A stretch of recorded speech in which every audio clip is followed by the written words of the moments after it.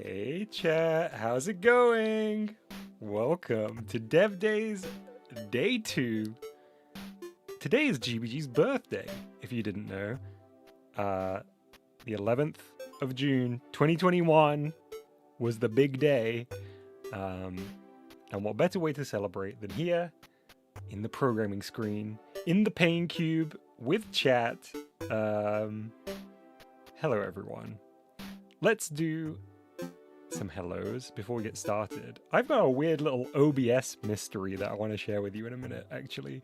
But first, I'm going to say hello to everyone here.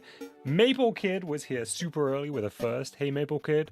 Lucas, Crow Games, Mousepad, Komanomed, the Funk Master himself, Disco, Early Ratty Gang, Arch, Mushroomer, Ray, good to see you, Ray, Nintendo's, Freddy, good morning, Freddy, Riley Rules, Movies XP, Brink, 2011 The Game, Komanomad, hello, Zert, it's a holiday tomorrow for Zert, so they may be having a late night, Voxy, good to see you, Isaac, great to see you, welcome back, Abe, the bread bug with a hat, hello everyone. Ray asks, Dom, are you rocking those brand new mouse controls? I wish. No, I'm on the Switch one. We will be using a USB mouse in the creation of this game, though. As much as I would love to be using the Joy-Con 2 mices. Very quickly before we start, this is going to be of minimal interest to most people, but I just want to throw it out there because it's truly a mystery that has baffled me for the last 5 minutes. Hey Mousepad, you know my like Starfield background that I always use when I have a GIF up on the screen? The like blue or pink kind of smearing things that go from the center? That's showing on my OBS. That's on my OBS with the pain cube on top of it and the please hold on top of it, but it's not being output. And I don't know how that's happening. Like a layer is being, hey Scrubs, I hope you're having a great lunch break. It's like a layer is being ignored by the output. And I've never in all my time with OBS seen that. So strange. In fact, I think I can probably, can I get this to show the screen? I bet I can. That would be interesting, actually. Is it going to ignore it here, too?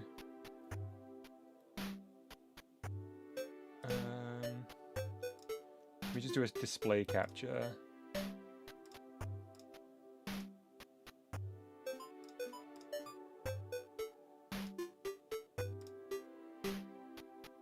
Oh, right, but I'm going to have to be in a different source. That was silly. Never mind. Let's switch over to the Switch.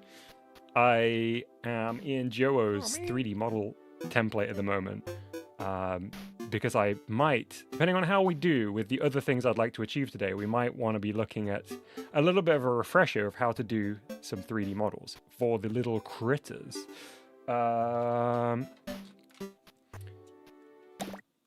Let's switch back into Project Platform. This was the build that we had last week. And I'll get you up to speed in case you missed it. Hey, Jonko.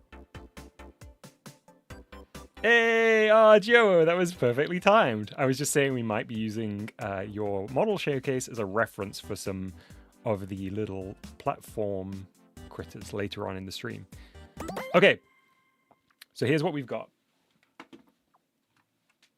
We have our placeholder character in a very nice isometric arrangement. We have mouse controls where a placeholder cursor tracks where we click. And we have this little guy with some extremely rudimentary kind of navigation. Brink asks, no GBG2 news. No, although we have had an update for the first time in several years to increase the resolution on Switch 2 to add support for the Joy-Con 2 mouse and give us a bit of a performance boost. Hey, Mr. O, welcome to the stream. So this was pretty great progress for our session last time, and I've got a little bit of a checklist for what I would like to do this week, or what I would like to attempt this week. So here's my thoughts. I'd like to get some preliminary movement and navigation AI for the critters that's beyond just a cube dragging itself across the floor. And I have ideas for the critter designs too. I've been thinking about them. Thank you to everybody who sent little doodles of what you could imagine the critters to be. I have gone for a slightly different direction, and I quite like it. I will show you that soon. I also want to get the player respawn logic and stage switching working. So I suppose I haven't really explained what the mechanic of the game is. The little character will find themselves in a stage that's a little bit maze-like with some gaps. This player cannot jump and will have to make it across the gaps with the help of the PlatFORMS, these little critters. That name is a placeholder name. These little critters that follow you and become a bridge. So there'll be a gap of the size here. Thank you, EWJ, for subscribing. I hope you're enjoying today's stream. So there'll be a gap of this size, and our little fella can't jump, so you'll need to collect one of these to progress. These stages will be short. This is where the monkey ball aspect of the pitch, when I first described it, comes in. They're going to be these floating stages, quite rapid fire, and I would like to be able to proceed through the stages in this game. So getting some kind of stage switching working, as well as the respawn logic for the player, because obviously they can fall off the stage, or at least currently they can. Oh, bonked on their head. Then a guy says, so does the cube always face the same direction, or it can change in which way it's facing? Yes, I'll come to that shortly. That's a good question. Hey, Burhan, welcome to the stream. And the other thing I would like to do is try and get a prototype of the bridge behavior going. So there's going to have to be some kind of transition from the roaming critter state, so the thing that follows you, to when you kind of deploy them as a bridge. So like the state when you direct them to wander and fall off of the edge and become the bridge. Not going to put invisible walls around the edge. No. No, I think it's fine if the player falls off. We'll just respawn them.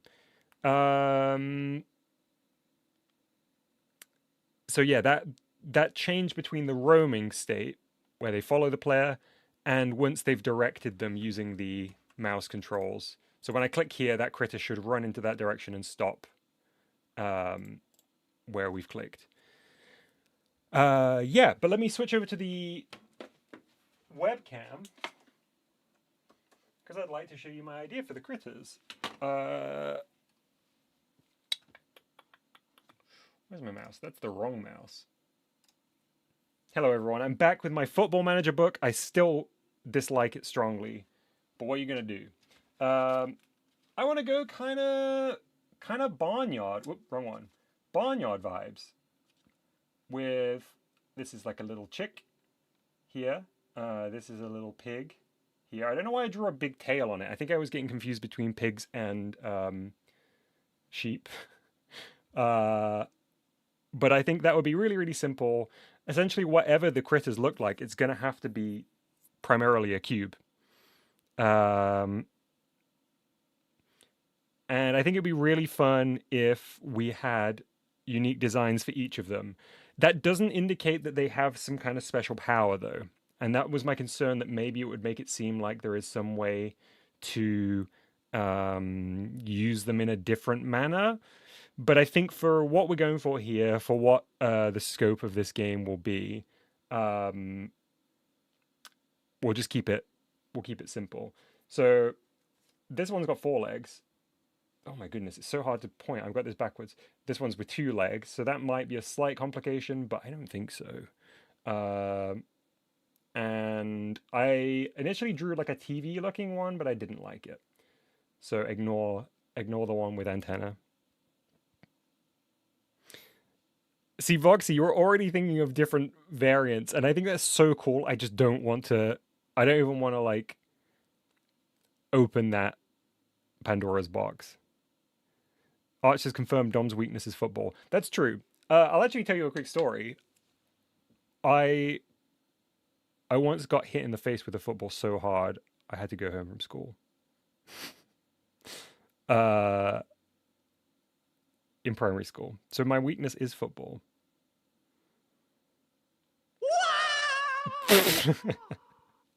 Live audio of me getting hit by a football. Oh, gotcha, Voxy. Yeah, a turtle would be nice. Although it's very, these are very farmyard so far. Like pig, sheep. I mean, the sheep looks busted right now. And chick. Maybe just a cow. Maybe a cow with little horns would be the last one.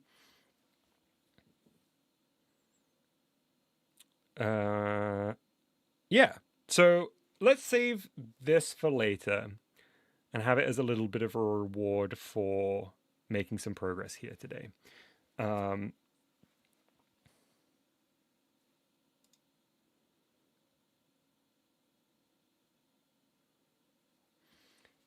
So they're just farm animals, but they can turn into platforms. Yes. Correct. All right. So, I'm trying to think what the best step is to get our creature moving in a better way than this. What are we using right now? Is this a moving object? Yeah. Current node on count. That's a good question. We're at 138, but something important to remember, we are using the modded item template, and it contains a bunch of node on. We're actually significantly lower than that. Do you think tile-based movement for the critters might be too limiting? I think it would be fine. I feel it's not the vibe I want to go for. And I don't think it will be necessary. Oh, Freddy just said I sent the fix that I made to make the game feel more polished. Should be easy to eyeball it. Okay, let's have a look.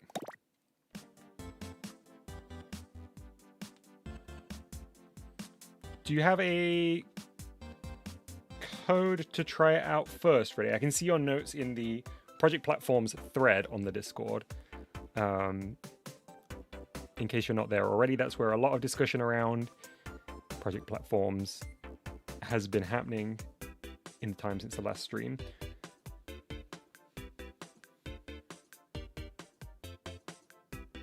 The critters themselves can't fall disco, because once they reach the edge, they'll turn into a platform. In the meantime, while Freddy's uploading this, Freddy says, so basically the player cursor moves with the player even if it's not being selected. That means the critters couldn't be directed properly. This solution saves the last touch position of the pointer. I'd also make the box connected to the freeze slider a cylinder, if it isn't already, and make it 2 meters on X and Y for stability. Should the critters be solid when they're on ground? You mean when they're wandering around, Voxy? Hey game to Dan YT. Zert asks, can they unplatform? There would be a recall button.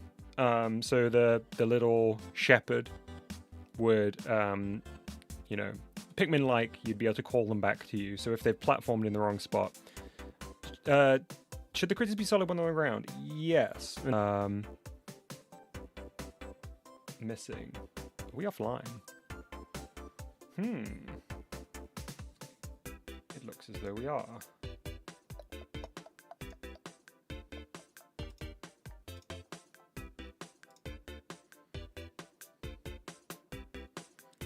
Hey chat, I think I lost you there for a second. Hello. Hi everyone. I think I lost internet for a moment, but it's back.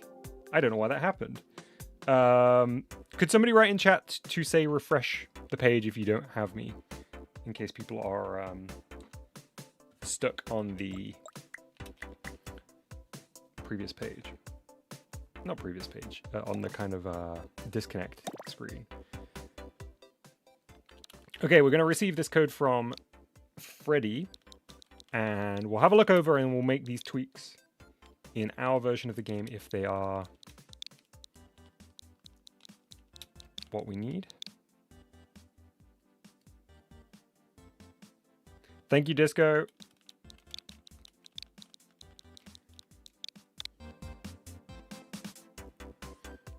So when the critters are following the player, would they be solid? I don't see any reason why they wouldn't be, Voxy.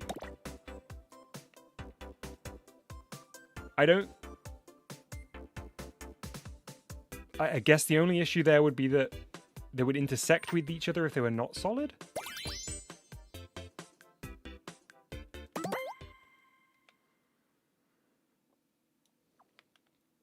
Okay, so this is Freddy's modification.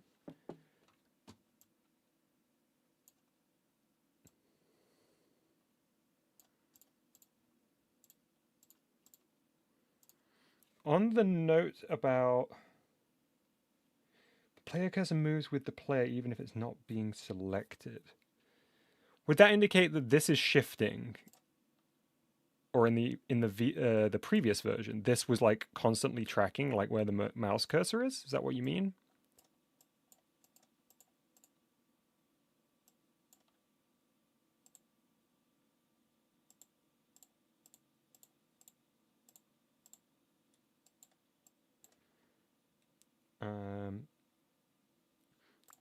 But also, the object here is a cylinder, which it might not be on my copy of the game. So, Freddy says that this goes and stays at the position that you last selected. Got it. Okay. I'm actually going to just see if I can compare at a glance what's changed, and I honestly can't remember. So I don't think this is a cylinder for me, but we'll check. And I think maybe there's an additional calculation going on here, but I don't really recall. So let's have a look in our version of the game.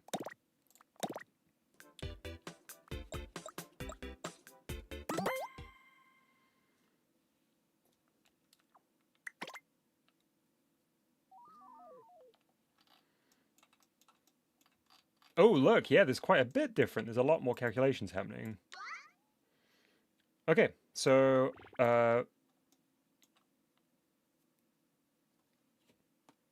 let's see if we can't match these changes. So there is, oh, so we did already have a cylinder, which is good. We have an additional minus times and calculator here. I'm going to have to go in and check the values on the final calculator here, and there's also an if touched. So let's grab these. Whoa.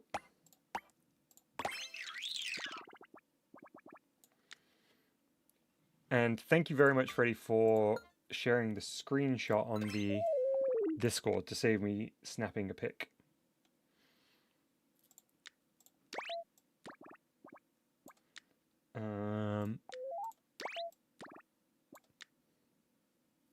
Counter values aren't needed. Okay.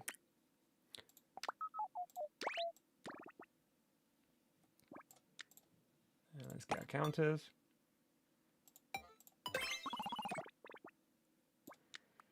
And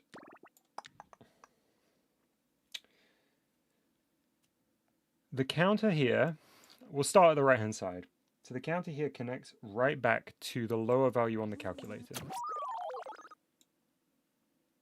And the upper value is taken from here.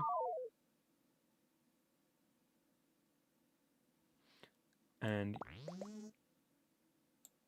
here. And here. Maybe Farmer Nintendo's. I want to do a humanoid character because if you recall, we're going to be using kind of texturized 3D models for this. It's something I wanted to do in GBG for a long time and have never seen it to fruition. So, hey, Tubes. I do worry about what's going to happen when a bunch of solid cubes try together at the same location.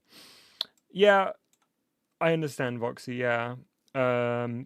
Maybe we could have them always... always act as like a little line, or... like when you collect the first one, it stands so far away from you. When you collect the second one, it stands like even further away. I don't know. We'll worry about that in a bit, I guess.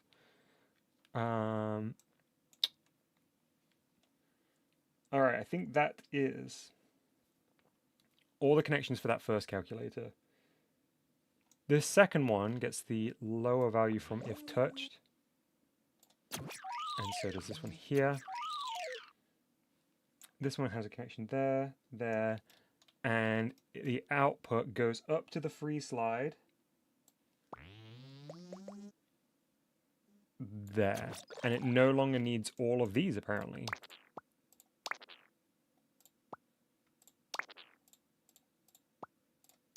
Wild.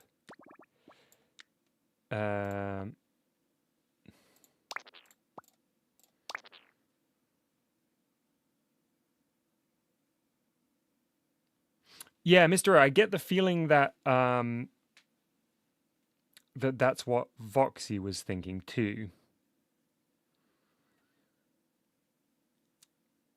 Disco says, and then do all critters move simultaneously, or can we select a critter and then tell it to move?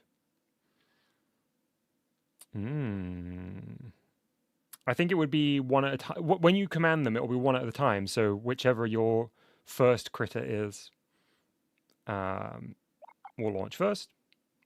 Then when you press it the second time, the second one. Press it the third time, the third one.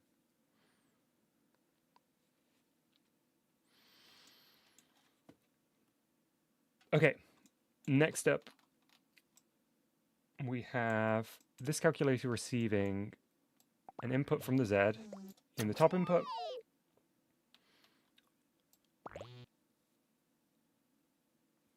Here into the top input. And here into the top input.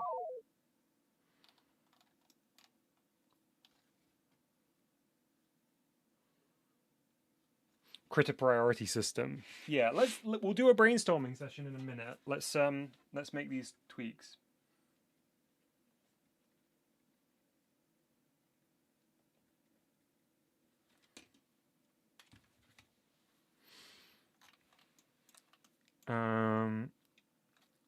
Okay, so that needs to go to the input 2 as well as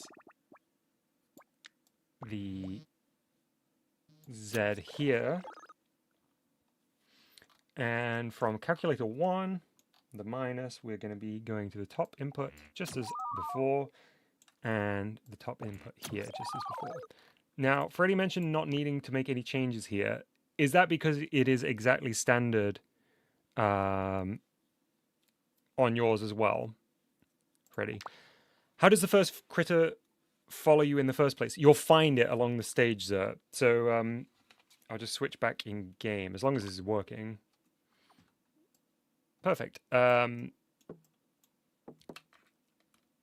say we've spawned into a level. We find the critter. it is now following. Obviously, this is jank right now, but it would now be in the queue behind you, ready to be deployed.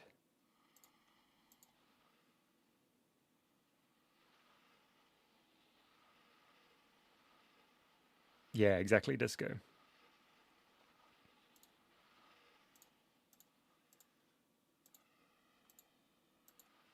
Cool. Freddie, thank you very much for the tweaks there.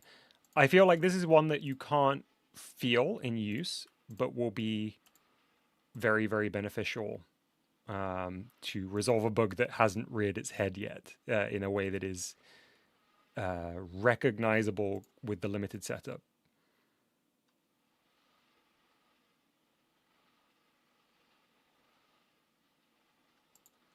Oh, Freddie tweets the follower, apparently. Let's have a look.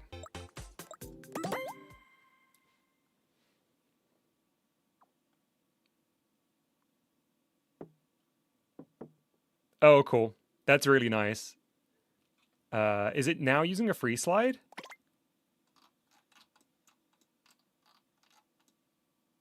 Oh, it's using the UFO.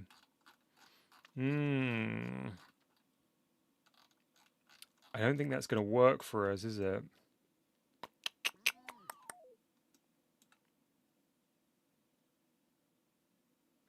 Ray says, I'm trying this game out on NSO, but I think the rumble doesn't work anymore. That's a shame. It definitely does, because I've seen Tacti show off that the HD rumble fidelity is significantly better on the Switch 2 Joy-Con 2s. Hey, Newt, welcome to the stream. Okay, what am I doing wrong then? That's weird. Might be worth checking. I don't know whether like the inputs, you might be like sending it a value that is like way too high or way too low to hear, or to actually trigger the HD rumble. Actually, yeah, you don't need a free slide. UFOs are just as good. Is it not going to cause an issue when we walk over them, Freddy?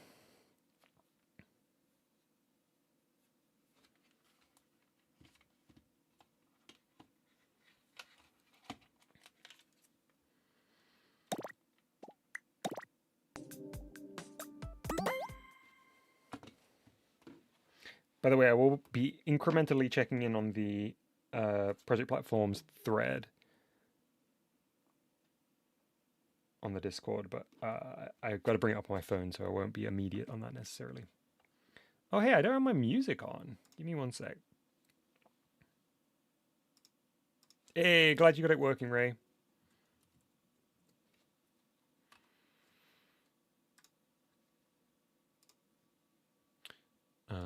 Bear with me 1 second, everyone.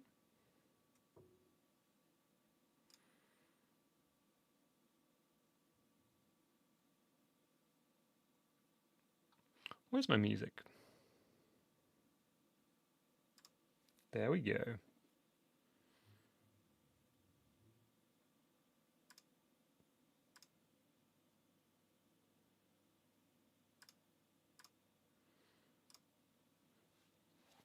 What are the camera settings again? Let me pull those up for you now, Voxy.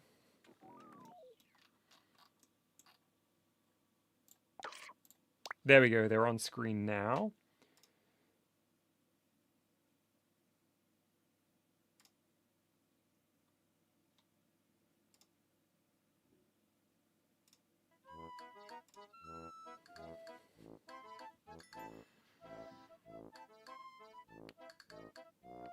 Pretty says, since launchers are way more reliable for immovable, instantly destructible platforms. Did I miss the first half of the message there? Oh yeah. Well, I would just use a launcher to make a box to walk on when they're set to be in a station. Okay. So you're suggesting switching from the UFO to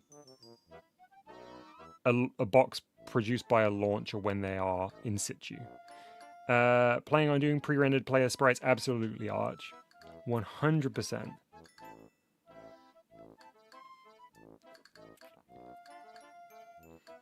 Have you got everything you need, Voxy? I will be closing this screen shortly. How's everyone's week going so far, by the way? The sun is shining so bright here.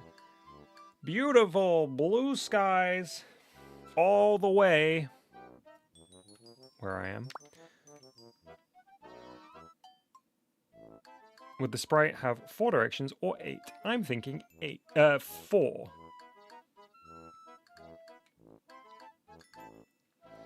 Okay, I need to reference back my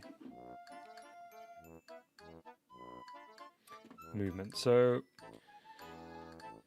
is the GBG Brain Trust suggesting UFOs as the most suitable fit for the critters?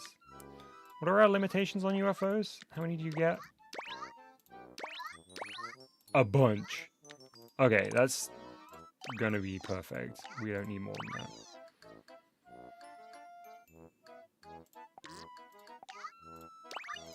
Cool. It seems like the consensus is we go UFO. So let me re-hook up these basic controls and see how broken they are. Hey, congrats, Movies XP. You're receiving a lot of your test results lately, and they're all quite good. Ah, that's so good. I'd reuse critters anyway. Absolutely, yeah. Agreed. Did I just delete the last UFO as well? I did. So these are X and Y here rather than forward and backwards, so we might have to do some shuffling. But let's just whack that on here for now and do the same here.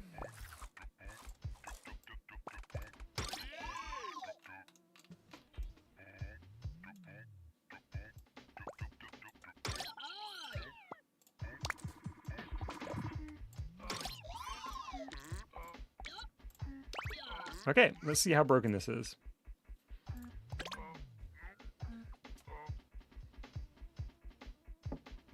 No way it's gonna work, Disco. Yeah.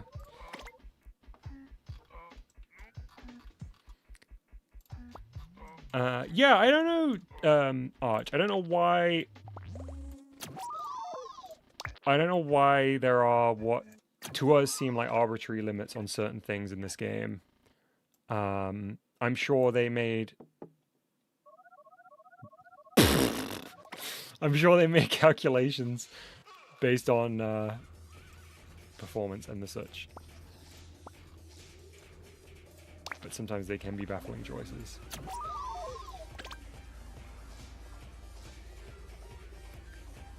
Thank you, chat. Oh, I'm being chased! I didn't realize how messed up I got those ports first time around. So they weren't backwards, they were just the wrong inputs.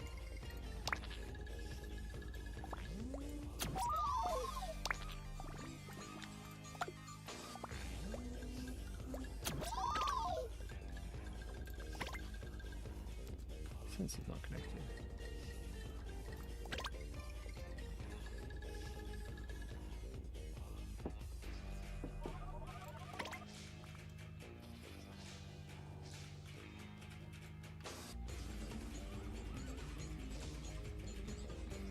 Location sensor needs to be connected to the UFO.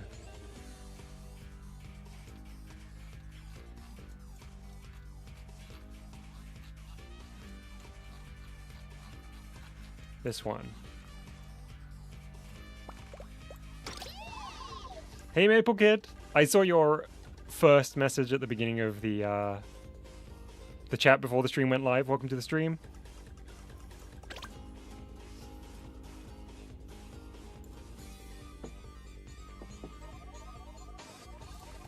Are we flipped now?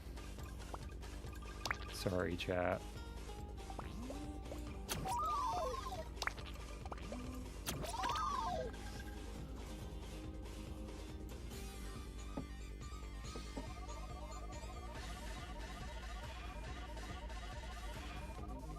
There we go. I'll need to do the snap rotation. Why are we offset like that? That's strange.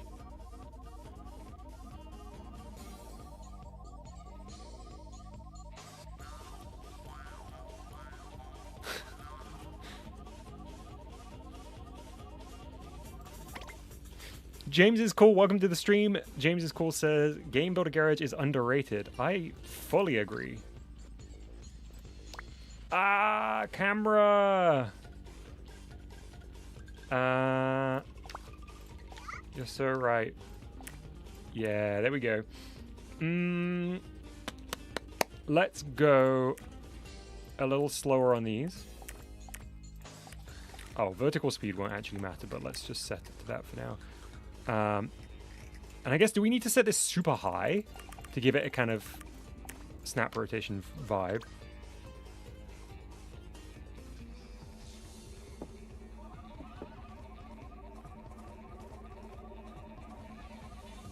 Actually, I don't think we need that snap rotation look.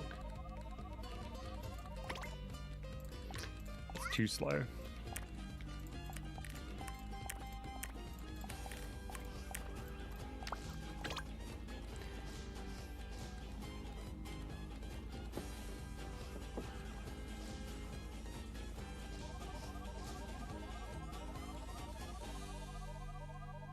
Perfect.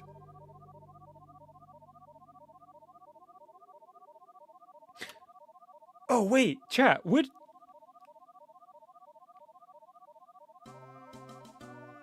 we need, or would we want?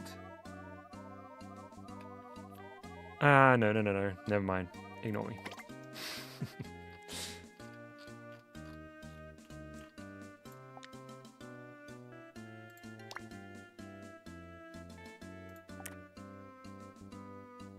This needs to be on Z plus and then visible.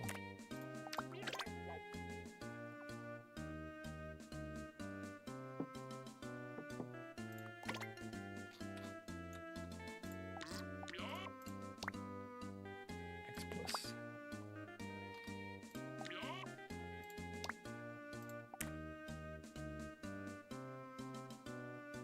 No, that's not correct.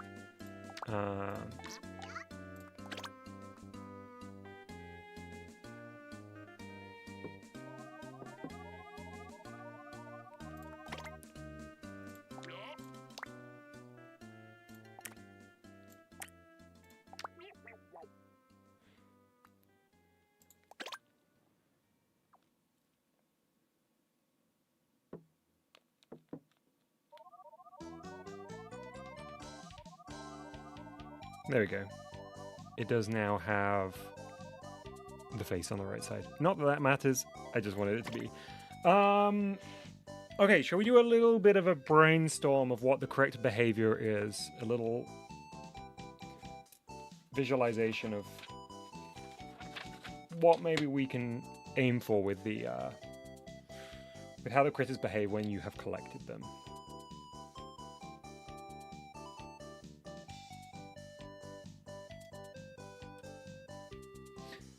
Okay, so I think when you're just navigating the space with more than one critter collected,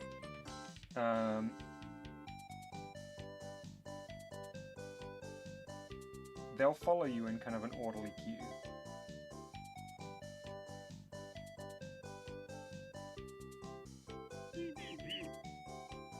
So there's us. And there's our critters. We could run around the map, they would stay behind us. And then when it comes time to send them across a gap, we would hover the cursor where we want them to go. And that could be here or here, but not here, right? Because if we send them there, that will stop too soon and won't go into bridge form. And once we let go,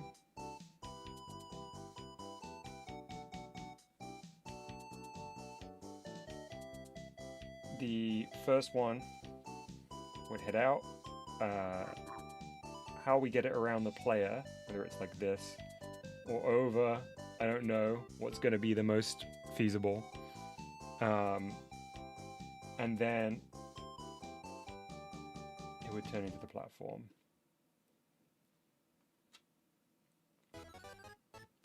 And then when you did it the second time, so there's only 2 of them now, and you send it over, it would happen for the next one, and everyone would shuffle down the queue. Wow, Cub Green, if the day is your birthday, you share a birthday with GBG itself. I hope you have a wonderful birthday today. What a special day to share it on.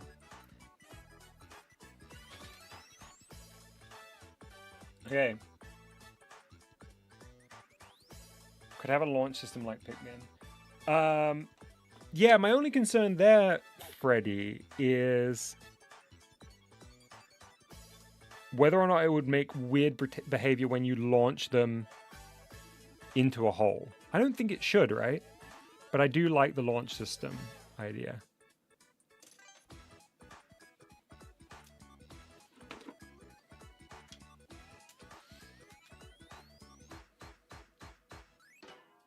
Shall we try and have a play with the launcher? But I suppose, really,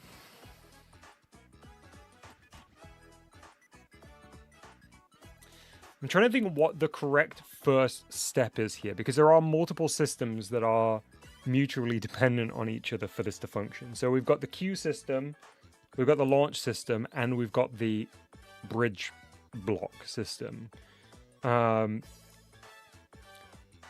I think really, in order to get some kind of bridge system functioning, we need to have the other behavior first. So maybe we can take that one out of the equation right now. That's right, Pizza here. It is GBG's anniversary today, the 11th of June. It's 4 years old.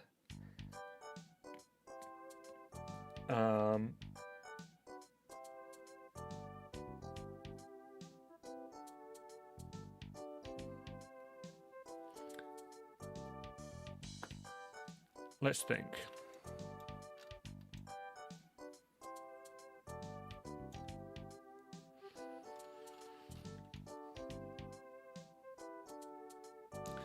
So I think there's going to be, correct me if I'm wrong, chat, but I think there's going to be 3 states for the critters. I suppose technically 4 states if you consider before they're collected.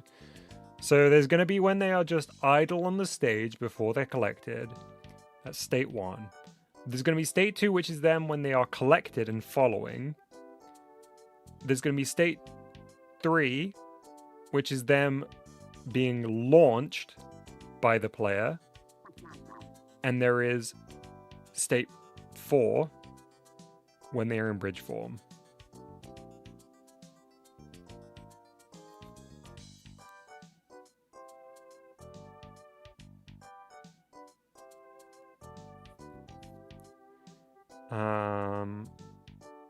And we have like a placeholder state 1 and state 2 right now. So I'm trying to think how we would launch them. So there's going to be, I'm just trying to think in simple terms. There's going to be when the button is pressed. So there's going to be the launch button. Oh, well, the launch button is the mouse cursor placement, right? It's not a separate button. So on touch is going to be our starting point. So whatever the output from this stuff is going to dictate when they get launched, but also, I guess, the position, because we're already calculating this position on the screen with this. So there's probably going to be some maths involved to calculate how to launch and land a following critter.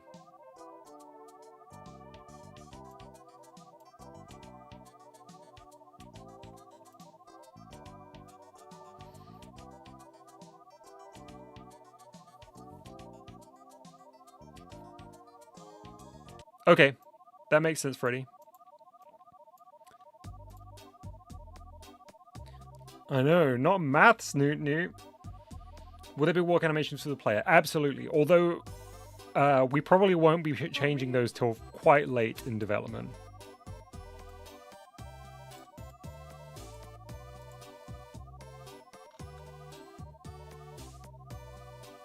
Interesting. I was getting some like wild reflections here.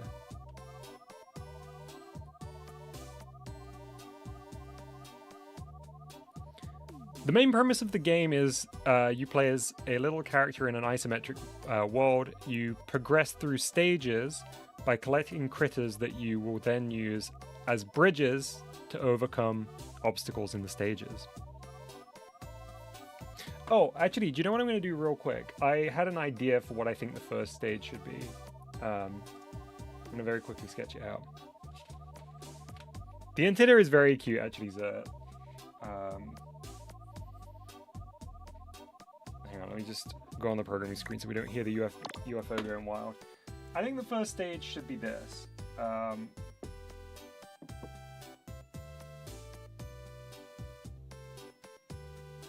So, things should have the area that you spawn, and then a little bit of a straightaway, and 2 routes. Oh, hang on, no, sorry, I forgot the first part, which is where the critter is stored, and then 2 routes.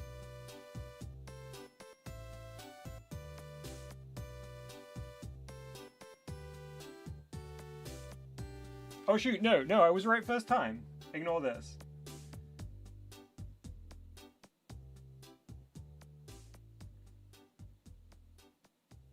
So first stage is going to be super simple.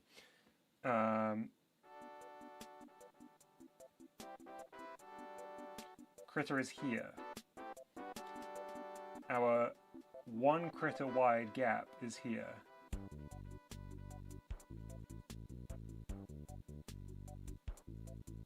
And our goal is here. So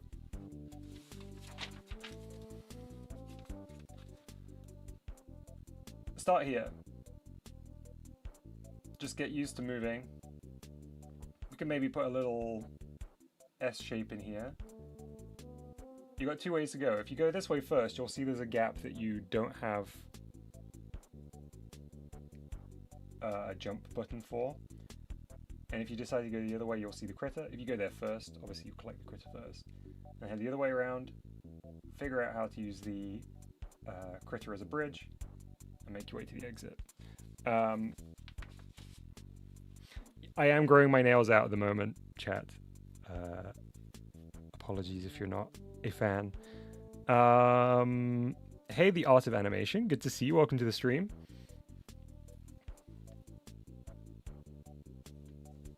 So that's my thinking for the very first stage.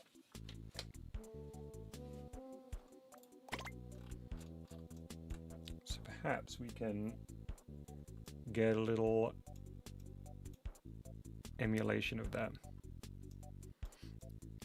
Oh yeah, imagine if I got the Funny Spaceman Blue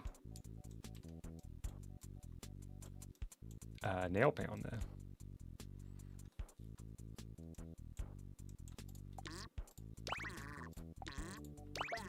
Oops, I'm on the wrong screen. My bad.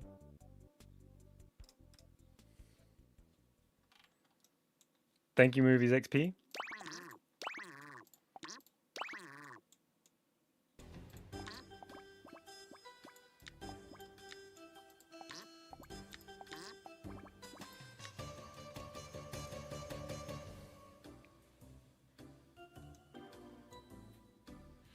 The other thing I want to really think about is how I handle level transitions, stage transitions. Because I mentioned briefly in the Project Platforms chat that I wasn't happy with the way that stages were both constructed and how stage switching happened in Mouse's Cheese Maze. It ended up being a really node-on heavy behavior. These stages are going to be intentionally much more simplistic geometry, because obviously in Mousie's Cheese Maze we were kind of making a basin that Mousy couldn't escape from with the built-up walls. Here we're having these hovering platforms, so the fundamental construction of the stage is just going to be boxes. But I would like for when you change stage for it to feel completely isolated from the other. I don't want to be able to accidentally see another stage. Obviously we've got a big area to do that. And I don't think the solution is like launchers for the stage. Probably not. So it will just be about like crafting the stages by hand. But I should probably work at a scale that makes sense to do that, because another issue I was running into with Mousie's Cheese Maze was like I was always running up to the edge of like maximum sized boxes.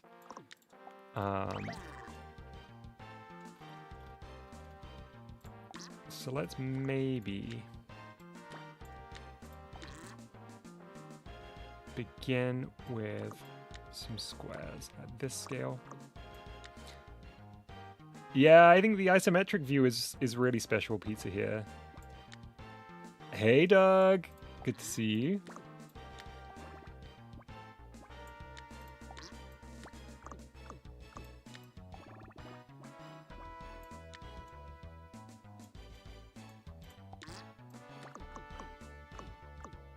Just gonna rejig our little sample level here a tiny bit.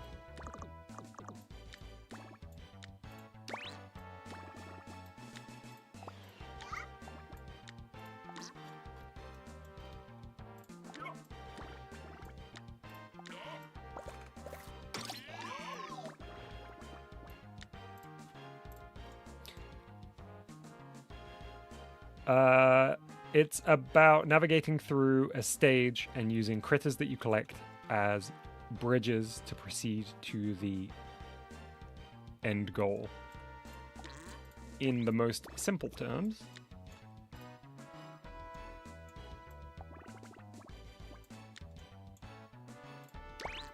Definitely Pikmin inspired.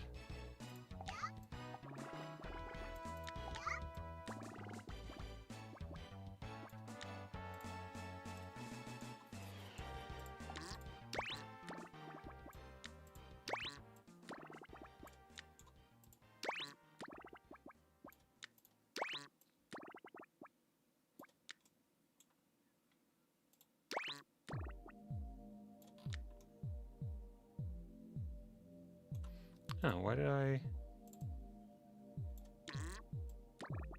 do that?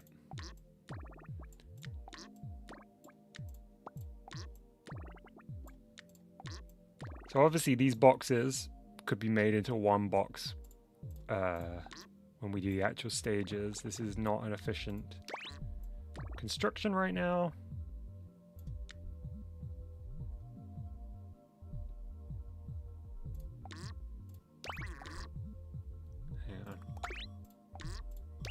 There we go. That's what we need.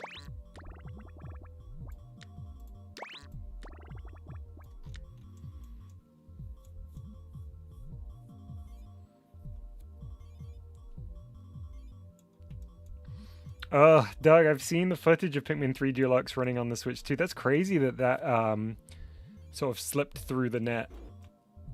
It seemed like Nintendo did a really good job of playtesting games ahead of time. So I'm kind of shocked to see that Pikmin 3 Deluxe is so balked.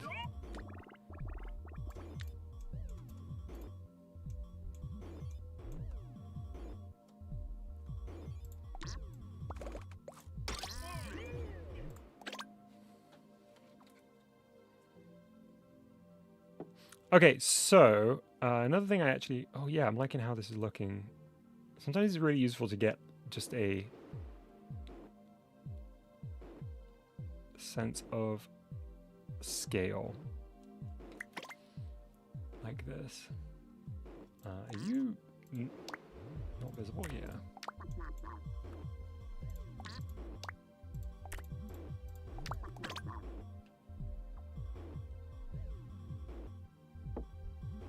Yeah, that looks fun. I think it will be really nice when the stages get more complex as well. The other thing that I think would be really nice, actually... Ooh, can I do this? Would this work? Don't you think it'd be so cool to see... Hey, Kerr, thank you very, very much for 33 months as VideoDojo Plus channel member. Kerr, I hope you're doing well. And I very, very much appreciate your support. I really appreciate your support. That's what I meant to say. Thanks for stopping by and for sending the anniversary wishes to GBG as well. Great to see you. Yeah, what I was gonna say was, wouldn't it be so fun, so cute to be able to see the stages that you've navigated through before below you? Maybe they should be like grayed out or kind of like dimmed or something so it doesn't get visually confusing. I'm trying to think how you would kind of demarcate them from being active playable area. Hey JD, good to see you. Just gonna very quickly try something. Oh, this would make construction very challenging. I guess I would... Because everything will be stacked on each other. I just want to see, though.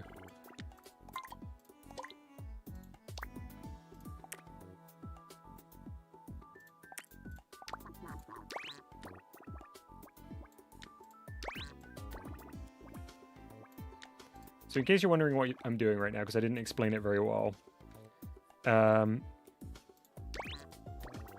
kind of doing a little experiment of what it would look like if, when you progress through a stage, you actually saw the stage you were on previously floating below, as if you're moving up through the stages.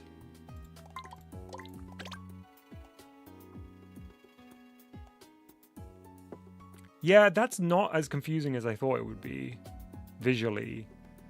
I think the separation should be...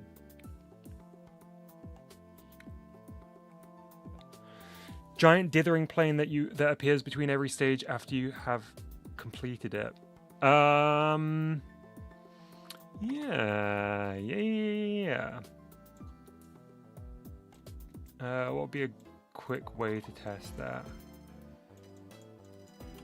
I guess I would need the... Oh, we would need more of these, right? Let me just grab one as a test. Ultimately, this will need stacking on those corners.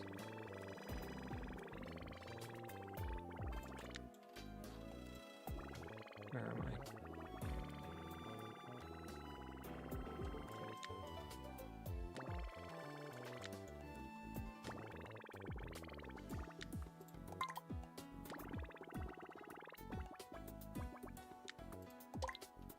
Let's just put this here for a second. And we're going to attach a quick texture to it.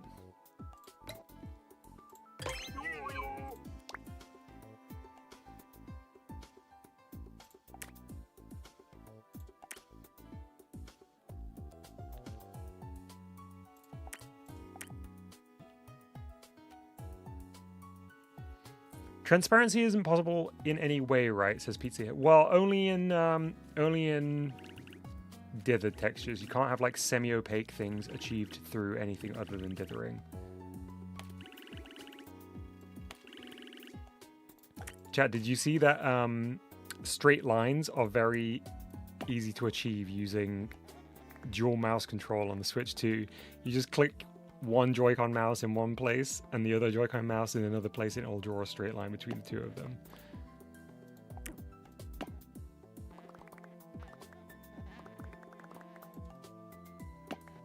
Finally, a 500-pound ruler.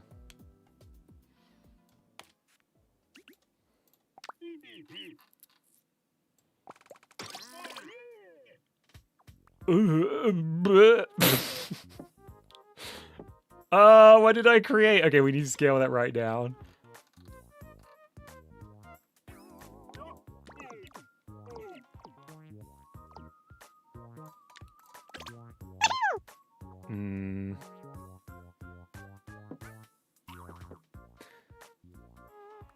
No. So I think part of the issue here is that we've got the checkerboard underneath and we've got the dither layer here as well.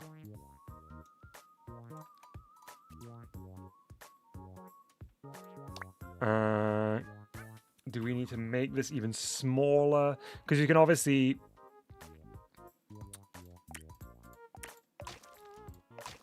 We could subdivide this by its pixels too, and that would be extremely teeny. I'm not going to do that now by hand, because that would be ludicrous. I will instead use the Arduino at some point. I'm just wondering... Oh, it's displaying on Y+ as well. Good shout, Freddy.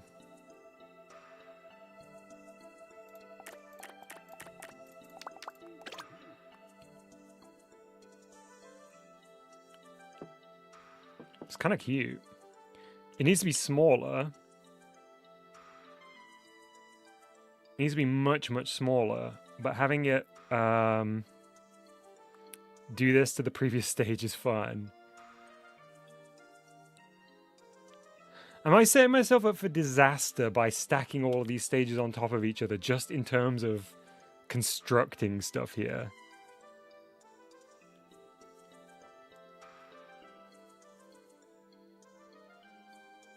Oh, wait, you know what? Oh, I'm being silly. This wouldn't be how we do it. This wouldn't be how we do it. We don't need a giant plane to do this. We would just change... Oh, no, wait. Chat, help me out. Can you toggle... Wait. You can... Oh, how does that work? How does toggling texture visibility work on an object? Let's do a quick test. I forget how this works.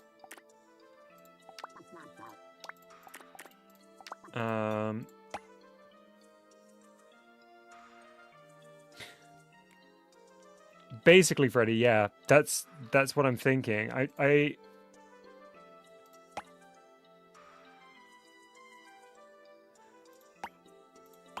I'm wondering if... Okay, hang on. I need to have one thought at a time here. I'm getting ahead of myself. I'm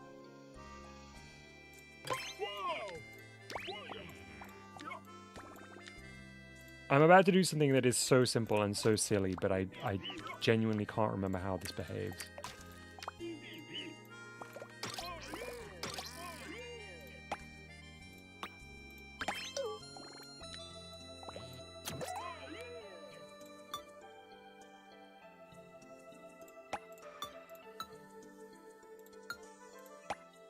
Where's the knot?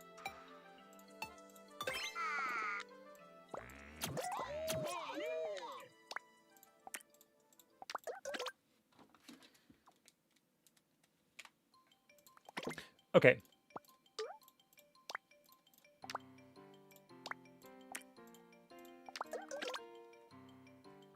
Right, okay.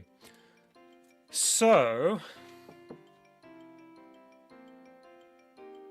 This is silly, but you could take a zoomed out screenshot of the map and import that into a single GBG texture.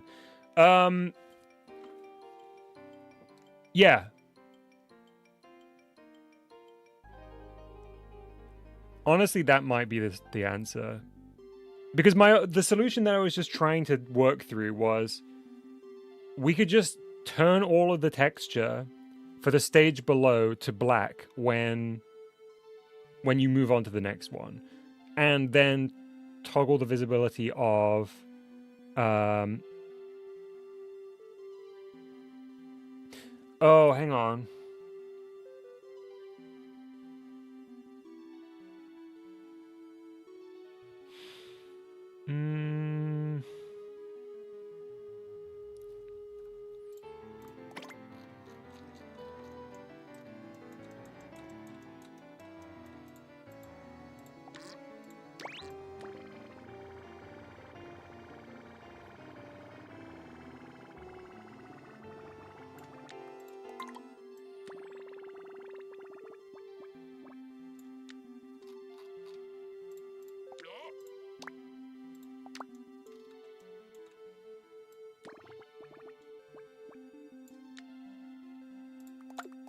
gonna break it?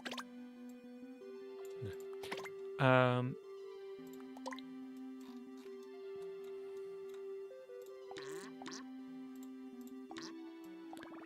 Sorry, chat, I know I'm being really quiet. I want to try something out here, and I will explain what I am thinking in a moment.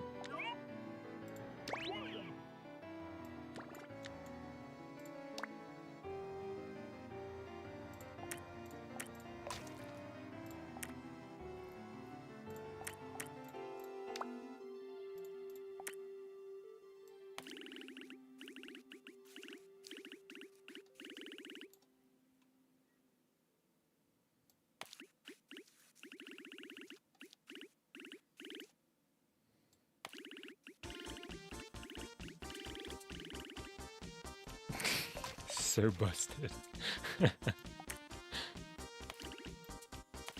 Okay, let's pretend that's the stage.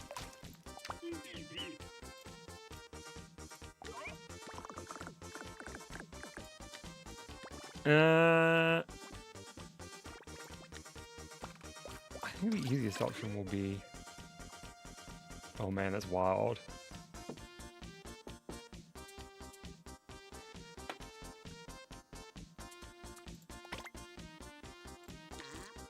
Oh, there's a giant texture node on your right. You're right, Freddy.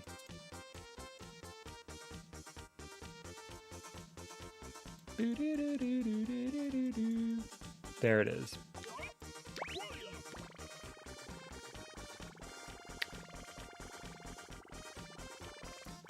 So as you progress through the stages, you just toggle these on. The only thing is I couldn't do the semi-transparent look, which would be fun, right? Because I think if we were to attempt that here... Did I copy this? There's an even bigger one! That's a 50 by 50. I did copy that.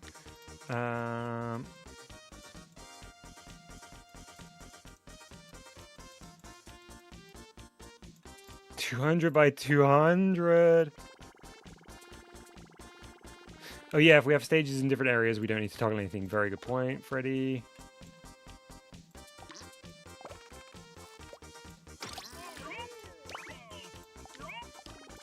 Hey, Lemon One.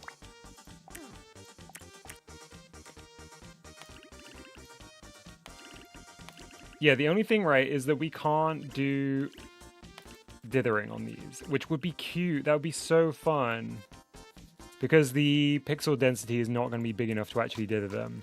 Whereas we could dither a full stage and we could change the appearance of a stage once you complete it and replace all of the textures on that stage with a very fine dither.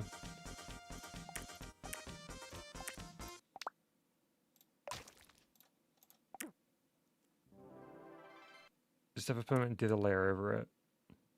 But then it dithers the sky too, remember? Which isn't, I don't know, isn't ideal.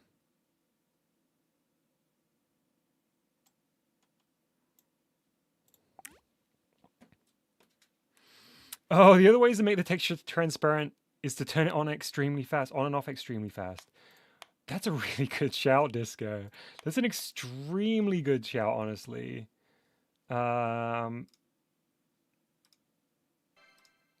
might be the way to go about it. Does anyone know how to have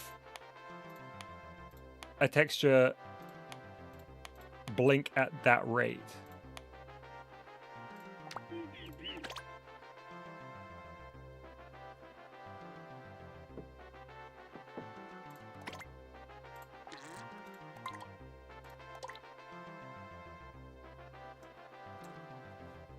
Wouldn't it cause the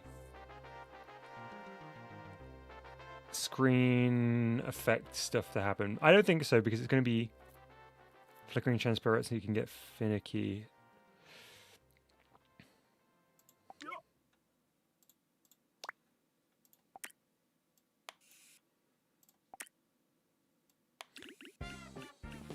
How so, Freddy? Might look weird when it gets turned into a video.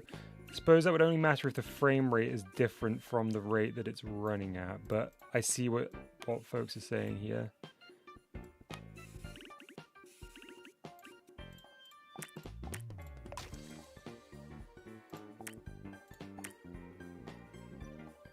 Screenshots as well. Okay, yeah, let's just see if the all good suggestions, all good suggestions. Let's see whether dithering of this scale looks bad.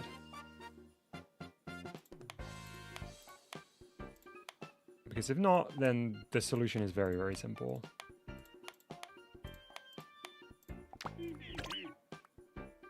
Oh, I'm just gonna get rid of those lower stages before I forget.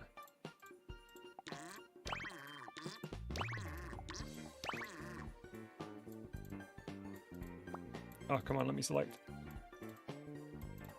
There we go.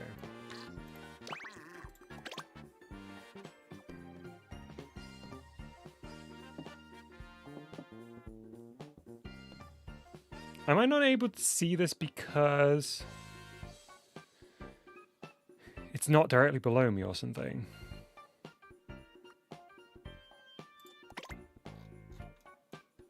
So the height is right. Is it on the wrong face? It's not showing at all!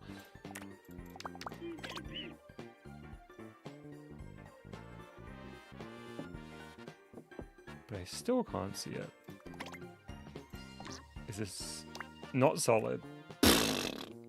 Wait, no, it doesn't need to be. Okay, there it is.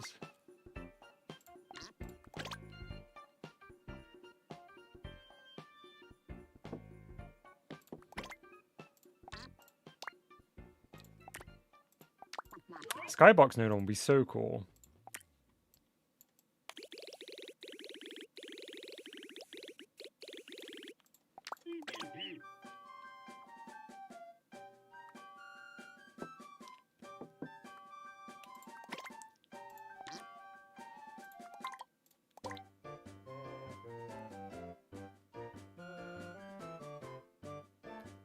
Why can I not see that texture?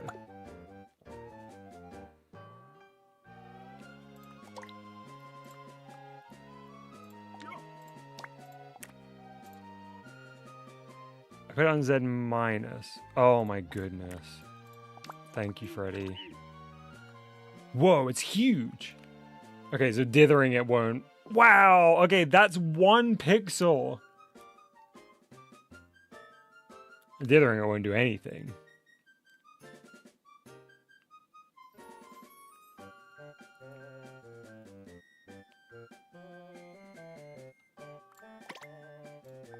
Unless it's significantly lower, which it can be because it's so big.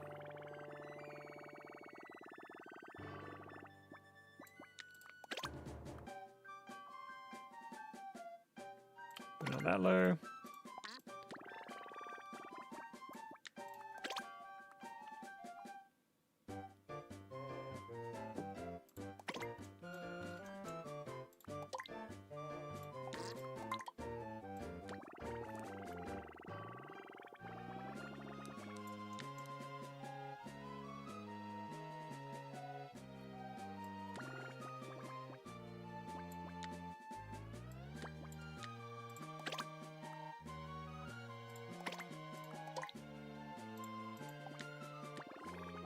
Oh, good shout.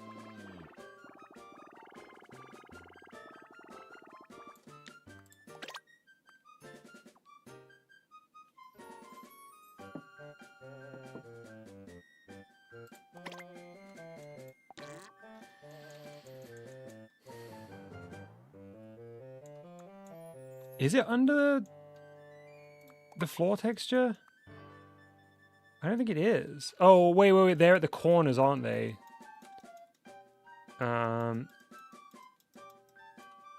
Right, it's there. So it needs to be above that.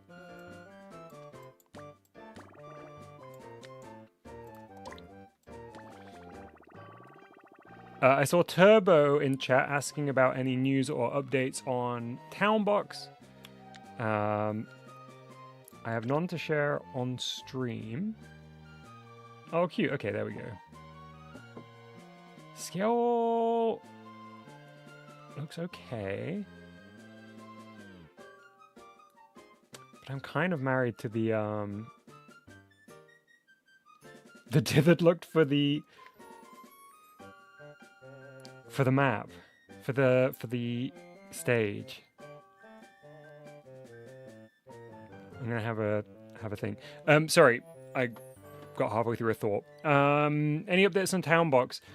Definitely stay tuned to the Townbox social channels on YouTube. There's a Townbox channel on Blue Sky. There's a VideoDojo Games account. Those are the primary places. TikTok too. There is a VideoDojo Games account. They're the primary places that anything will be posted. That's where you'll hear first about any Townbox news. But I have none to share on stream today. We're going to be solely focused on GBG. Lemon One says, can you post a link to the YouTube channel? I think if you just search Townbox trailer, it will be the first channel that you see, I believe.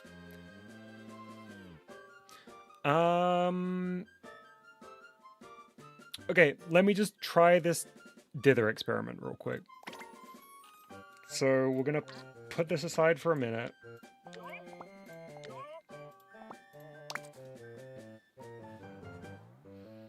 Curious to see what it would look like with the flickering textures. I suppose let's do that while it's connected.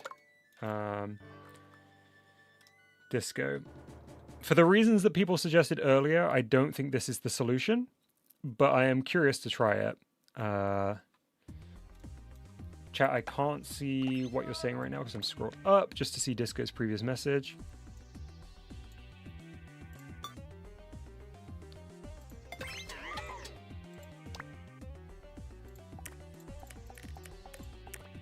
I will also say preemptively, please look away for a few moments when I say so if you're at all sensitive to flickering images, flickering colors, flickering lights. It's not worth it. I'll give you the clear. I'll give you the all clear when it's time to look back. Here we go. I will soon be putting what is potentially a very flickering image on screen. Oh, okay. No way. No way. It looks rough. Hang on, let me just get rid of these. Actually, it might look different on the capture card to in person. Let me just get rid of these. Yeah, Namco Museum Simulator for sure. Let's try with a slightly thicker, slightly more muted color than bright red. Okay, flashing on screen again now.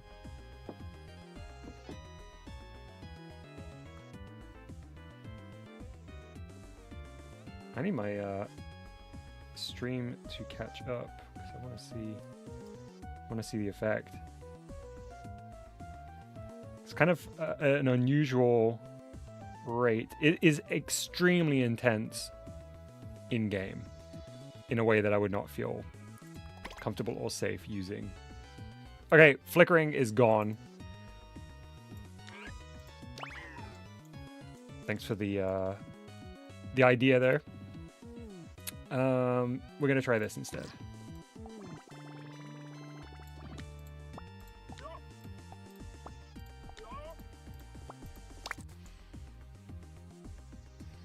So, here's my theory.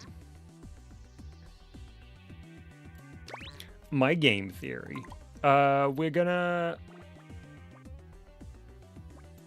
try this instead.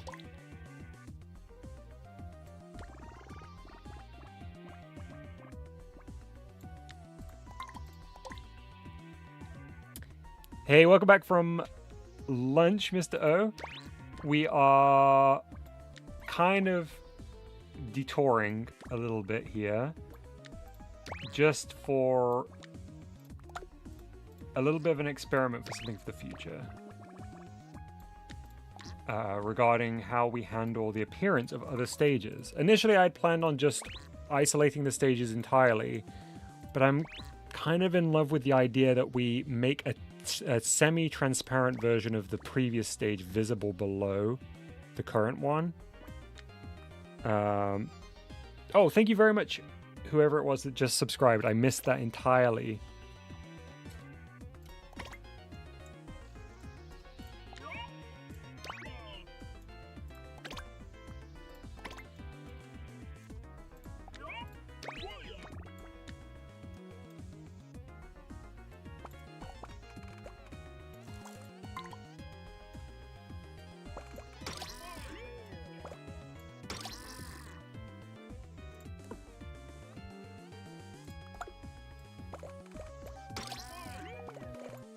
Kind of, Mr. O.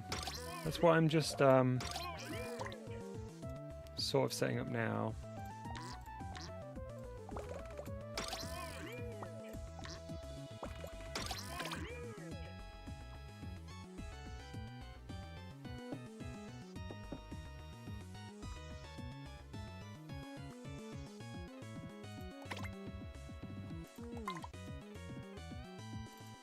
It's a little bit more involved than just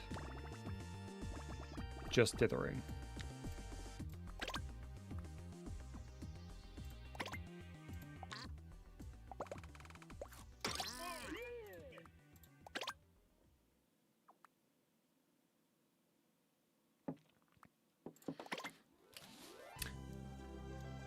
Okay. What if the game crashed and all of today's progress would be lost? Honestly, it's minimal changes. We've mostly been experimenting. Hey, Bjorn! Great to see you. Okay, hear me out, chat.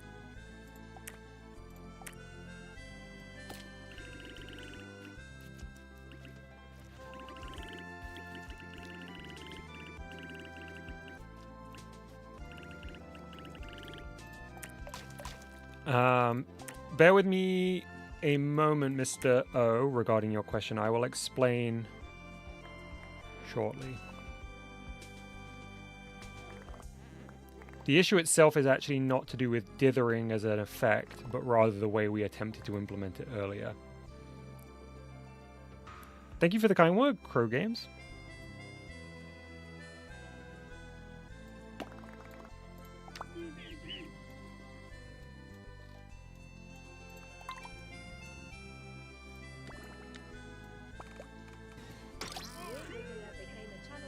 Hey, Beyond Wiggler, thank you very, very much for 19 months. VideoDojo Plus channel member. That is a long time. Thank you very much for your support.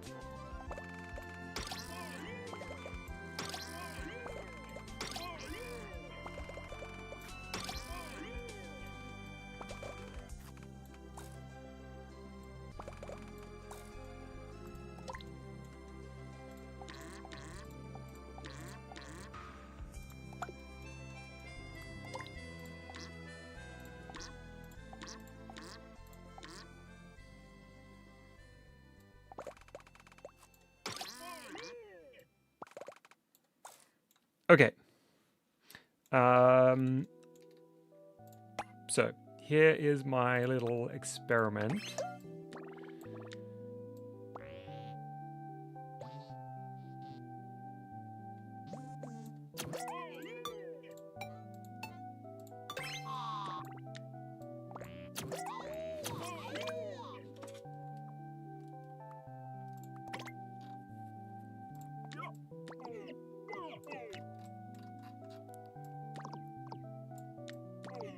We need that to be the tiniest it can be, and that's already well pressed.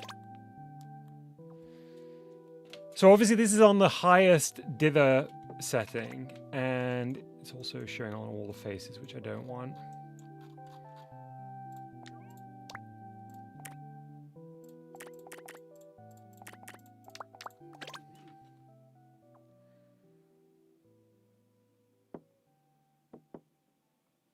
Hey, Cascade2.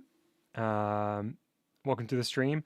Hey, try making a moving animation for the player. I absolutely will be animating the player. However, it's probably going to be one of the last things I do because I'm going to be using an interesting technique. Okay. So chat, here's the thing. That in theory works fine, works great, is cool. However,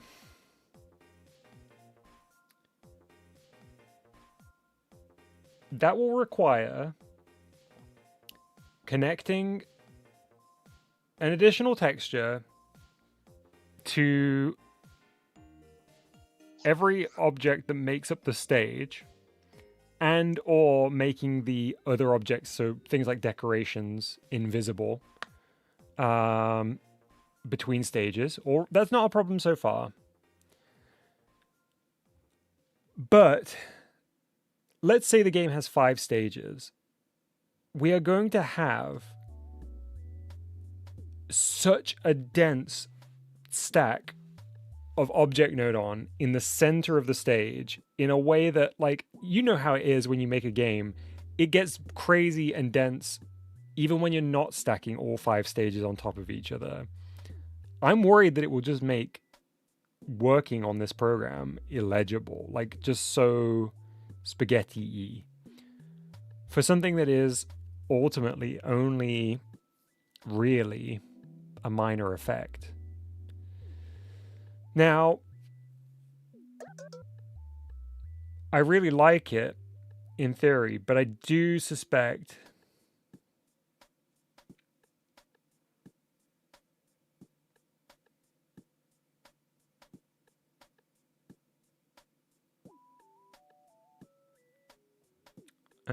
sorry, I'm just reading chat. Arch says 1 box 5 textures off to the side. Could you elaborate on that, please, Arch? Oops, sorry for the mic knock.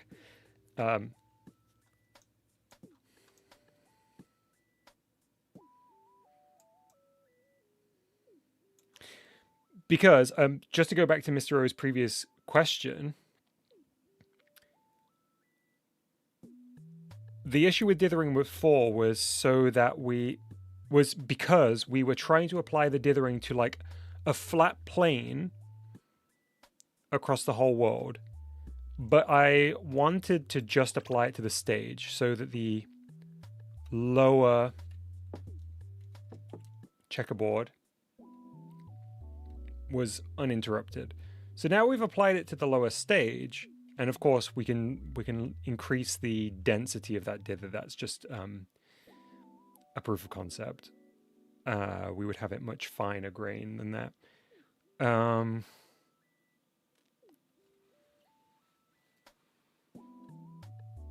Just use 1 box node on and have different textures for each progression unless you want the parallax. The issue there is, Arch, we wouldn't be able to get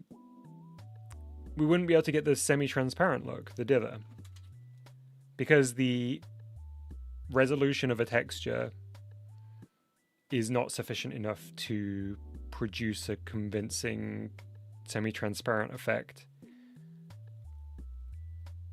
across a single box object.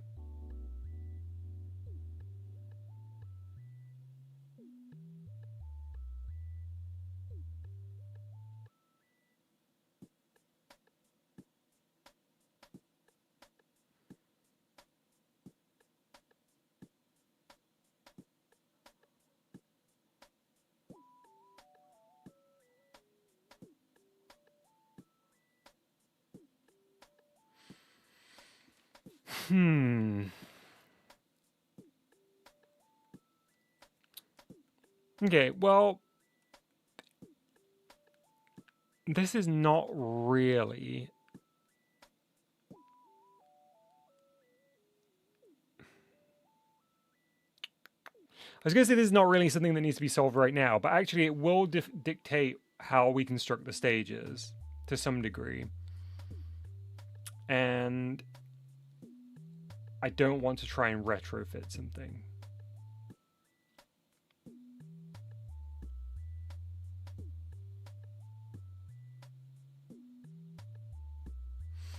Guy says, my suggestion is to do each stage to the left, right of each other. Yeah, something I was just thinking is if we get this effect down, there's no reason that during the development we couldn't have them staggered next to each other and then at the final minute drag them in on top of each other.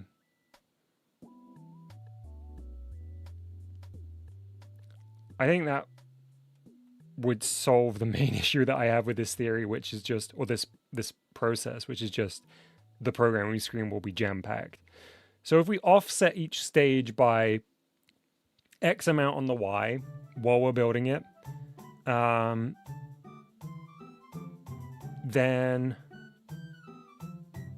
when it comes time to ship this, we just slide the stages under each other and we'll bake in the like switching to each stage along the way. That's the way to do it.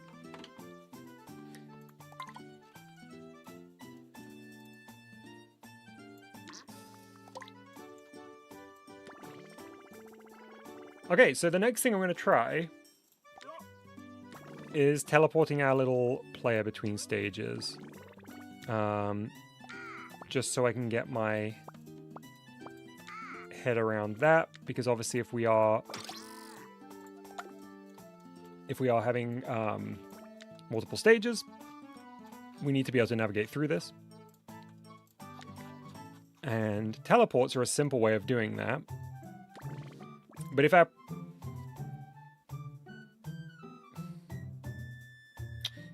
I think that's probably actually the way we do it.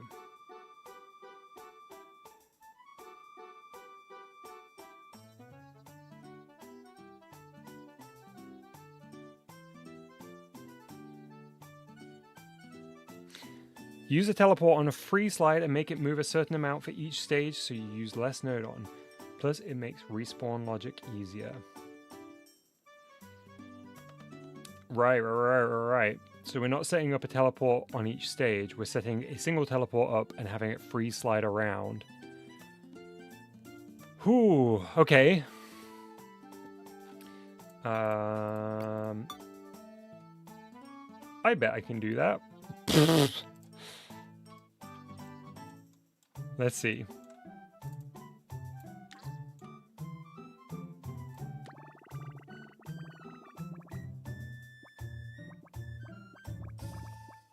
Thank you, Nodon Guy.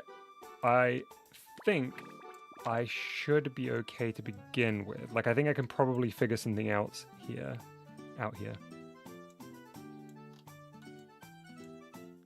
Hey, The Bin. Welcome to the stream. Hey, Voxy, I'm glad that this is proving a good soundscape to do some GBG of your own in. Hey, Dice, good to see you. I hope you're well. Dice asks, is this GBG's visual scripting system? Yes. So this is the programmer screen. I'm working on a isometric kind of puzzle action game at the moment, or I will be over the course of this month. We're very, very early stages right now, but the stage itself is made up of these objects. They're in a different orientation because of how we got the camera positioned. We've got our player character here. We've got a little critter here, and this is the logic for how it decides to follow us. Yeah, it's cool. We were just we're complaining about how unreadable stuff gets on more complex projects, and I'm having to kind of bake that into how I work on this game, given the fact that it will have multiple stages. But it's cool. It's really, really neat. What was I doing? Oh yeah, free slide.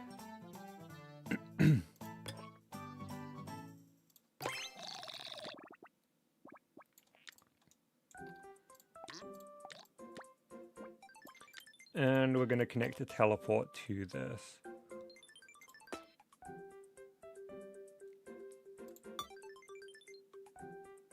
I guess we'll actually need both ends of the teleporter connected to this.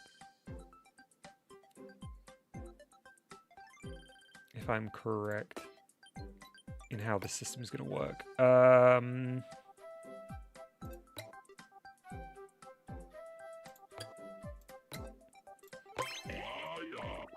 No. It would just be the teleport exit, I think. Wait, let me think. We're going to walk into it.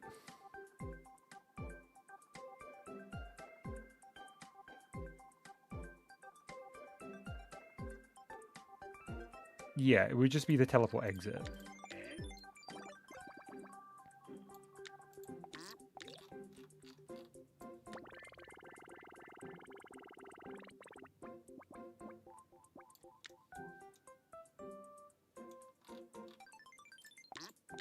I suppose we could have them on two separate ones.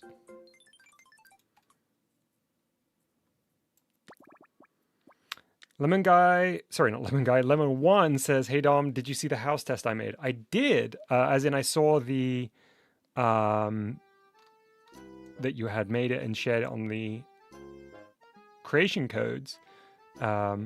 Please do submit it to a upcoming showcase stream if you'd like me to try it out on stream.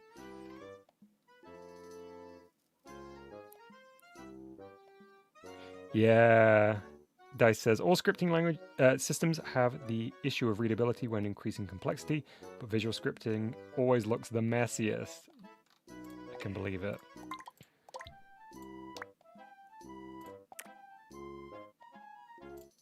And I can attest, based on the experience in GBG over the years.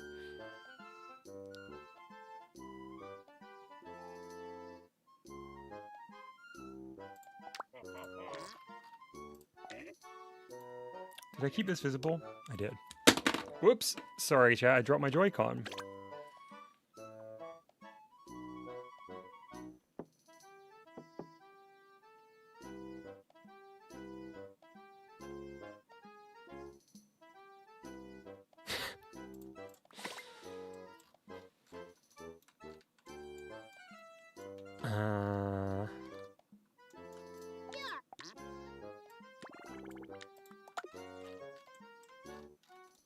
Okay, we don't have an exit yet, which is part of the issue.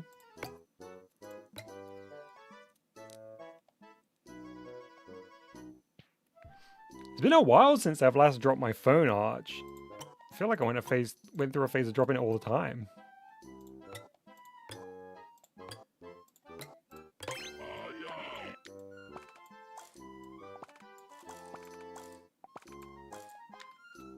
Oh, do we have to connect an object to this? Yep.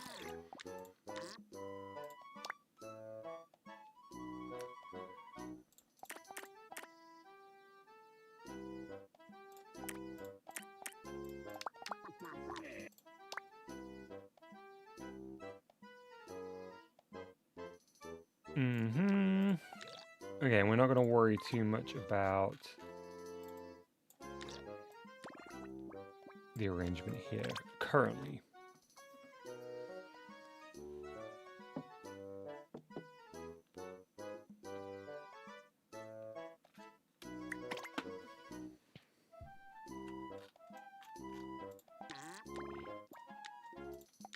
I seem to be significantly lower than I intended to be there.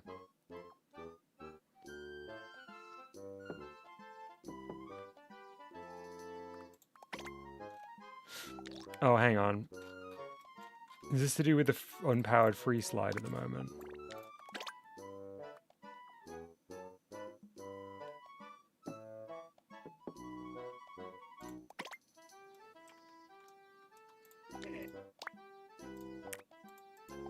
We'll reset physics. We've got 0 launch speed.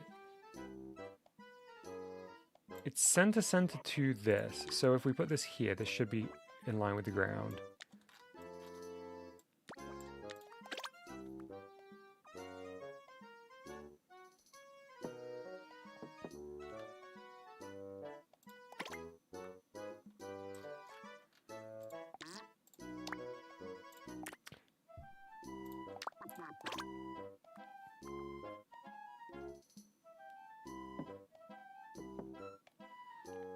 Cool, cool, cool, cool, cool. It was the moving object. Okay, so let's reconnect the free slide.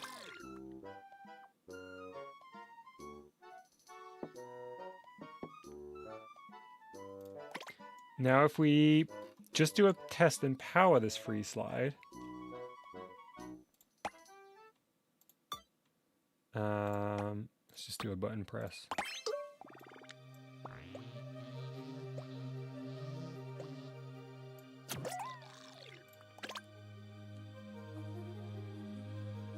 This time I'm going to press. Oh, but that's not movable now. This needs to be movable. Otherwise the whole thing's going to lock in place.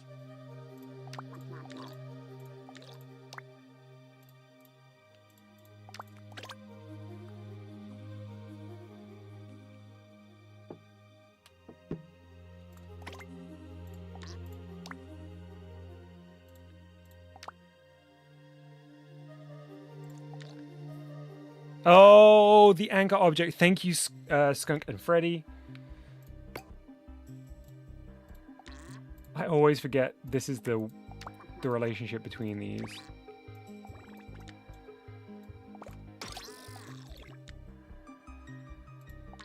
Right.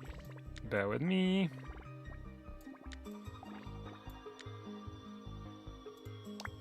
So this one's the one that needs to be movable, right? Let's go... anchor's going to be black, and this middle object for the time being is going to be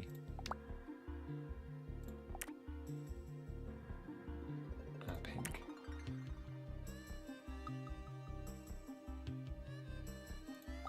What was Rare thinking making a track this aesthetic? I know, I know. Hey PMC, welcome to the chat.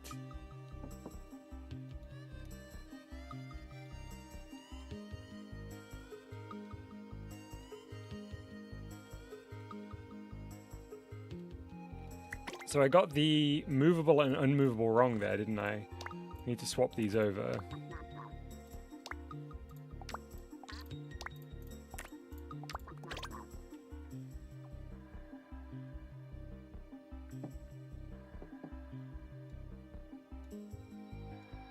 Yes, perfect. Okay.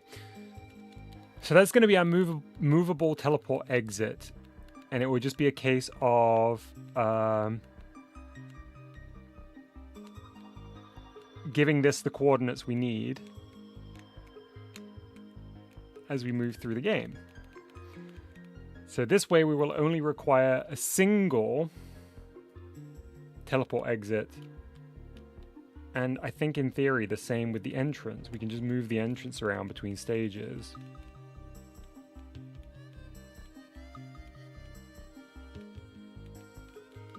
Nice. I think I should very, very quickly grab myself a drink. I'm getting thirsty. But maybe we can set ourselves up a second test stage.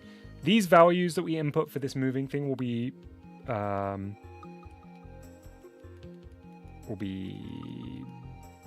arbitrary, just for a test here. It's more efficient to have multiple entrances. Interesting. Okay. Right, because we can just have them all set to A, because we've got one exit. Yeah, okay. Yeah, I'll be back very, very soon. This might be a good time to grab yourself a drink if you don't have one already, or a snack, or just to stretch your legs if you're feeling a little tired. That's the Cool Gamer screen. There's the drink break. Or just connect it to the player and use touch sensors, since you need to know when you enter a new level anyway. Freddy, you're very, very, very smart. Yeah, I'll be back soon. As Skunk says, stay hydrated. I will catch you in just a couple of minutes.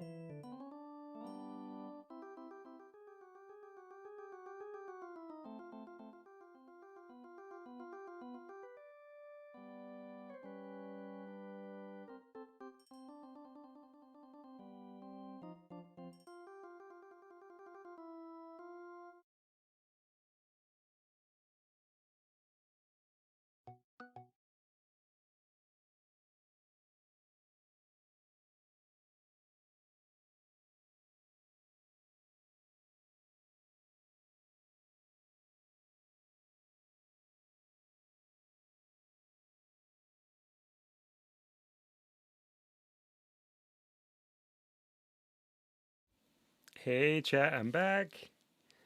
I've got myself a peppermint tea. Shall we continue?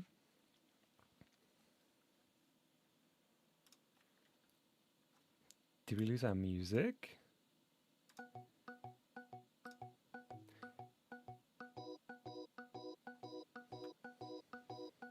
Hello everyone.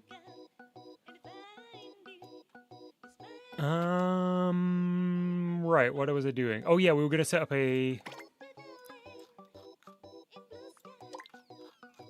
additional test level.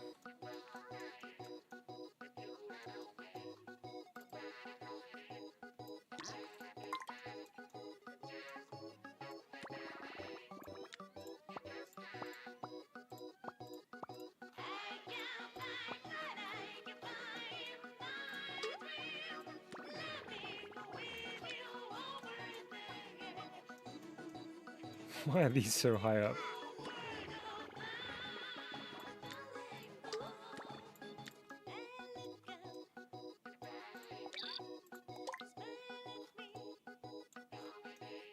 Oh, am I? Let's just move these for clarity. In case anyone didn't see last week's stream, we are using the modded objects template, which is why there are some of these miscellaneous items strewn about the stage. These are not recreatable if you delete them, so I am keeping them here until I know I do not need them for sure.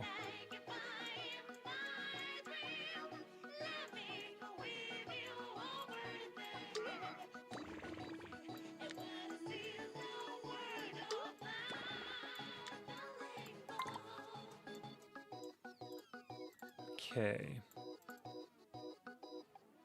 Hey, someone. Good to see you. I hope you're well.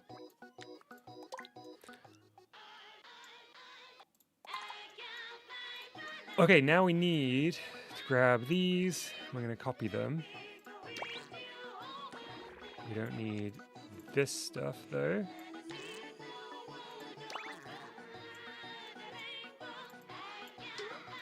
Moving these around, shuffling those a boot. Oh,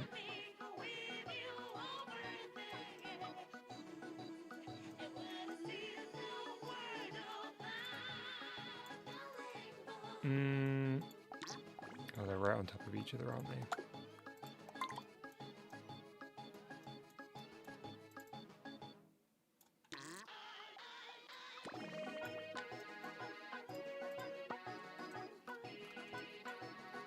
Easy! Let's try! Hey, Mustard's here. Hello, Mustard. Thank you, Arch, for announcing Mustard's arrival. I didn't spot that. I was so focused on moving these around. Okay, so let's test this. We need to change this up a little bit. So we're going to attach the teleport entrance to the player itself.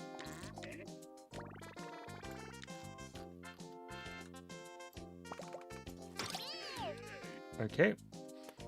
And then we're going to have actually a touch sensor.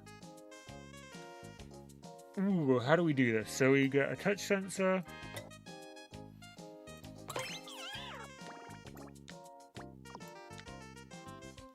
I'm going to make this visible. And we're going to detect person. And then the output of this goes to the teleport. I think it's that simple.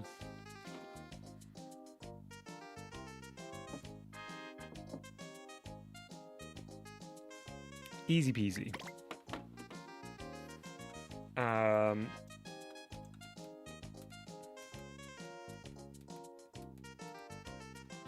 Disco says, hey Dom, so after you tap somewhere on the screen, the critters go to that location that you tapped, right? What button do you want to press to have them start following the player again? Or how do they know to start following the player? So I think there would be a recall button. So kind of like in Pikmin, how you can send them out and then you whistle to bring them back. I haven't really considered what the layout for the controls would be other than the moving and the pointing. It can really be... it should be on the left Joy-Con because we're going to be doing a split. So let me just give some context for everybody. The input for this game is primarily mouse input. So this will be a perfect game for Switch 2 if you're using a Switch 2 with a Joy-Con mouse. So your left hand moves the player with the left analog stick on the left Joy-Con, and your right hand points to where you would like the critters to go. So the recall button should definitely be on the left. So I'm thinking maybe ZL. We will be doing a UI eventually Cascade too, but it will be quite a ways off. We're still getting the fundamentals down. Yeah, so Disco, I think in answer to your question, ZL will be the recall button.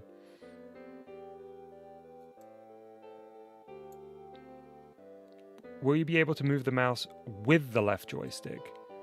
Not with the left joystick, DG. Also, hey, DG.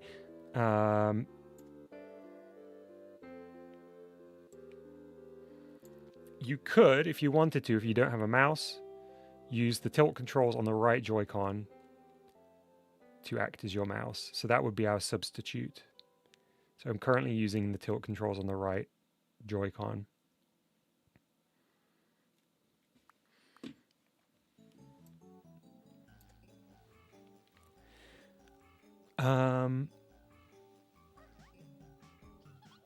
Maple Kid says, I'm on the Switch Lite, I can't do that. Don't worry, you'll be able to use the touch screen instead. Oh, I think I can show this. Will this work? Let's see. Let's see. This is going to be a fun experiment. Hello, everyone. I'm going to try and position the Switch in such a way that you could not possibly get any reflections from it. Can you see? We're moving it here. So you'd be able to use the left Joy-Con and the touchscreen to direct where you want to place it. Wow, my Switch is roaring right now.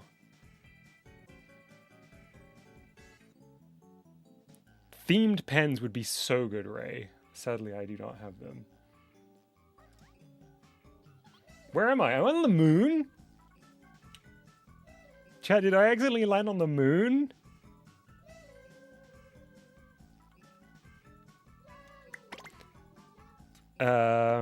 Hey, Sunshine Burrito. We're currently making a little mouse control game.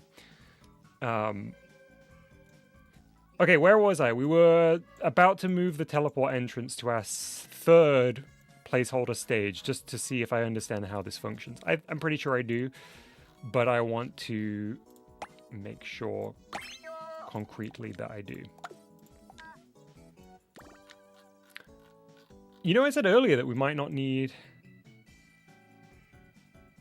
a HUD till much, much later. I think I might actually need to put together a quick HUD just so I can work out some values here.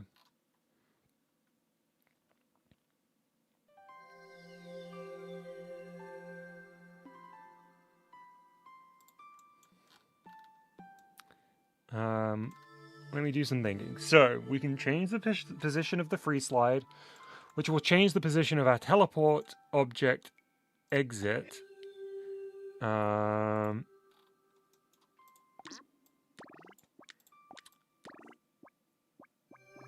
But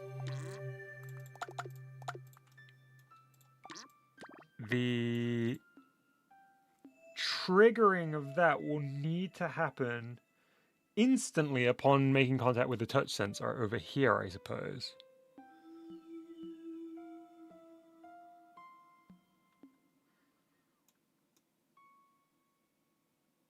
Ah, put the free slide at 0, 0, then note the coordinates. Hey, Tubes, good to see you.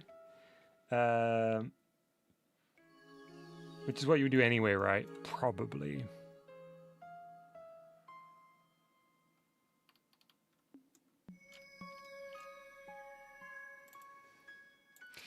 Yeah, that makes sense.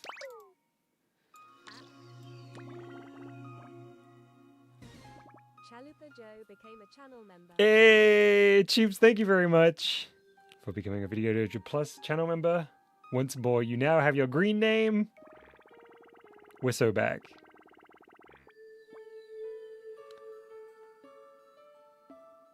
So what you should do, Dom, is get a marker setup going. Every marker has a set of coordinates for the teleporters. Right. So we'll have like a counter effectively that shifts up through each of the sections of the marker. Right. You're so correct. Let's do that.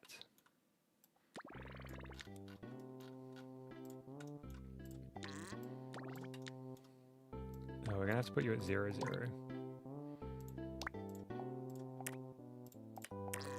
That size? I don't need to do that.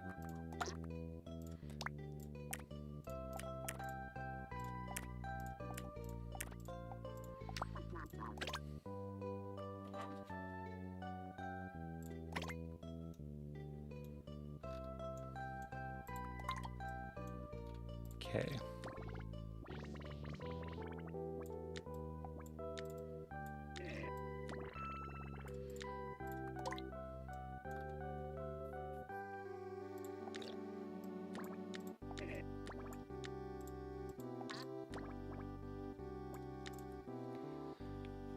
When you touch the touch sensor, you teleport yourself, and then after a little bit of time, switch the counter coordinates.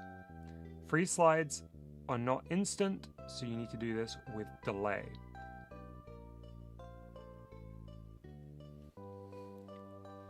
What's the attachment meter for this protagonist looking like? Honestly, I have not found myself falling more in love with this character than I did last time, so we're good.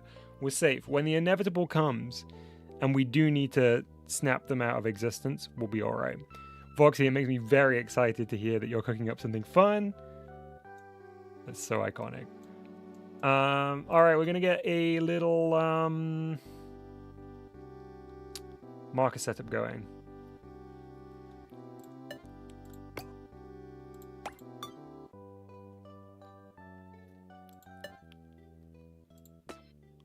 Where are markers? There's the bullseye.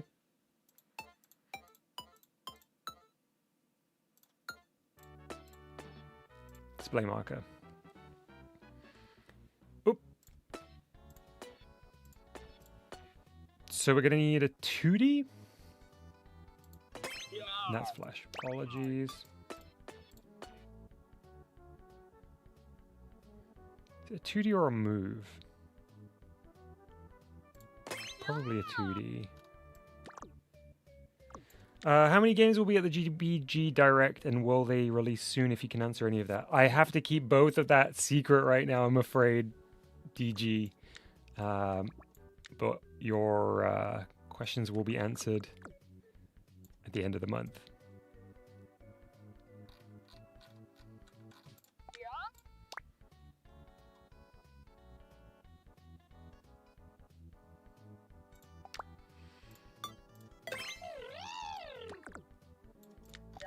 Honestly, kind of forget how any of this works. Let's see if I can...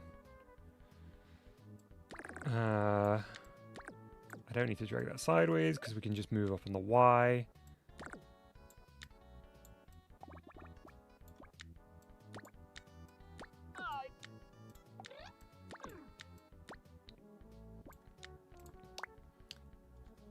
Right, so this should be rectangle and digital, shouldn't it?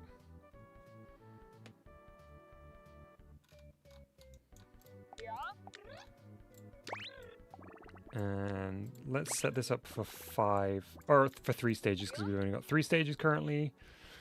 We're only worried about the Y. And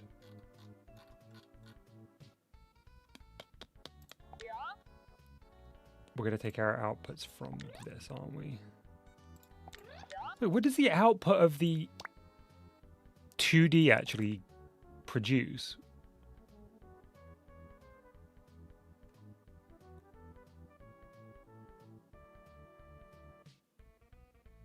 Whoa! Wait, I don't think I ever knew that. When this node-on's round marker, so the 2D marker display node-on's round marker, the thing that you shift with the X and Y, comes into contact with another node-on's marker. So if you had another 2D marker layered on top of it, the amount of overlap is sent as an output, converted according to the output and range settings between 0 and 1. I'm trying to think why you would do that. So let's say you had one marker, 2D marker display, that you were sending Y coordinates to, and a second one layered on top, same size and shape, that you were sending X coordinates to. You could output a value between 1 and 0, 0 and 1, on the occasion that they overlapped in some way.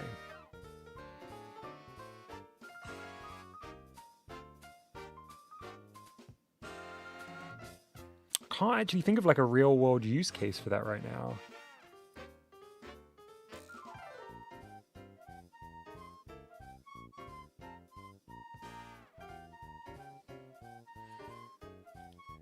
Not really useful in this scenario, no, Freddy. I'm kind of imagining what you would use that for. Foxy says there's some cool stuff that you could do with that, like creating zones without being limited by touch sensor sizes, by converting world coordinates to the marker coordinates. Ah, interesting. Okay. Anyway, back to what we're actually doing here, which is we need these to output specific values. So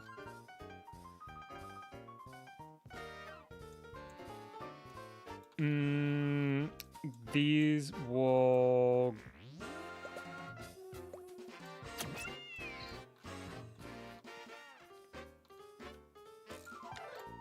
oh man, hang on, wait.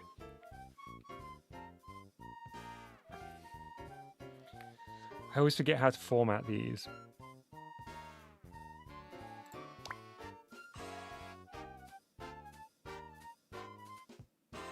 We're gonna have to use a map, aren't we?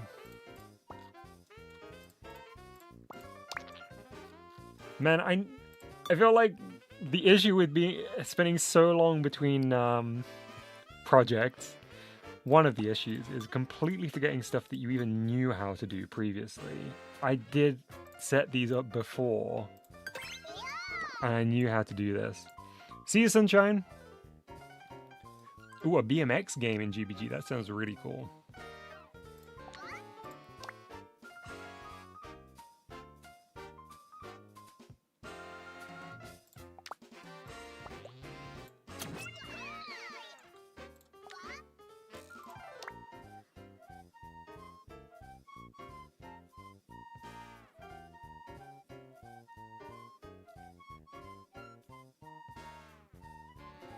Okay.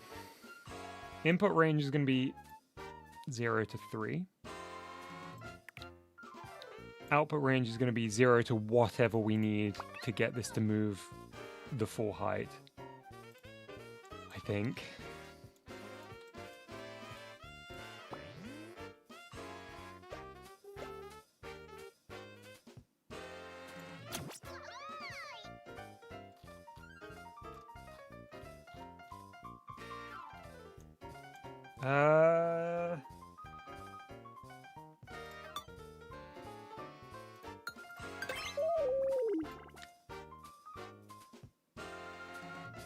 Do we need to like plus together the inputs as we go along? Ugh. I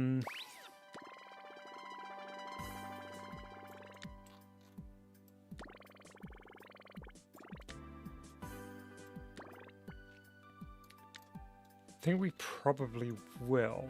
If we just send...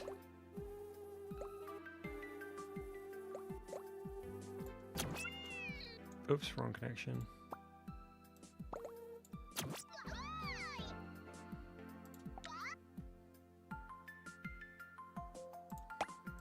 Just gonna test something real quick.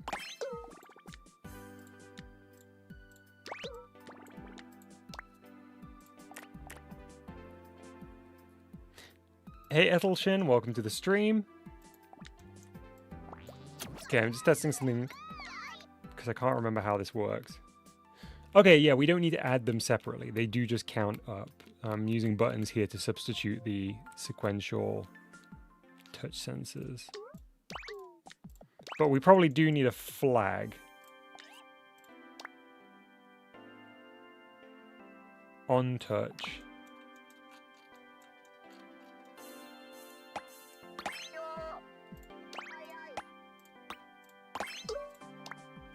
On press, because that will toggle back, won't it? Otherwise. Yeah.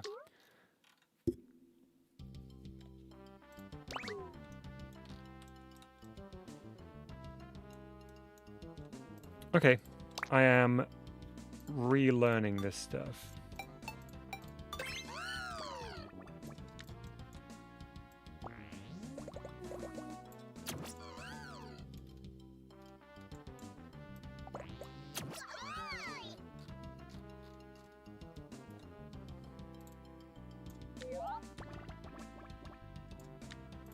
Do you have any fun plans outside of June for GBG, as in like any more casual GBG streams? Casual GBG streams outside of Dev Days and Showcase? So something I talked about last week, Tubes, was that I will almost certainly require some additional time on this game between the dev days sessions, because after today I'll only have 2 more, which is not going to be enough time. So I think any kind of like artwork stuff, so like the creation of the player sprite, or you know, the finalized critter designs, I'll do in like a separate non-dev days. I'm going to call it like dev days extracurricular or something. I don't know. So there will be some intermission or kind of interval stuff. Whereas these will be more programming focused. What are your thoughts on the Switch 2? I think the Switch 2 is really cool. I do not own a Switch 2.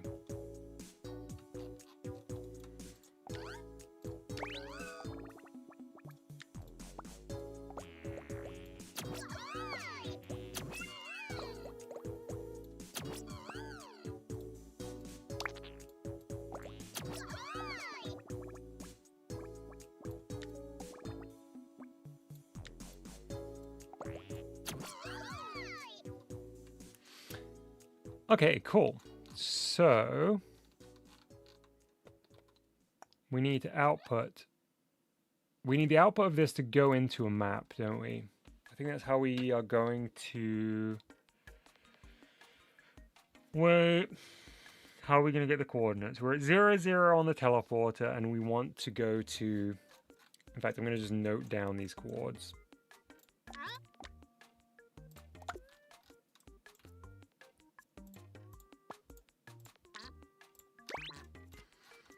Grab you for a minute.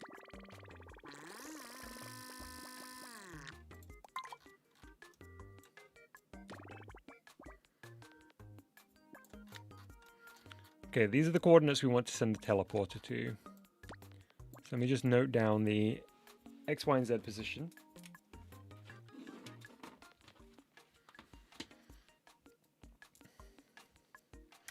X is going to be -36. Y is going to be 9.85. Z is going to be 16.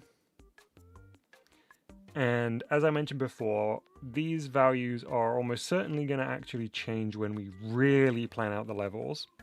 But for now, I just want to test this system, and it's a bit of a nice refresher on some of this stuff that I have very, very much forgotten. So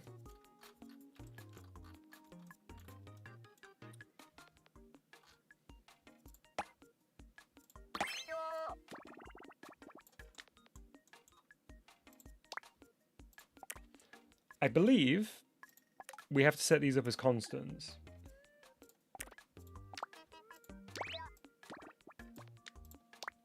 Chat, if I'm wrong about that, please correct me.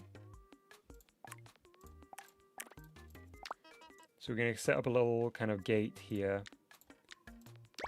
That means these coords will only go into the free slide if we are on the correct stage touch sensor.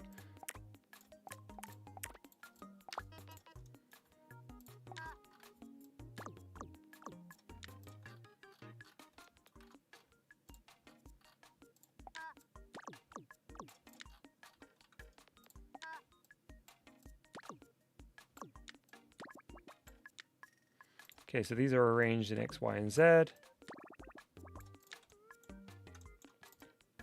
And where is that free slide? There it is.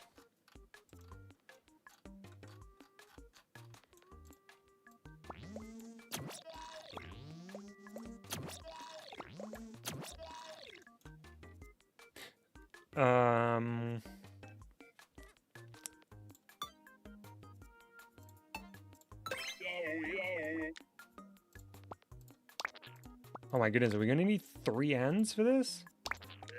Guess so.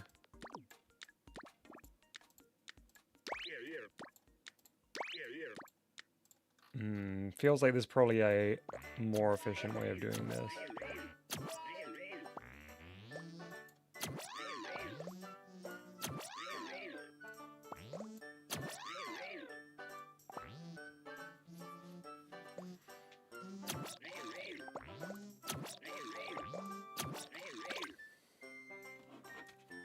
Okay, so the teleporter is here currently. That black box represents the teleporter. The teleport exit, I should be more specific. And hopefully, touching this will change the location.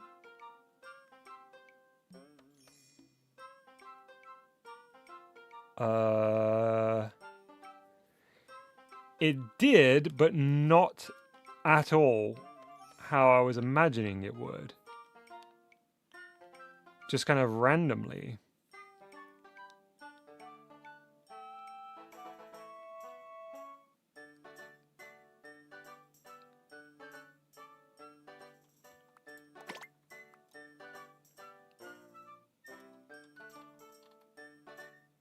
Oh wait, because I'm ending them together. I just need a flag.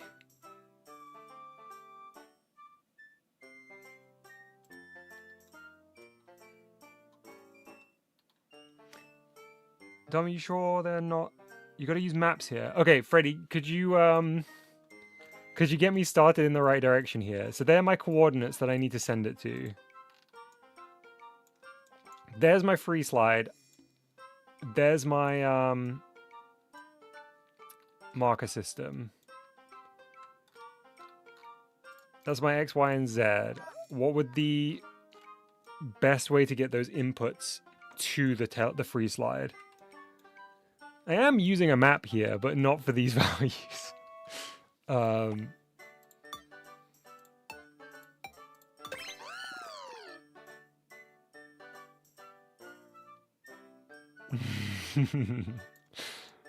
Troops' least favorite phrase. You gotta use maps.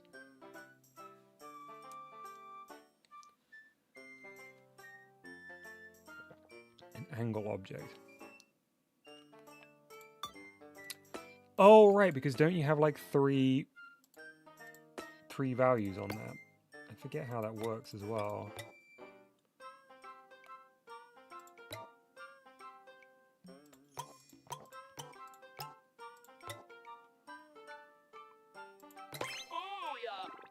Right, yeah.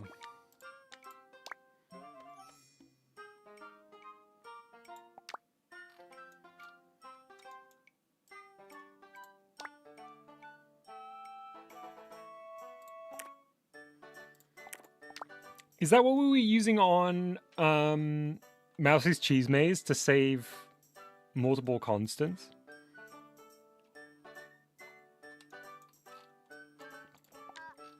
Minus 36.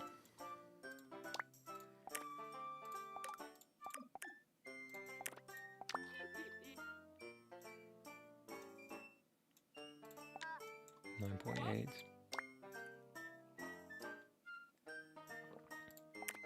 Oh, location sensors, of course. Yeah. Well, remember, Mr. O.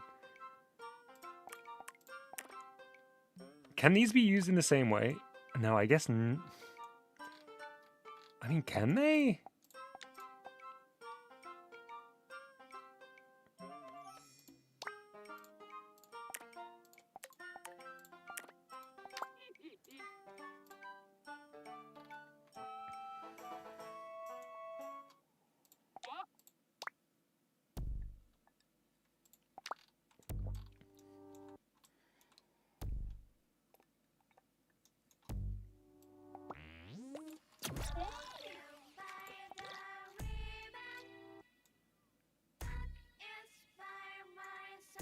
Oh, Zert says only 2 can be used. You can kind of use the third, but you need to tinker with it a lot. I don't know whether this is going to be worth it. Freddy, you told me I need maps and then left. I didn't know. I was trying to store 3 values within a single node on.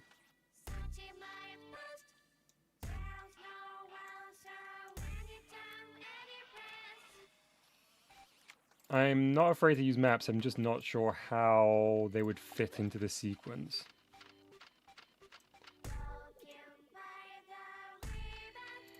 On the output? But we'd need like... Would we not need like 369 maps for 3 stages if that was the case?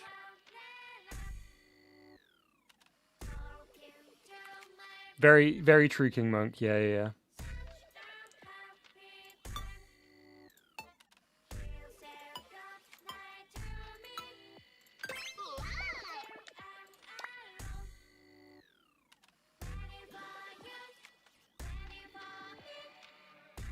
0 to 1 and then 0 to whatever number you need. It's a lot of maps. Okay.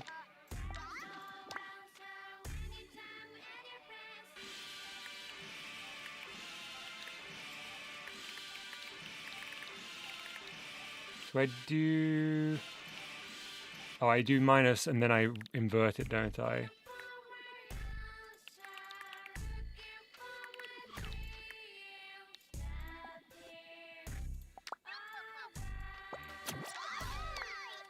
Yep.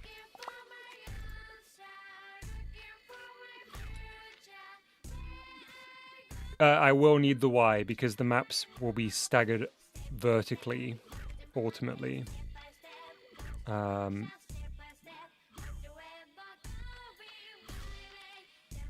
So, something that I'm pretty sure I'd like to do is have the stages be stacked on top of each other vertically so that as you progress through the stages, you see the older stages below you.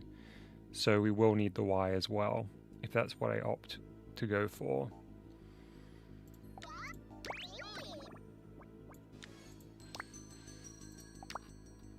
$9.85.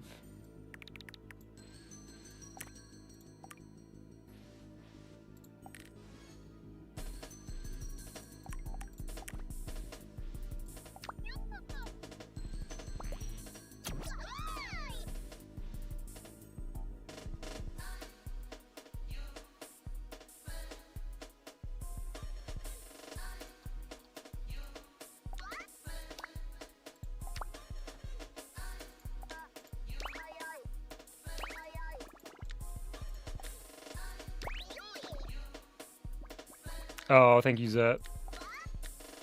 Let's get rid of that inversion. And our last value is 16.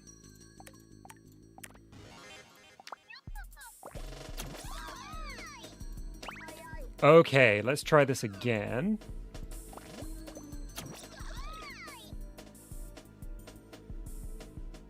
Mr. O says, Dom, we just said no Y. You made a map for Y. I think I explained the reason why we will need Y.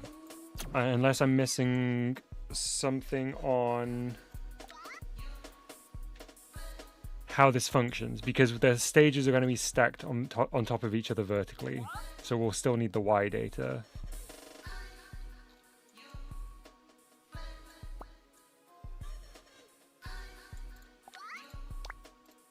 Perfect. Thank you for the heads up on the inversion.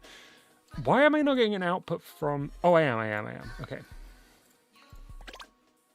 Okay, so let's give this a try. There's our black box, which is the teleporter. Exit.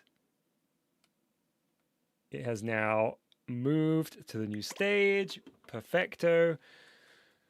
So we're going to try and duplicate this. Again, these positions are arbitrary right now. This is just a experiment as I familiarize myself with this process.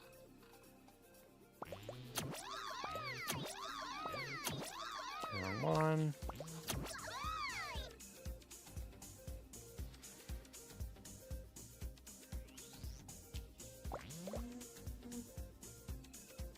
Ooh, we're gonna need a little knot setup here, aren't we?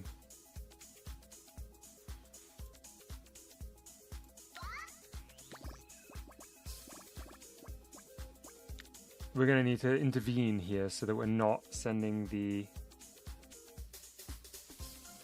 rotation of the teleports are wrong. Okay, one thing at a time. Rotations of the teleport.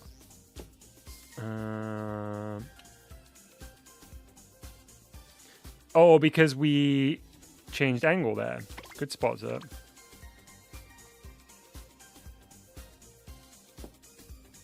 Oh, how do I make sure that I keep the rotation? Preserve. Okay, let's see.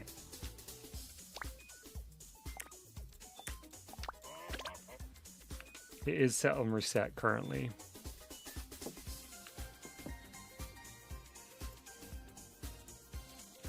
Uh-oh. The cursor also... Oh, am I losing the cursor along the way? The cursor is connected to me, so it shouldn't.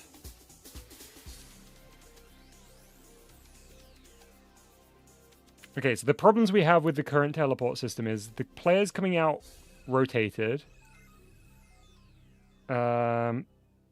Rotate your portal to match your person. All right, let's give that a go. The y-axis rotation is -40.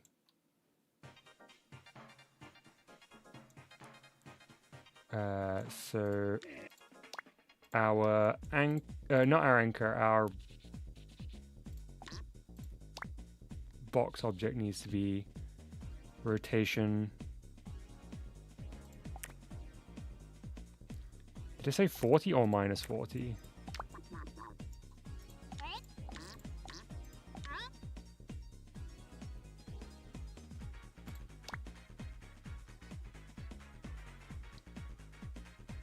-40.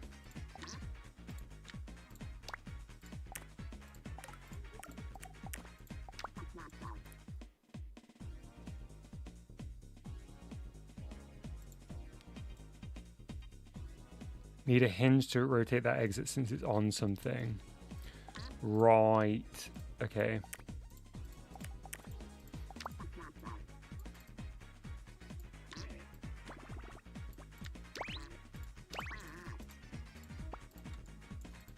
Okay, let's try putting a hinge.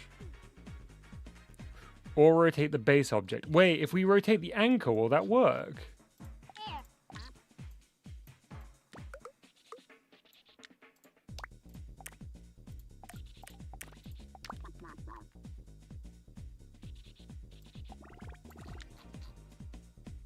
It's the wrong one.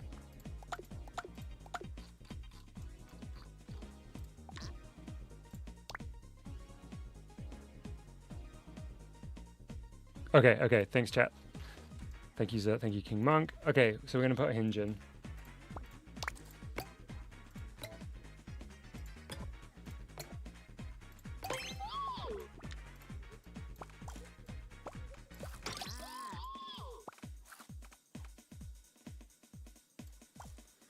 Oh, hang on.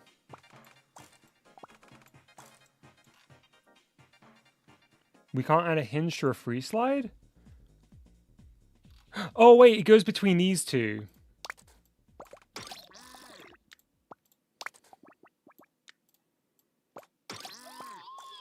Oh, no, it doesn't.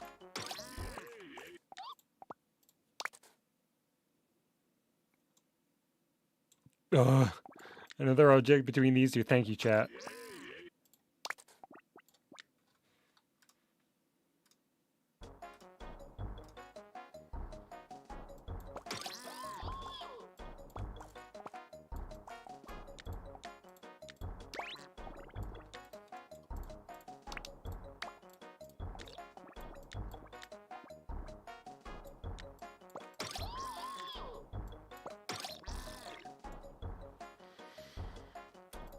All right, let's try again. So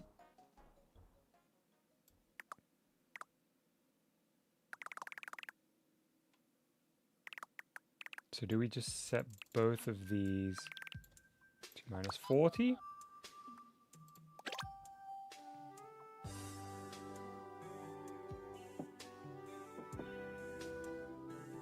Yes, we do. Oh, perfect. Thank you, chap.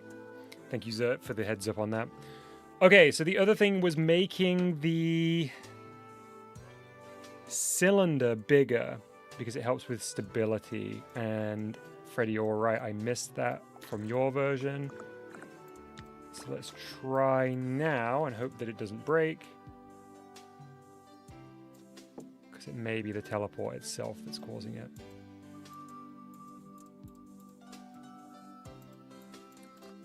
Oops.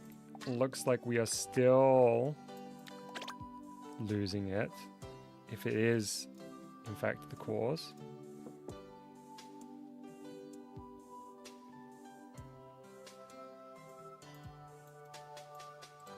Make it like 2. 2 what?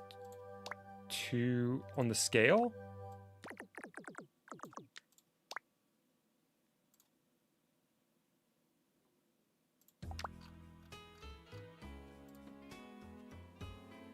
After I teleport, my cursor no longer works, and I'm trying to work out whether it's snapping or we're running into another issue here. I'm not hearing the snap noise, though. You know, they're like, pring.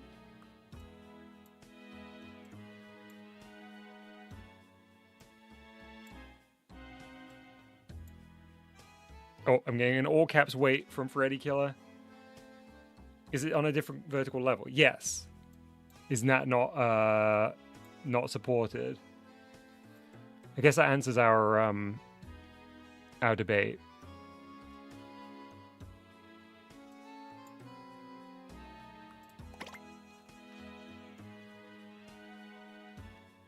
Oh, wait. I need to change this.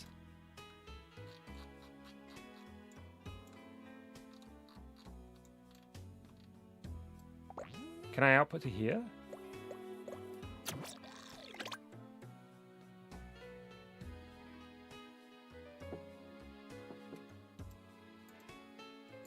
Cool. Okay, but we are getting an offset. Is doing these vertically stacked gonna be an issue here? Are we messing up the maths by changing our Y position to the point where this is a problem we ought not be creating for ourselves?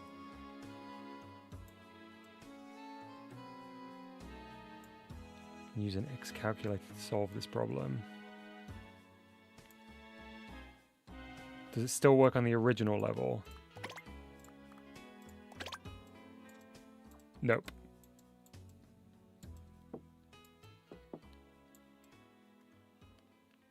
Oh, well, that's because I'm feeding it an output from the beginning. That would need to be fixed.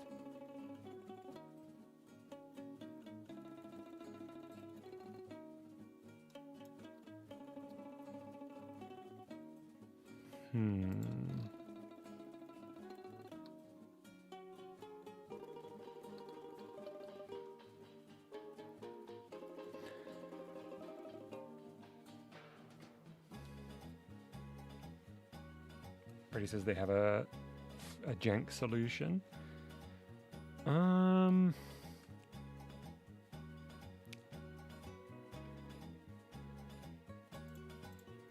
What if you just sent the player's Y position to it and put the anchor to Y equals 0?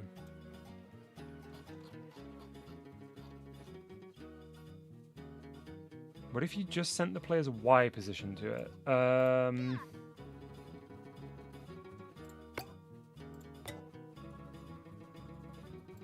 We have a location sensor already, don't we? The player. So we just send the Y and put the anchor to Y0. I think the anchor is already Y0. Let me check. Oh, well, it's not currently because of how this is set up. So let me just disconnect the Y here for a second.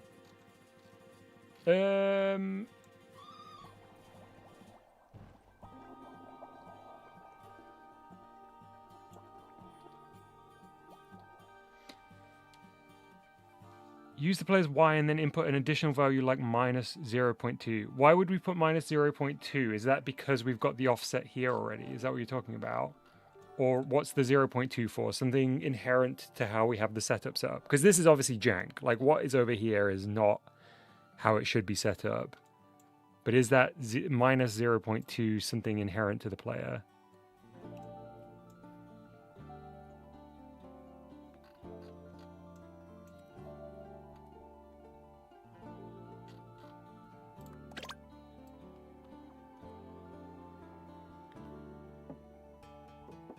Yeah.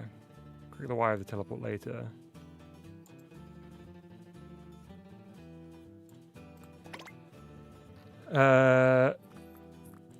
Is the minus 0.2 to offset from the player, but we could always just...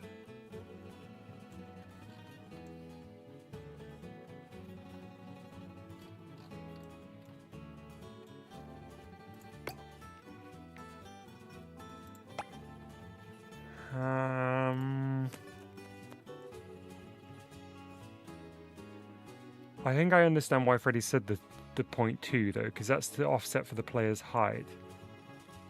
Lower the anchor box a little.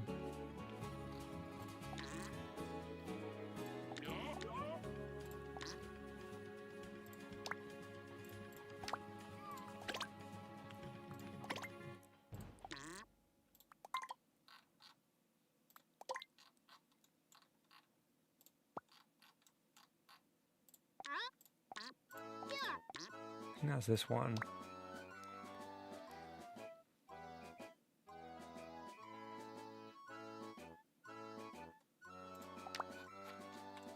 Connect the location sensor to the person's Y minus. Own connection center, target connections Y minus. That was easy and it didn't require a node on.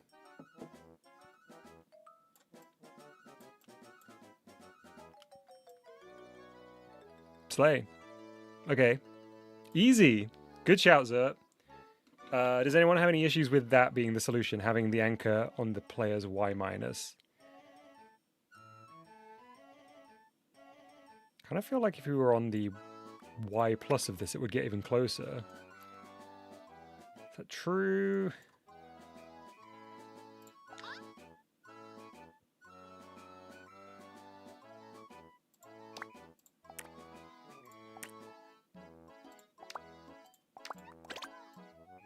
Oh, no.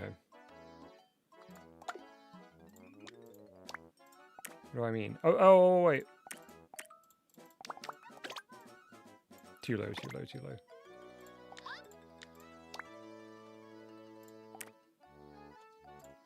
Okay. Cool. So what we have now is a slightly offset cursor for the moment, but one that we can take between stages and between Y positions. It's kind of a big deal. Now let's see if we can teleport, or well, teleporting critters between stages is going to require... Still just lower the anchor box to 0, 0, 0, 0. Okay, let me try.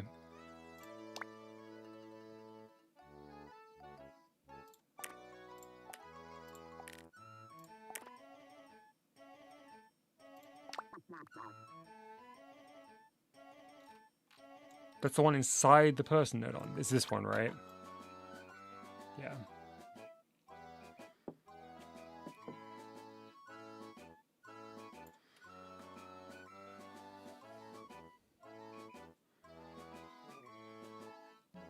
Okay, so...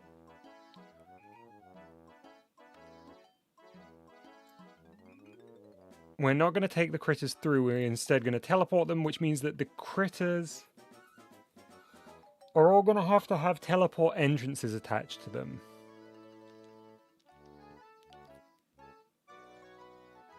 Oh man, throwing these critters around to different stages is going to be expensive.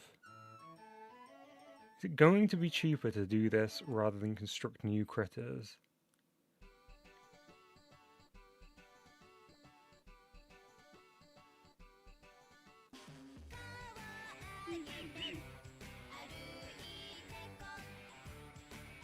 Models take a bit, it's true.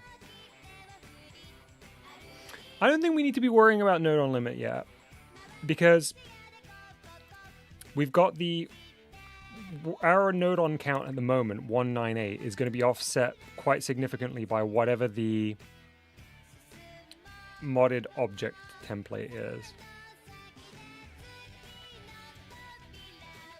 Messy is Dom's middle name. Determination O, Messy Mousy. It's true. Can't believe Troops would just use my full legal name live on stream. Okay,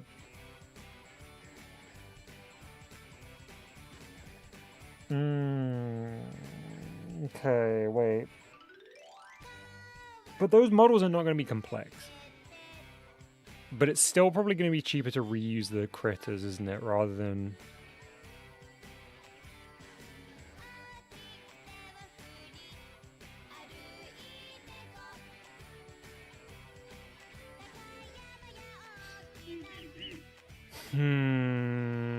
I know what we do.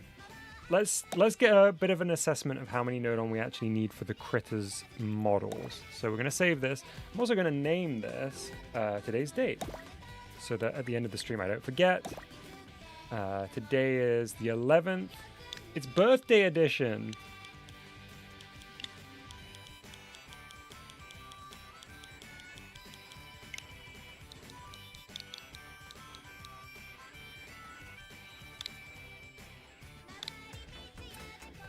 If you were to pick any other game engine to do these streams, what would you pick? I don't know how, but Freddy Killer gave me an idea. So I previously tried out Fuse, the engine on Switch. Is this Mousy's birthday? That's a really good question, Arch. I think, yeah, it must be. Because it was the very first stream where I made Mousy, and that was a launch day stream.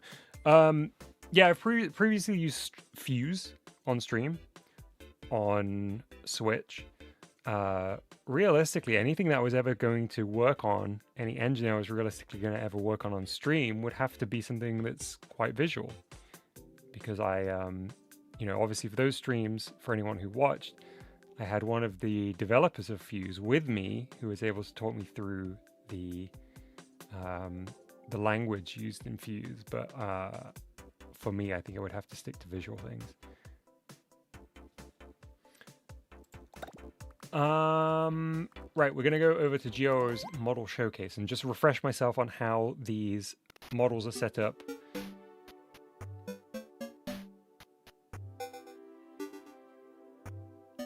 Oh, let's have a look at this, actually. We've just got some breaking news.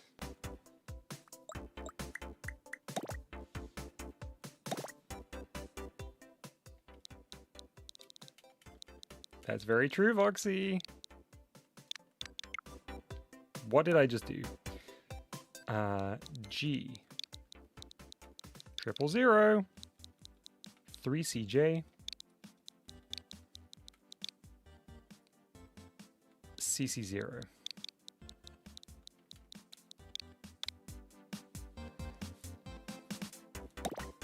Okay, so Disco's edit here is been editing a bit to try out the follower and placing platforms for the player. Recall is ZL. It's messy and uncommented, excuse me, but I'm having trouble visualizing how to build bridges. Let's check it out.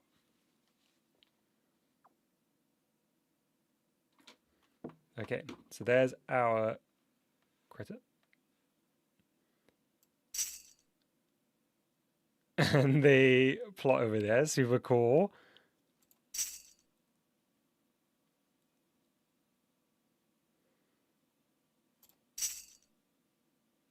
Nice. Okay, wait.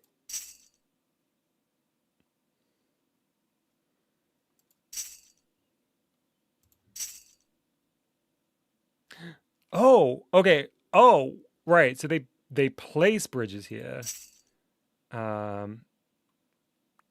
Gotcha. For the calling, Oh, I need to collect it first.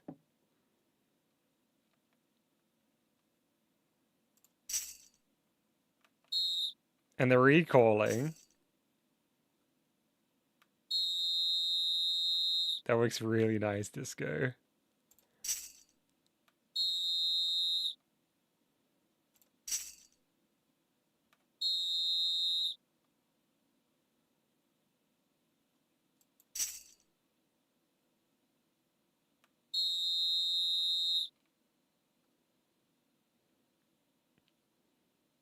Their rules.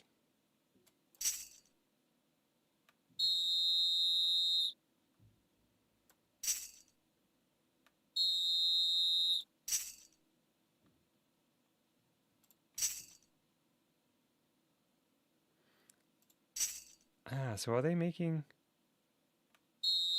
Interesting. I wonder how they're deciding where to make platforms. Is there a sort of like... So one thing just to clarify, I don't know whether Disco is aware of this and this was like a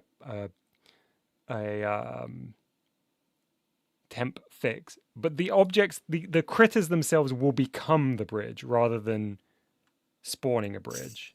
I think Disco probably knew that, but this was kind of like a proof of concept. I'm very curious how they know where to place the bridge. They must be detecting whether they're above ground or not. So yeah, the reason that the critters are cubes is because they will become the blocks of the bridge. They place a bridge if touching balloon and no ground below them. Gotcha.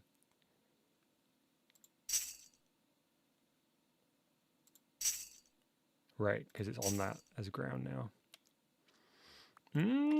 So good. Let's see if I can't decipher some of this for myself then.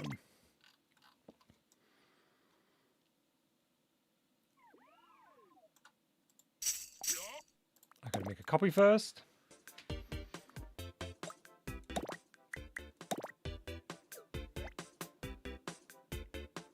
You can make them invisible when those conditions are met and turn the bridge into a criticized cube. Yes, absolutely. Yeah.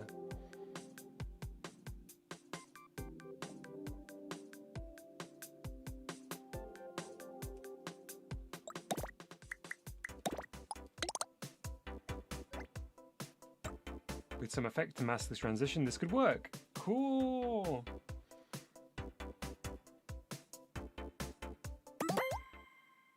Yeah, absolutely, Disco. Yeah. That clarification was just for anyone in chat who wasn't sure, rather than... Oh, I'm not copying this for it to be the baseline, like, oh, here's what I'm going to work on. I'm copying it so I can make edits, just to better understand the behavior. Because it wasn't editable with the version that I downloaded.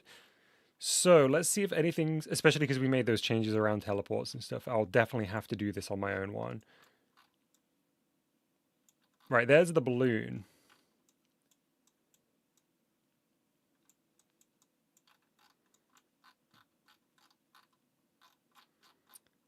Right, let me see if I can work this stuff out for now.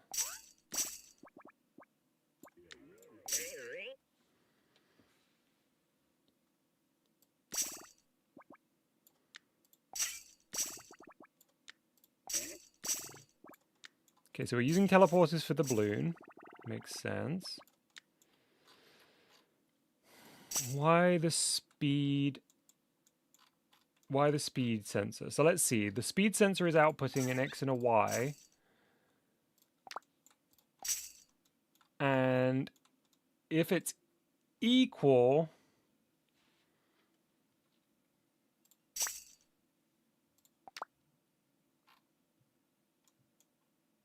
If it's equal to 0, then output 1.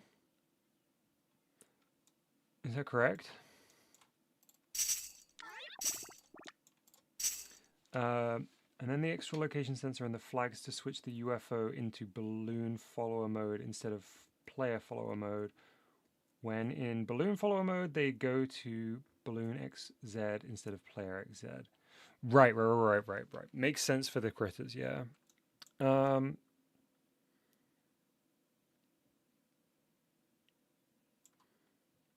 That makes sense, Disco. So you're only going to move it when the speed sensor is 0. I understand that. The flag is...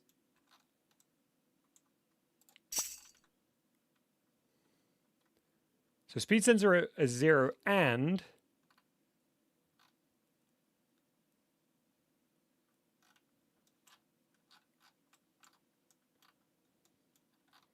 if touched is... Oh, is that a sort of delay, anti-spam?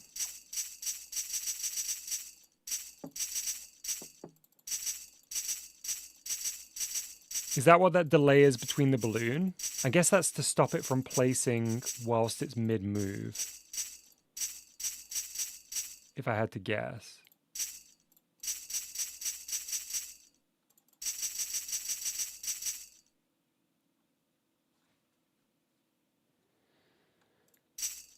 Yeah, to prevent the balloon from placing mid-movement. Got it. Okay. I'm following so far. So, as long as the speed is is 0, and we've had that delay after the click, then trigger from 0.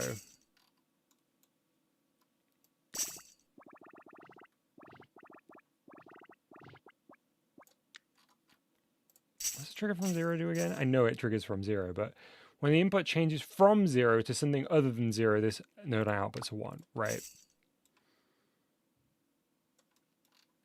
And we teleport the balloon. Got it. I understand that piece of logic. That makes a lot of sense to me.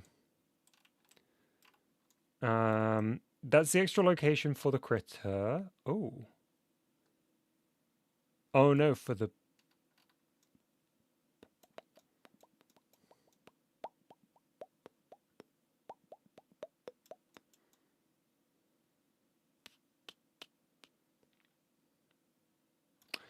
Right, location sensor of the balloon itself. Right, because we're going to need to switch this over.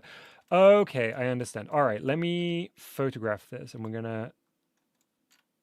we are going to, excuse me, we're going to add this little bit, and then we'll come back and we'll understand the other part shortly.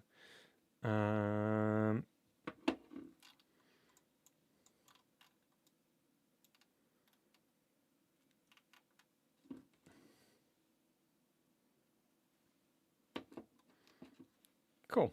Let's switch back. I'll have to do this in chunks because I will not retain all the information. And I want to know what I'm doing when I add this stuff, really.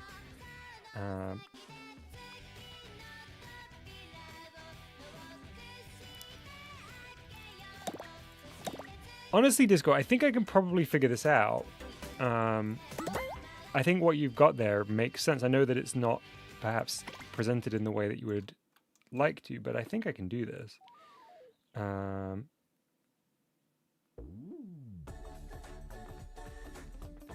You see, I just gotta believe. You gotta do what? I gotta believe. Ba-da-ba-da-ba-da-ba-da.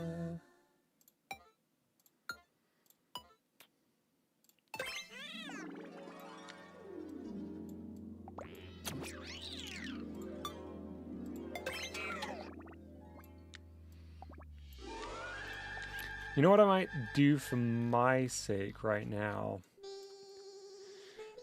I might comment some stuff before I get too far along with this.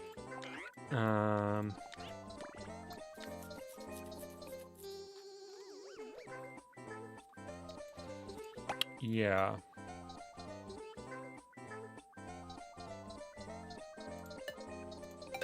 These will get stripped out later, but for now, let's do some commenting.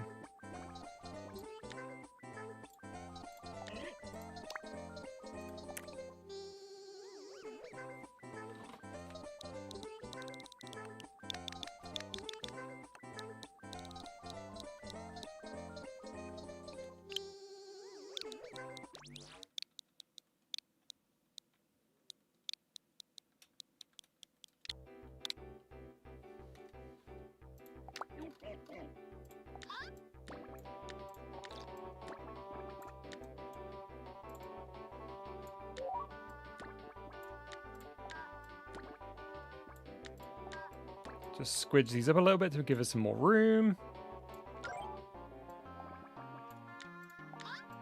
Because I'd like to get the cylinder in here too.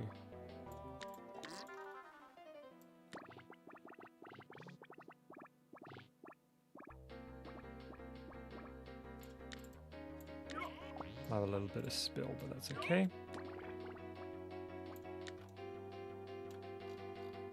And we should probably have one here for the...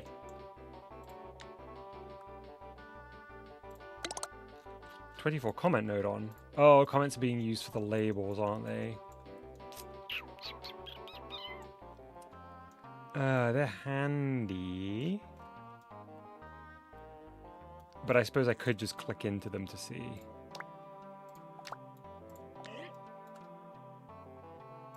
Let's yoink that.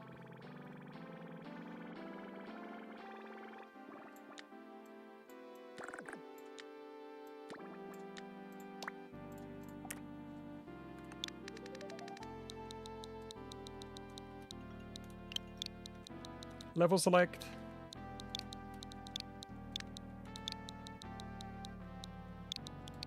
By the way, thank you everyone who's watching the stream. We've currently got 27 people watching. If you haven't liked the stream already, do consider giving it a like if you're enjoying these GBJune dev days. We are currently at 46 likes, and it's always a nice little mission to get to 50 likes during the stream. That would be incredible.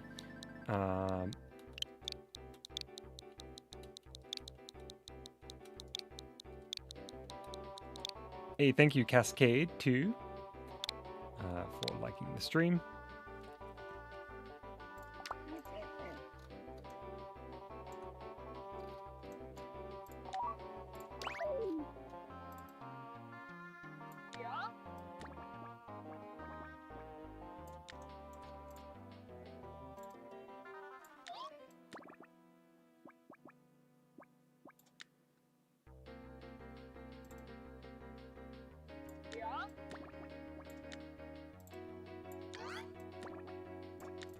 Okay, that'll do for commenting for now.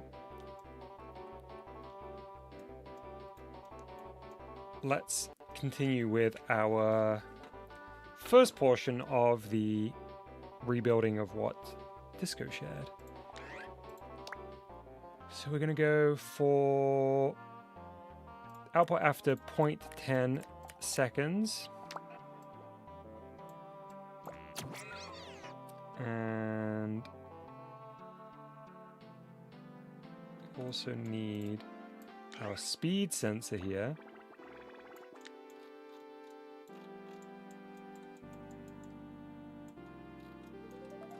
Alright, I was curious what that was connected to, but it's the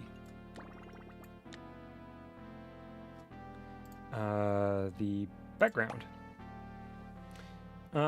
So we need a flag.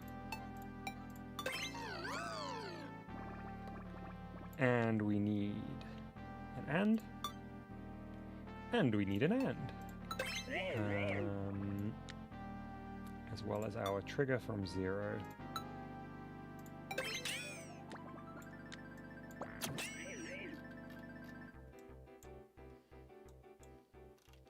Oh, and a speed sensor, of course.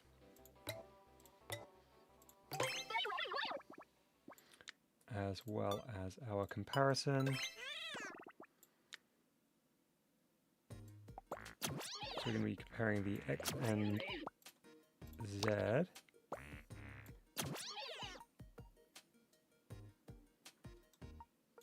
And that goes into the end.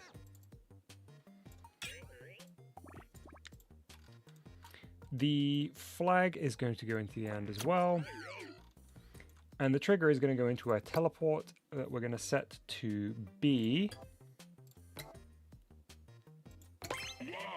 Because we've already got A in use. I bet that teleport what is for a balloon.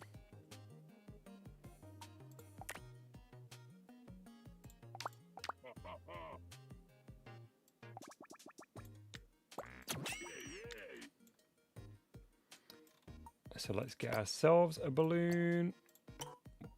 What shape is the balloon considered? considered round. Makes sense.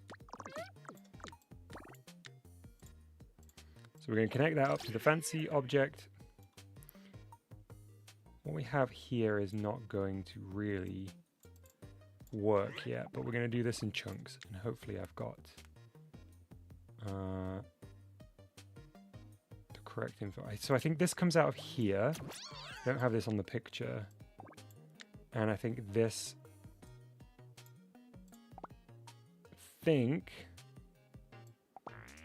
this comes from here. Like that.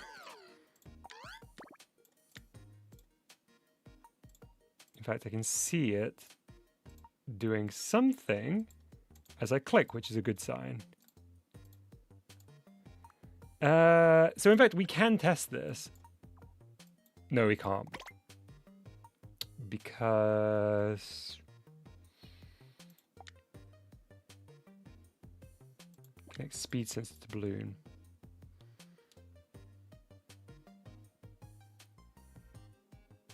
Connect speed sensor to balloon.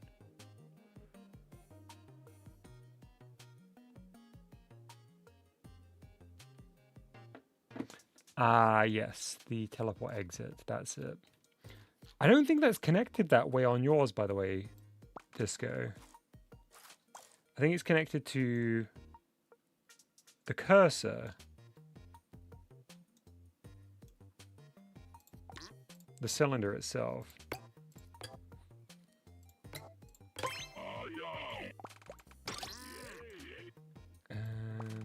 Like this, right?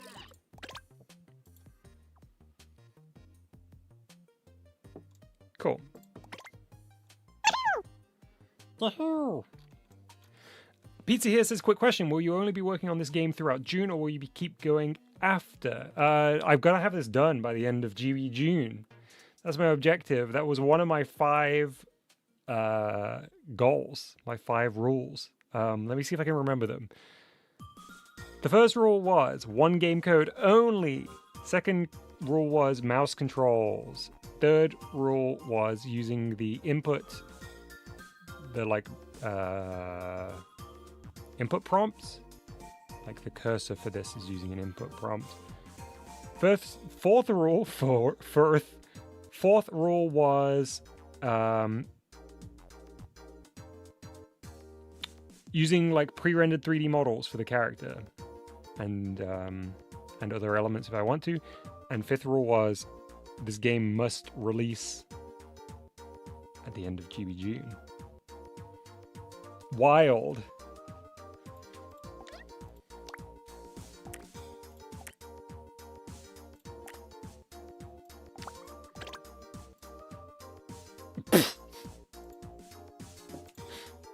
Why does it launch so fast?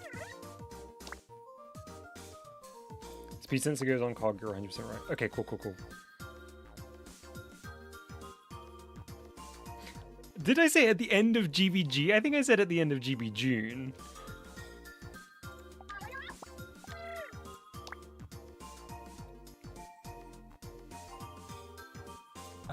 Zero gravity, right?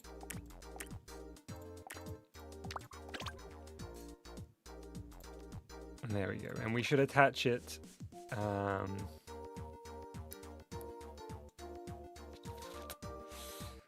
We are going to attach the teleport entrance to the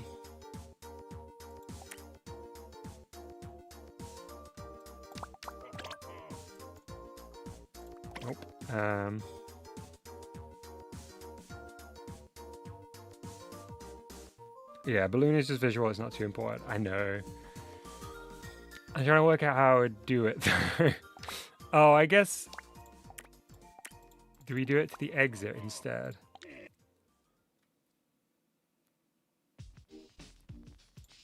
You're so right, Disco. We wouldn't use this in-game.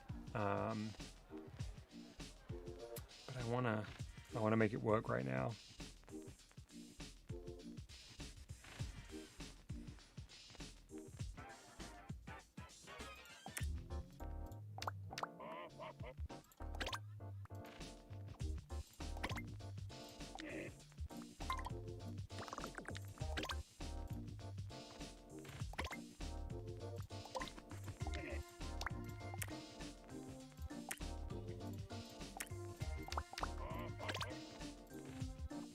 There we go.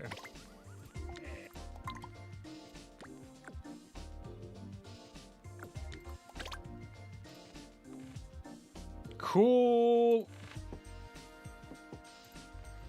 Okay, so that balloon will not be the visuals we actually go for, but we now have our marker.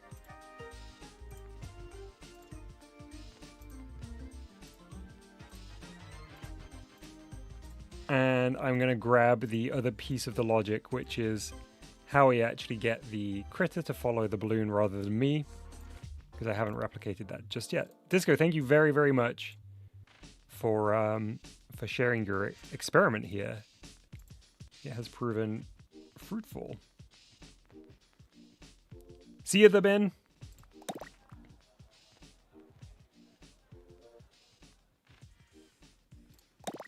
Okay, let's have a look at the other half.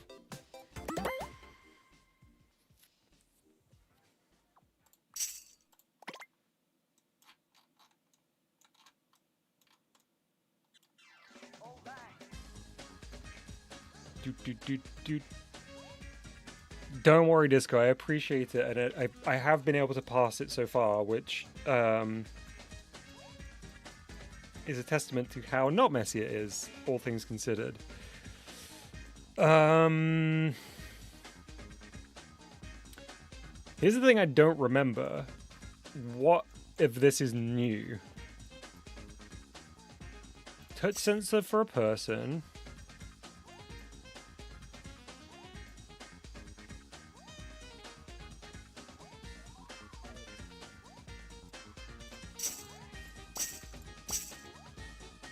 Basically add an extra flag to the touch sensor that checks for a person.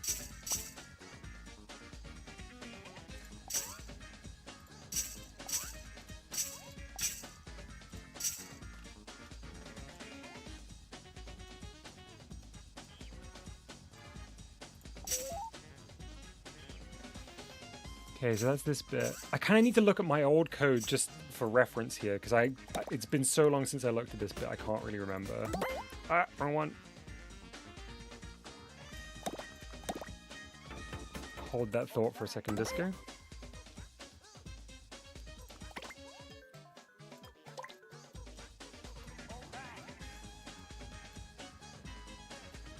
Okay, I'm actually going to photograph this so I can A-B compare the two. So, right now the touch sensor is attached to the UFO.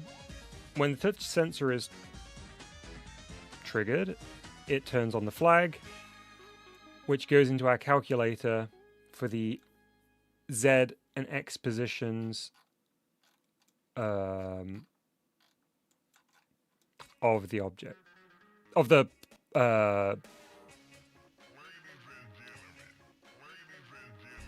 the player and the critter.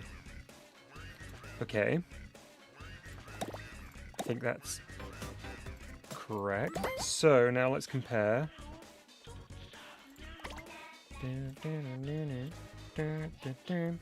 Alright, so what's new? There is kind of a lot going on here, actually. So there's our touch sensor. That's... Okay, none of this is original. So the flag there, flag here.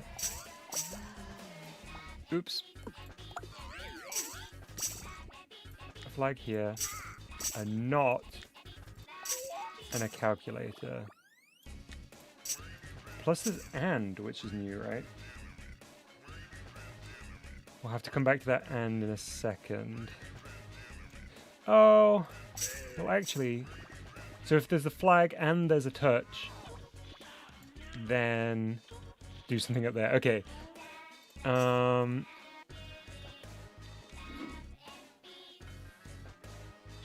Let's see. That is the OG calculation for the critter. This one is the OG calculation for the player. this is the new stuff up here. So, is that true? That middle one might be the... No, that is the player. So this should be attached to the balloon stuff. Yes, okay. So, we need to mimic this. What is that? That's just the texture, isn't it? What is that? Touch sensor balloon? Okay.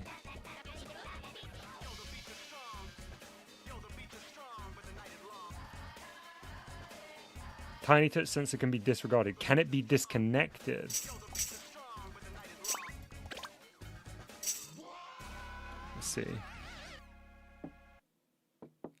If so, that will just help me clear this up. Awesome. Looks like it can.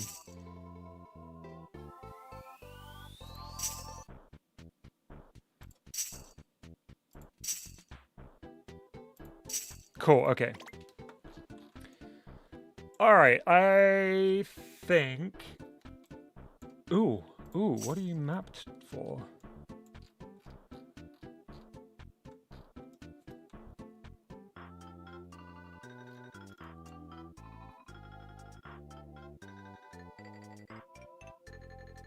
Oh, the maps for the visual effect of the spinning cog. Okay. So I don't need to worry about that just yet. We'll worry about the visuals later. I'm going to take a picture of this and we're going to replicate this chunk. And while I'm here...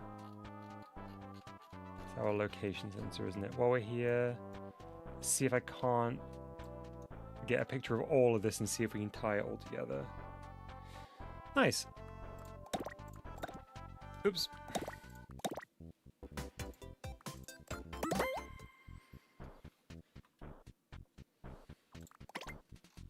Okay. Let's do this. There's our new location that's going to be for the balloon sensing, location sensing for the balloon. I'm going to duplicate this because this is what we're going to need up here as well. And we're going to connect the top port to this for now. And we're going to duplicate this again.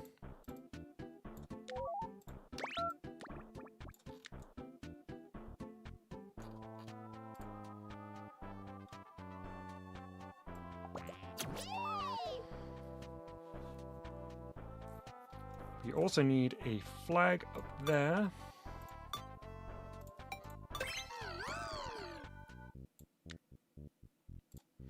Thanks, Disco. And these go to our lower inputs. Input 2 on the multiplier.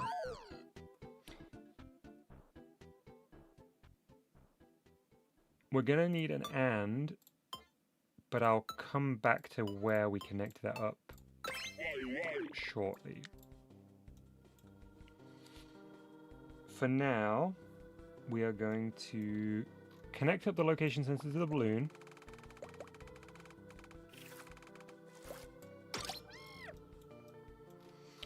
And we're going to set up our input here.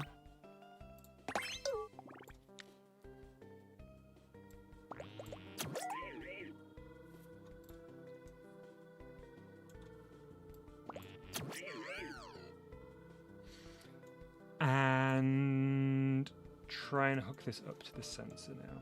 So there's a bit more going on down here that I'm not super confident in at the moment. But I'm going to try and recall what we had. I'm going to leave this connected for the moment. We need to disconnect this before we move on. But for the time being, let's just use it as a reference for the old system. So we've got a flag, we've got a trigger from 0.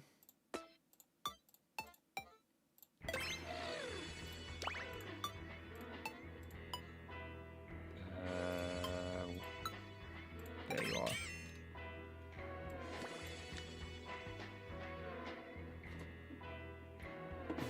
Where's the picture? There it is. And this goes into another flag, annoying enough. We also have a not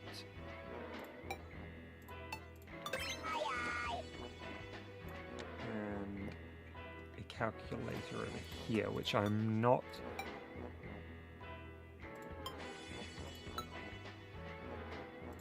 sure which one it is, so I'll have to come back to that. It's probably a times, but I don't know what that actually is. Either way, it takes the not in the lower port.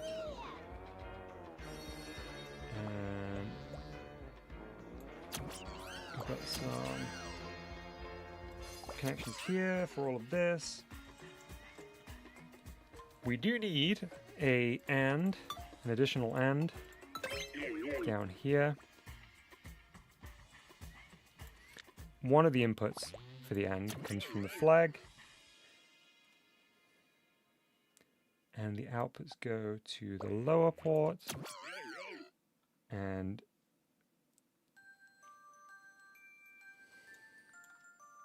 I think we can now disconnect the old flag. Because I think... Okay, let's start from the left here. Touch sensor goes into flag, top port.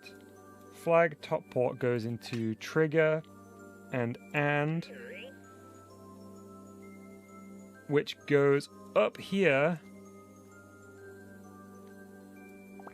to the bottom port of this and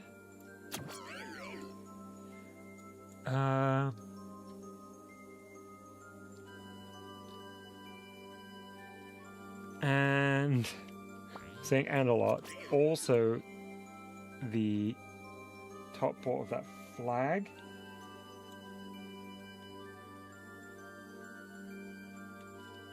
And this end goes into the top port of this flag. So the only thing I do not have currently is whatever the bottom port of this end connects to. I bet it's one of these that we just added. Let me have a look back at the old photo.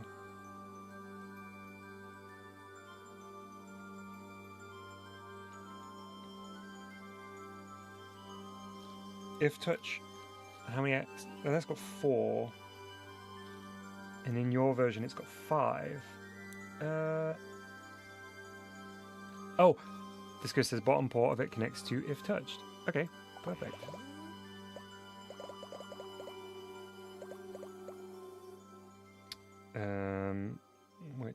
Which sensor is it again? The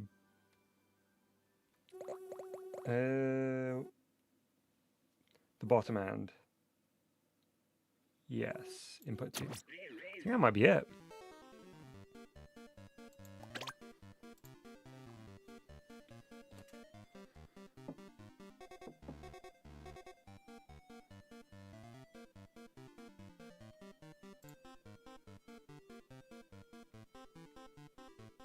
Ooh, okay, we got an issue.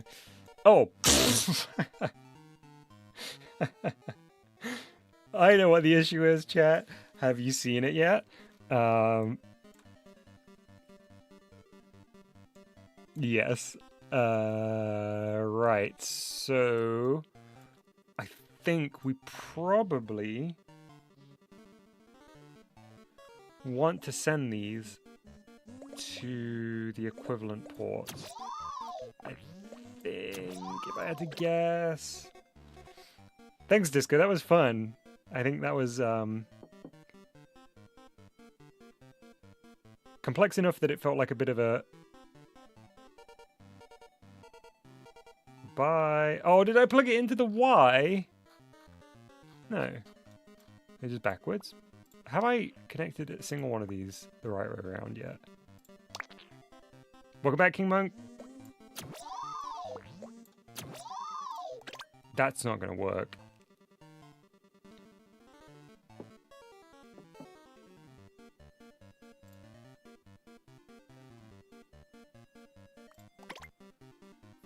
Top one goes to left, right. Why did it not work before then?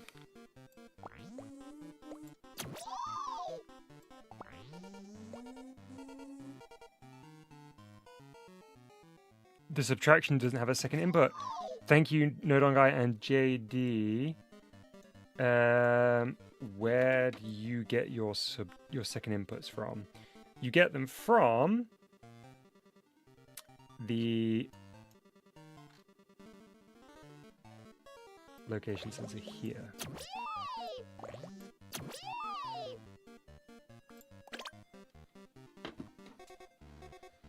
Well spotted, Nodon and JD.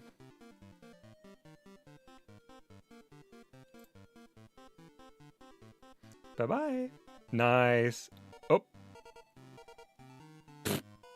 Why did you not stop?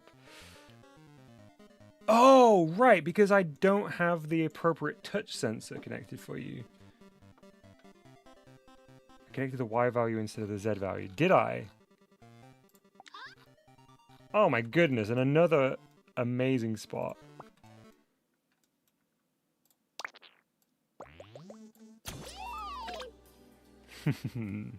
Alright, third time's the charm.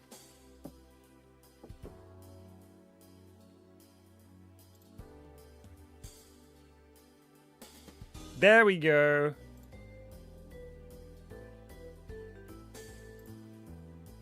Beautiful. So, we have now, in its most basic form, configured the navigation to the balloon, plus the recall for follow. That's amazing. Can you tell him to run off the edge? Yeah, we can.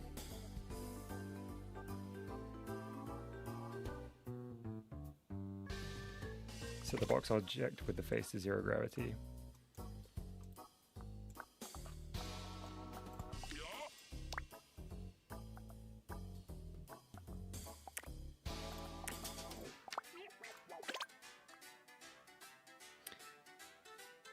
The slow fall was amazing.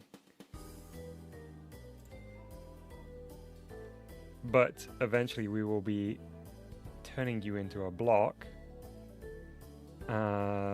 So that's the other bit that I need to kind of figure out from Disco's setup. This is amazing, Disco. This is functioning very, very well.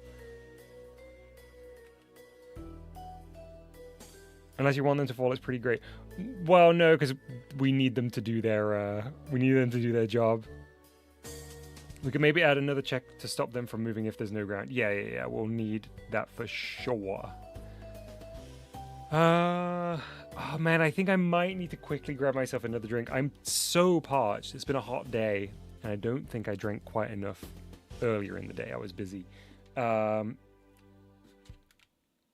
the recall working too. Chat, bear with me for just a minute or two. I'm going to make myself another tea. I will be... I am in my jumper arch. I took it off earlier, and then I put it back on when I went to make a tea. And I'm still in it now. So, thank you for reminding me. Anyway, I will be back in like 3 minutes tops. So, sit tight, grab yourself a drink if you need one, and we'll be back to get the bridge mode working, hopefully.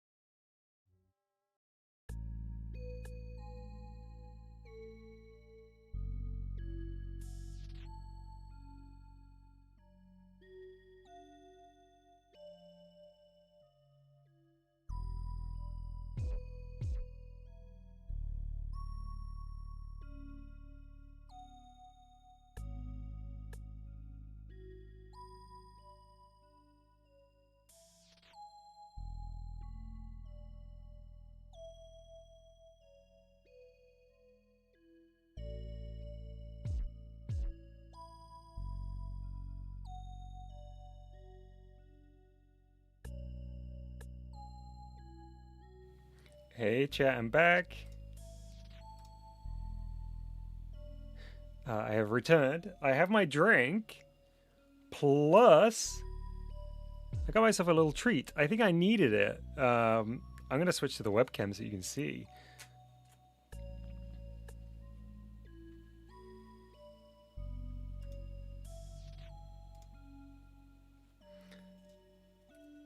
Ta-da! Do you know what this is, chap? It's a Tunnux tea cake. I believe, if I'm not mistaken, these are originally from Scotland. I believe. But they are, there are equivalents from elsewhere in the world, because what they are, if I unwrap this, a semi-spherical pie orb. They are chocolate with a biscuit base and then marshmallow above. So if I bite into this, I'm going to do some real close to the mic chomping through this because it makes a good noise.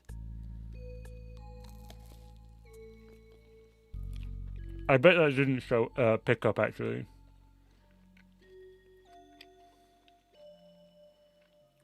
Biscuit here, marshmallow here.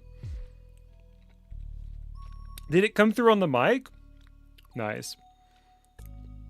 The marshmallow part on a Tunnux tea cake is so soft in a way that like an exposed marshmallow, more like meringue. Yeah, that's a really good description. Like when you buy a bag of marshmallows, they're so like dense and sometimes dry, but the inside of a tea cake, a Tunnux tea cake, is so nice and light.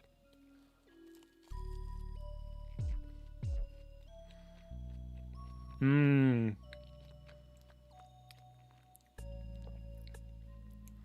It is actually meringue, says Newt. I had no idea. I thought it was extremely soft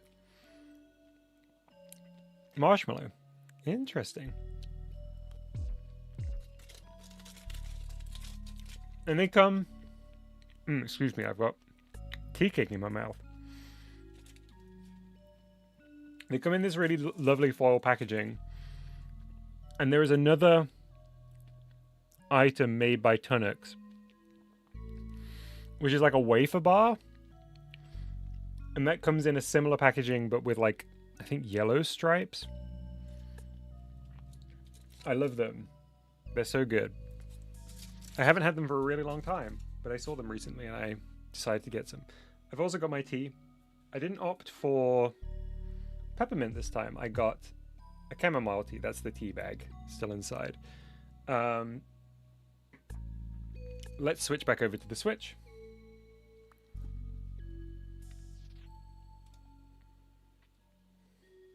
Caramel wafer, that's it, Newt. Yeah.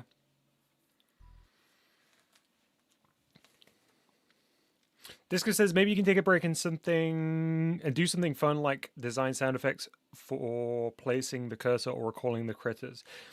I'm gonna really go for delayed gratification on all of that fun stuff because I want to do that all later down the line. I want to be mechanically pretty sound before I allow myself the pleasure of sound effects, visuals, anything like that. I love it. It's my favorite thing to do in games, but we only have 2 more dev days left, so we're gonna have to grin and bear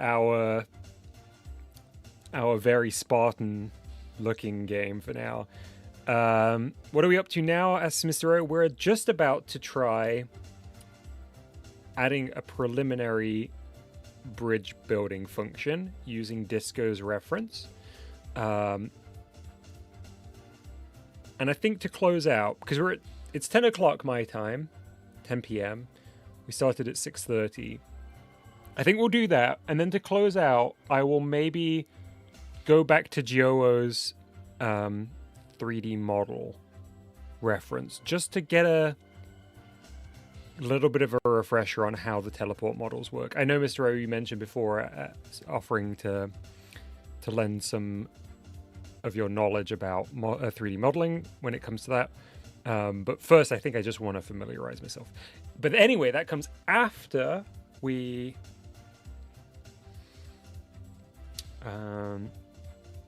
do the bridge stuff. Disco says, I wouldn't use my reference for bridge making. It just launches something when the player touches the balloon and it's not touching the ground.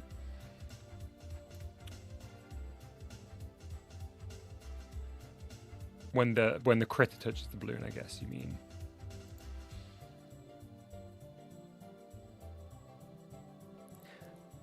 How do you detect that the critter isn't touching the ground, Disco? Is there something on the critter already? Touch sensor under the critter. How would we... I'm trying to think. This is a question for all of chat. How do we best prevent... Oh. Okay.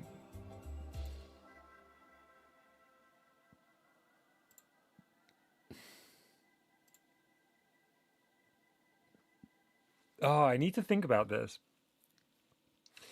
Let me just put a piece of terrain here so that we can better understand the...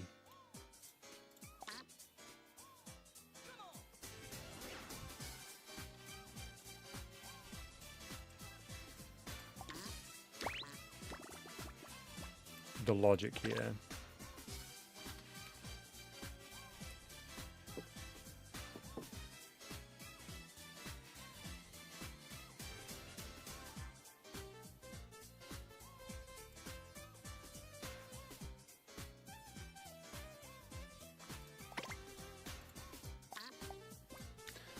Okay.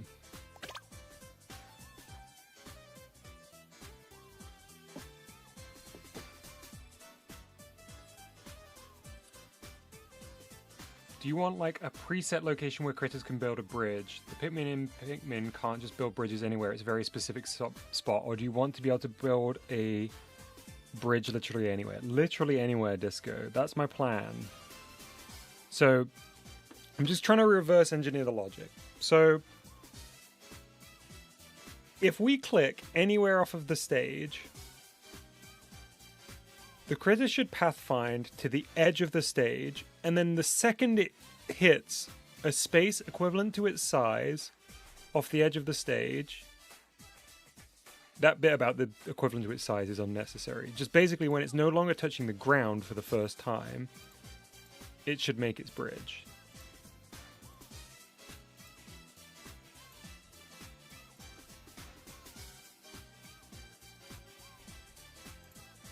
So we need a sensor. We need a sensor on the critter. And when it is no longer touching the ground, it just needs to make...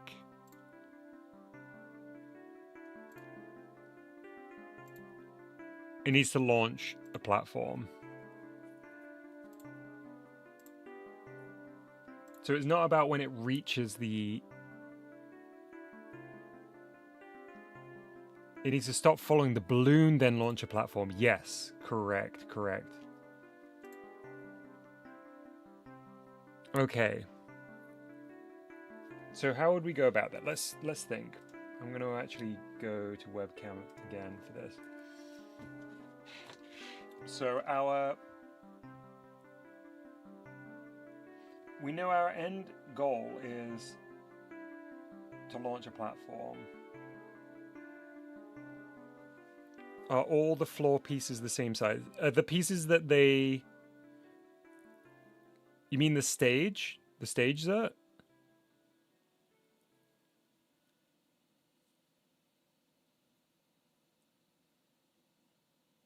See you, King Monk. Thanks for hanging out. Or do you mean the piece that they will launch? Sorry, I don't know how to better distinguish those two bits of terminology. You can place the platform anywhere in the level, Bari.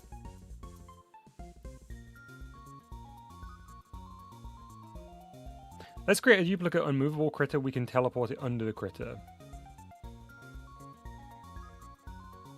Right. Okay, yeah. I'm following.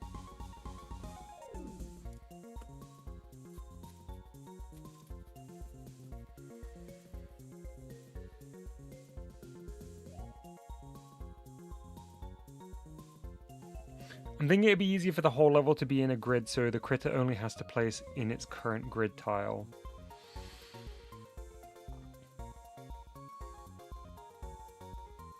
Instead of having to figure out the coordinates of the edge, it just left off.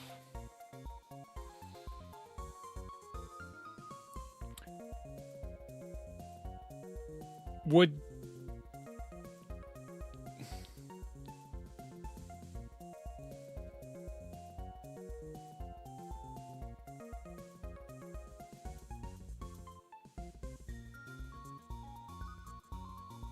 Not Freddy says you're already overthinking this.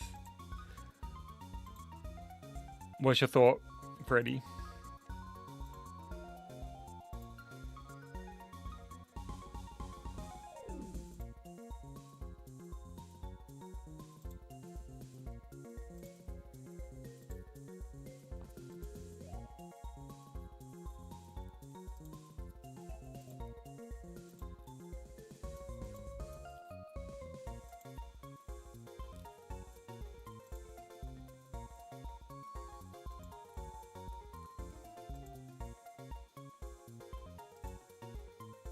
When you say would look neat to disco,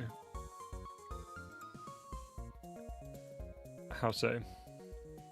All you need to do is restrict the rotation of the critter to 90-degree angles to make it go into platform mode when it falls off the stage. And make it go into platform mode when it falls off the stage. You can easily just put a touch sensor under it. So similar to what Disco did.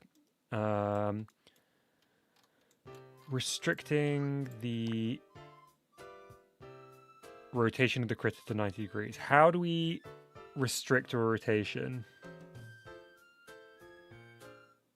If we end up with 3 critters placing bridges, it may look a little janky if the 3 critters don't line up perfectly, that's all. That's true.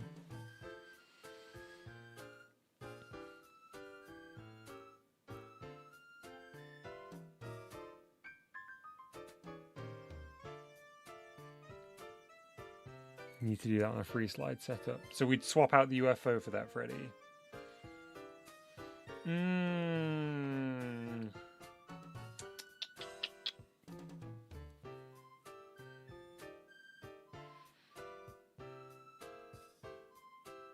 Or a hinge connected to the UFO.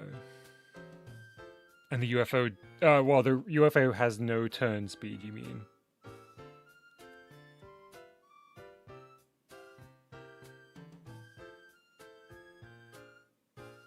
Right, right.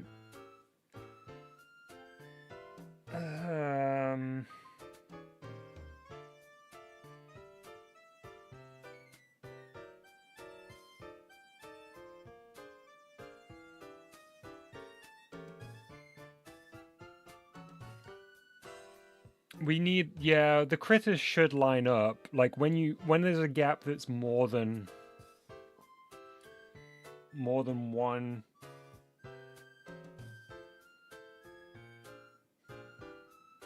Okay, so let me just think out loud for a minute. Let's not, if you post a solution in chat, I probably won't see it here because I'm just going to word vomit a bit of an idea.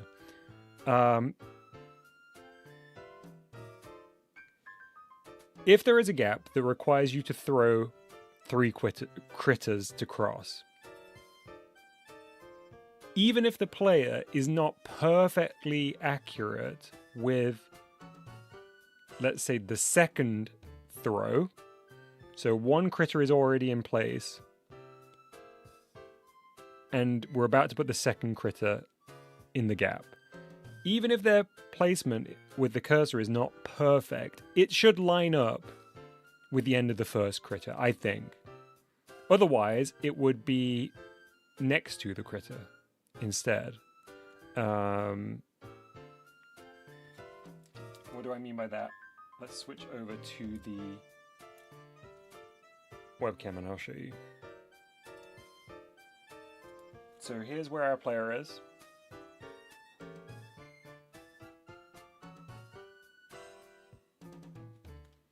And we want to go over here. And we throw our first critter here.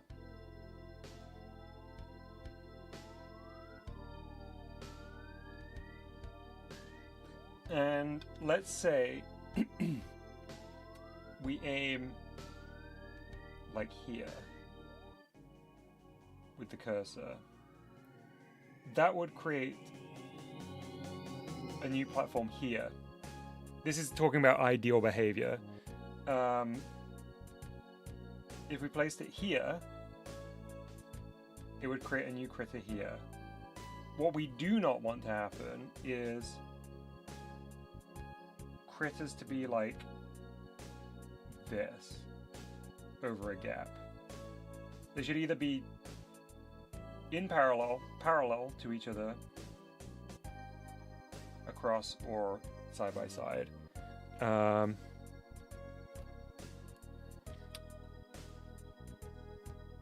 Okay, I'm going to read back through what everyone's been saying now.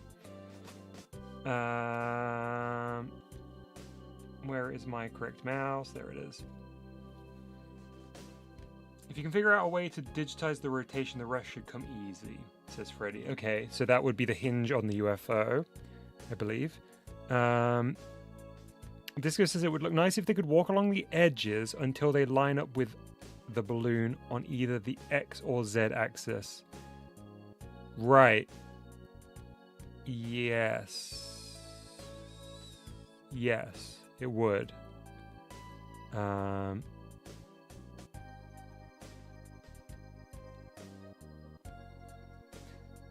Hey Dom, this idea is a bit goofy, but hear me out. These hacked objects included solid extending objects. Imagine if the critters like extend a solid bridge from themselves.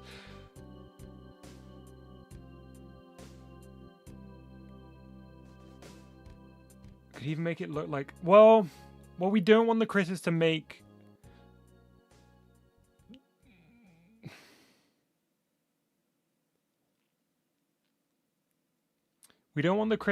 anything other than a shape that is voice volume's a little low. Test 1 2 1 2. I think that might be your audio tubes. It's looking good here.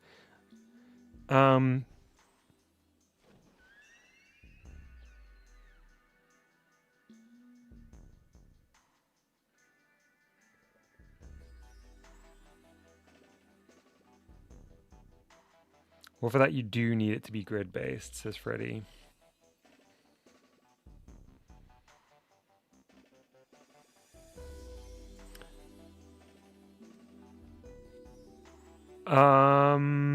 No, Disco, that's fundamentally like a different mechanic. I see what you mean now, but that's so far from the idea, really.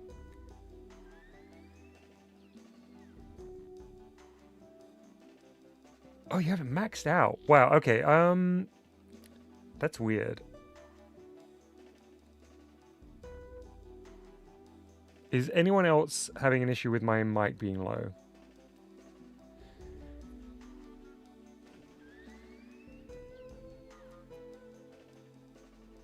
Hey Jay Johnson, I will take a look at that message in a second. I just want to have a think about what grid-based will mean for how the player and critters will move if we work in a grid-based system. Will that fundamentally mean that the movement is like grid-based as well? I guess I don't really fully know what the repercussions of the grid-based movement is. You don't need to change the movement. Okay.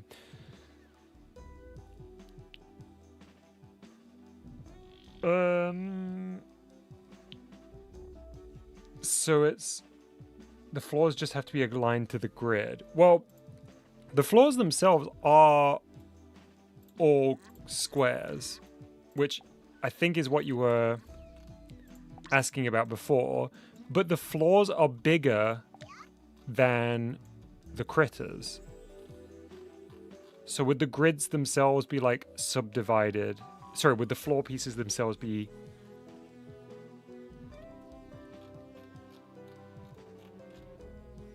subdivided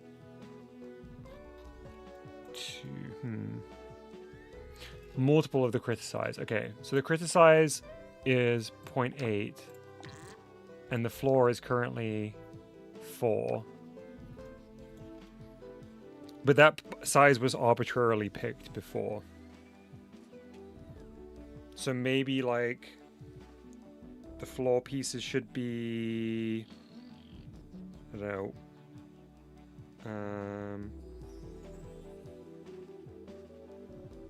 welcome back, PMC. Like 3.2 instead.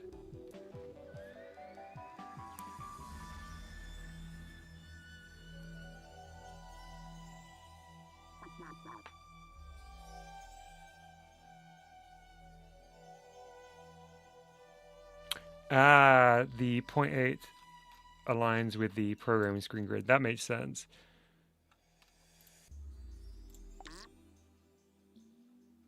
For my sanity. Thank you. Thank you, Zet. But then I'm doing something else just for my own brain. Okay, cool. Wait, but what is the size of this? Oh, okay.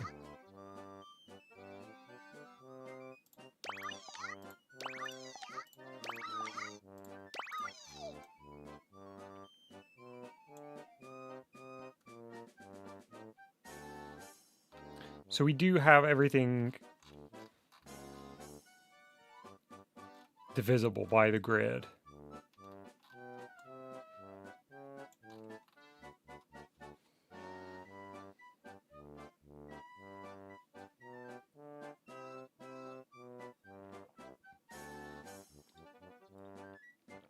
Welcome back, Jay Johnson. Sorry to hear that your browser crashed.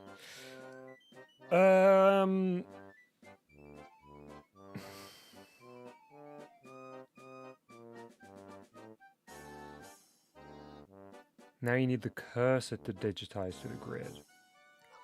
Right, so what's the size of the cursor?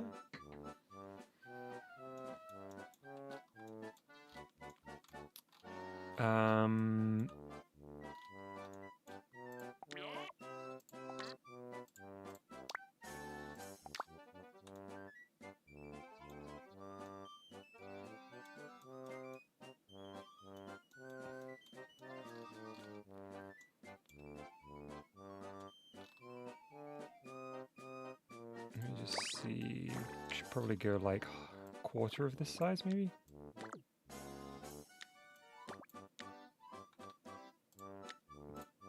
Can do it 2. In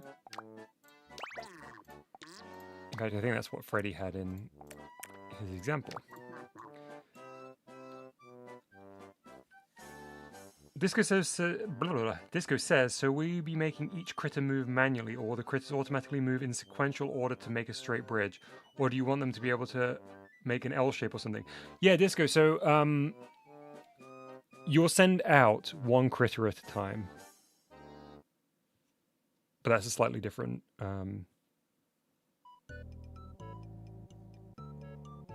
reading comprehension.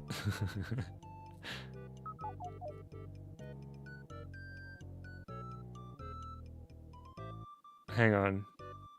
Just trying to think. This guy says, I know how to align the cursor to the grid. One moment, I can post an example of it in Reddit. Sure, of course, if you've got one to hand. Zert says, I think you just need to divide by 0.8. Digitize, multiply by 0.8. The X and Z inputs of the cursor slider.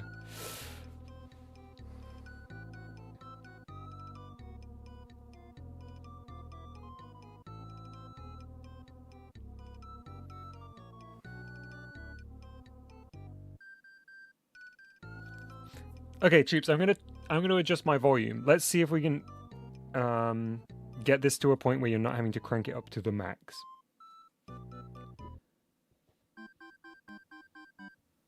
Test 1, 2. Test, test, test, test, test, test. Okay, I don't feel comfortable going above that volume. Because that's reading at like a -6 decibels. We're in the red.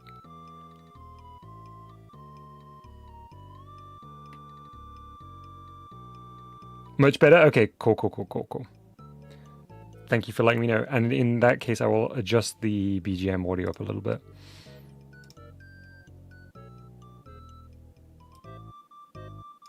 There we go.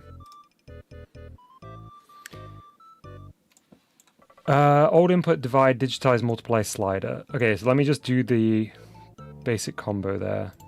Divide. Digitize.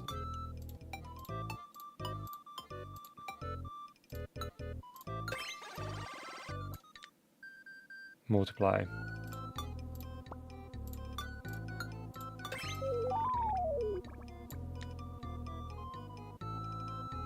You're very welcome, troops. Thanks for letting me know, everybody. And thank you for bearing with me while I adjusted that.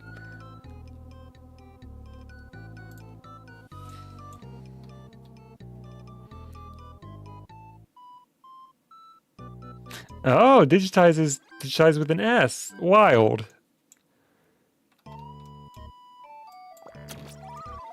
Okay, wait.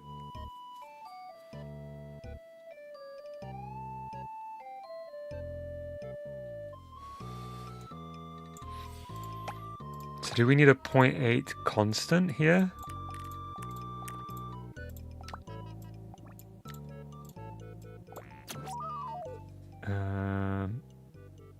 Multiply.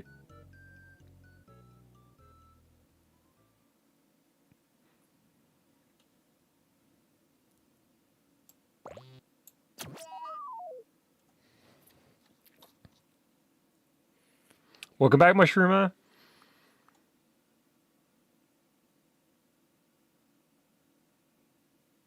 Oh, JD is listening on a fancy sound system.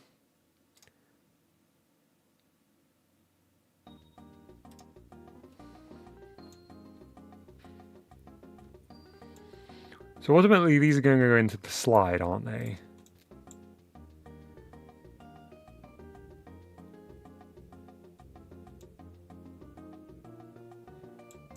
Ooh.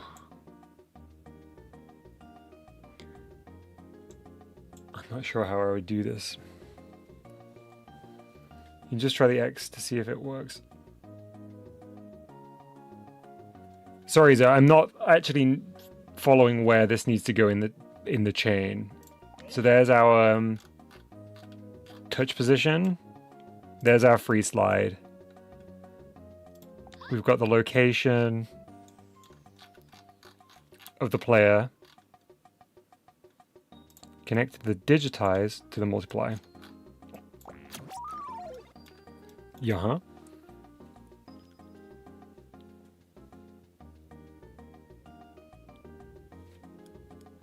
Connect the counter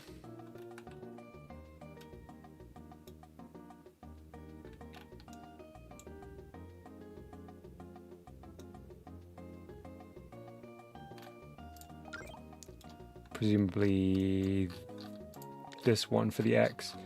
Connects the counter to divide.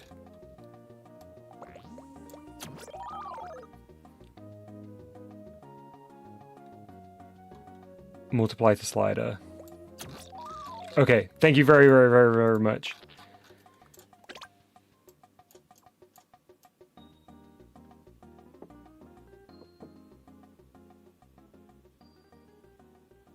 That looks to be doing it, right?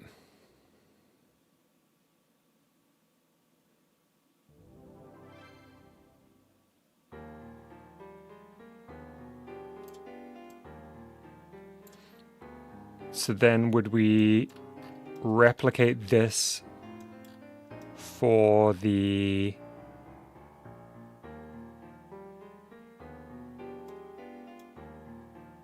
the Z now.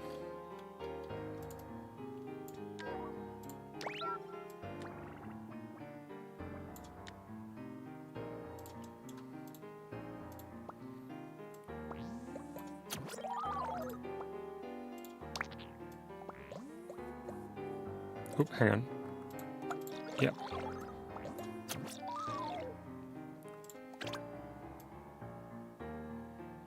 Ah, super cool. Okay, so we are now on the grid.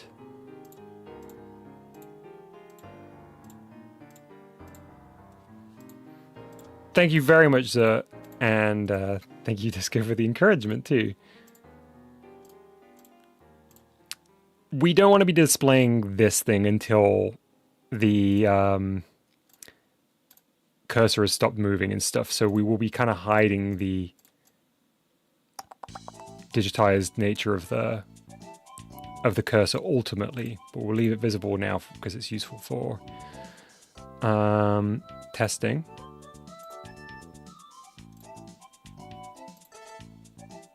Okay, so now we're on the grid. And our movement isn't affected. Then we're going to put a touch sensor on the bottom of this and fire a platform underneath, I guess.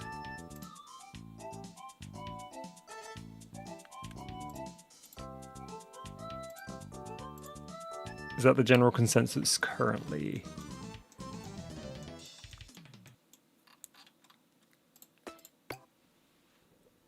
Sensors.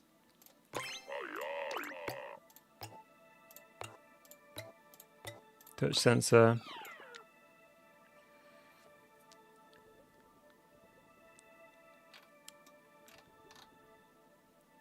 Oh, right. We still need to do the hinge movement for the critter. Which is the other thing, the like 90-degree rotation. We should actually do that first.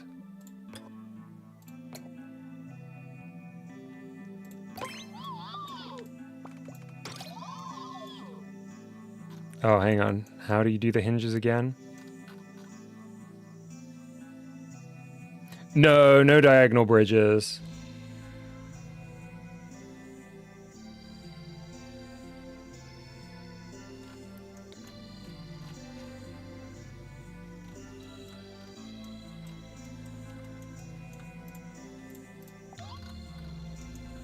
Here, is it just a case of doing that? So we're going to turn rotation off here.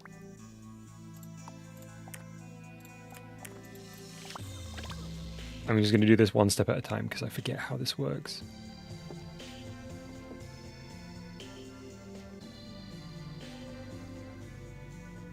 Okay, so we've got the no rotation on the UFO, but we've got no rotation on the box either. So we need to send inputs to the... Yeah, good shout, Disco. Let's move the critter. Very sensible. We need to send...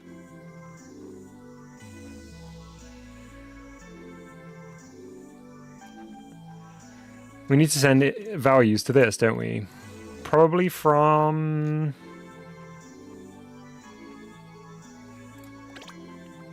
Oh, it's so close to the person.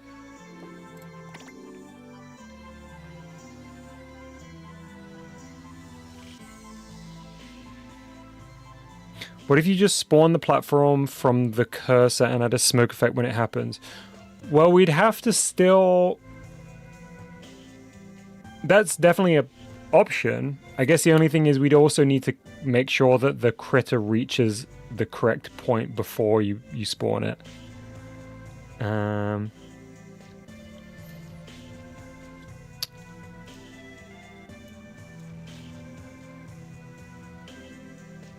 trying to think, do we want these to be...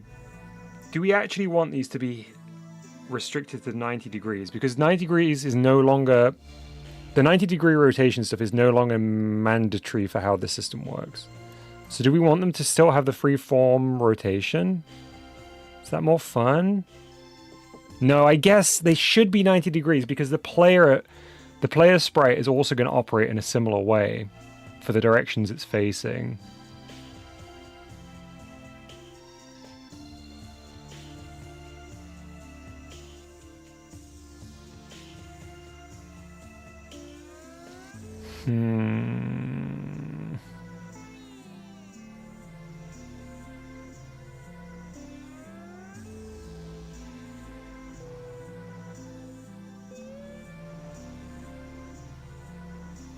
Just saw that GBG notification. Wait, what GBG notification?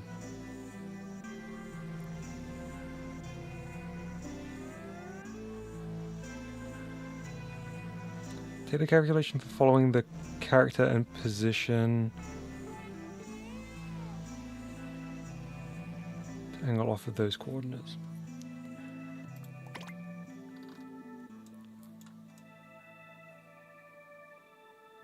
Calculations for following the character.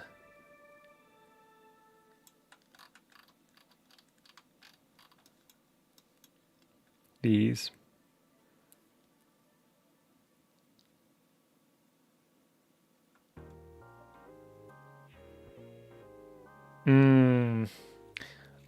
I think my brain has probably reached its limits, actually, for today.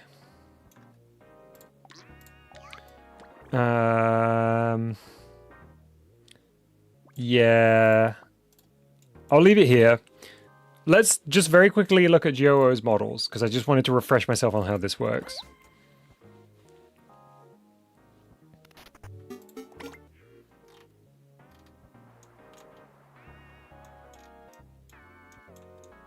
Where are they laid out?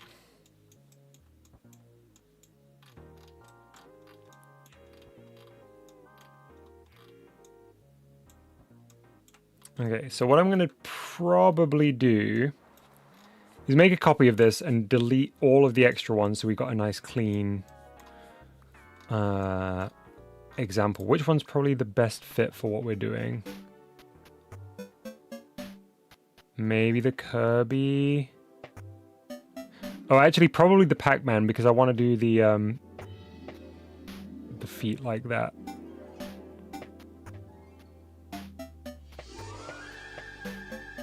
Yeah, let's keep the Pac-Man.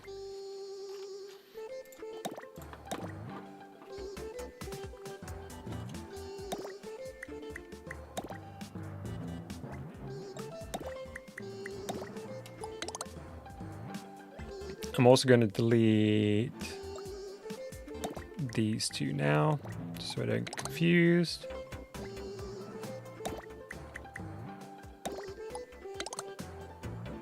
Because we've implemented the fixes from those.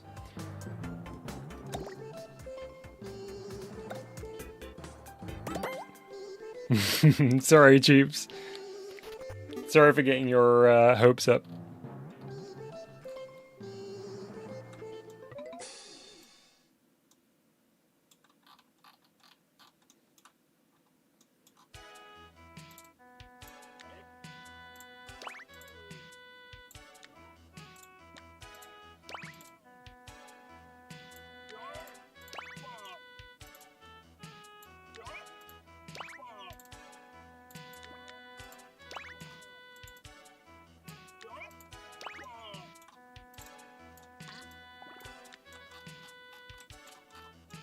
Okay, we also don't need jumping.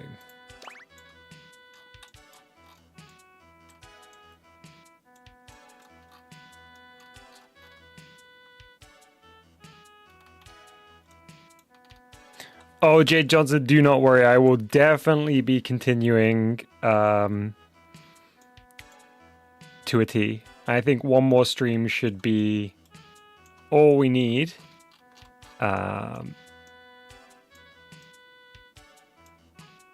It's just about finding the right time for it.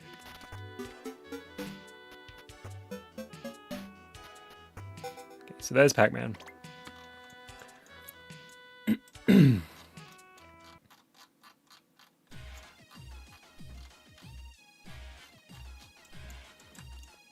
let's figure out how Pac-Man's constructed.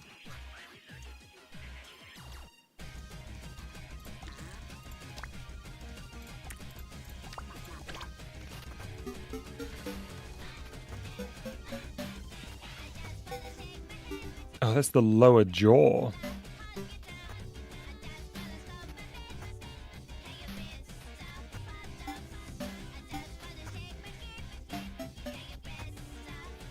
So we can actually delete that.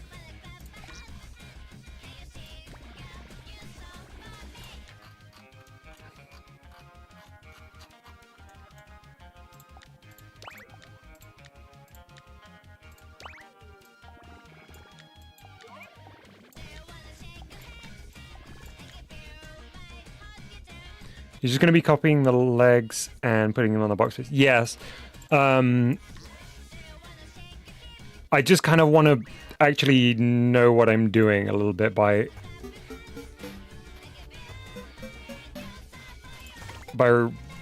picking this apart a little bit. It's been a long time. So I think these are the... I think these are the feet.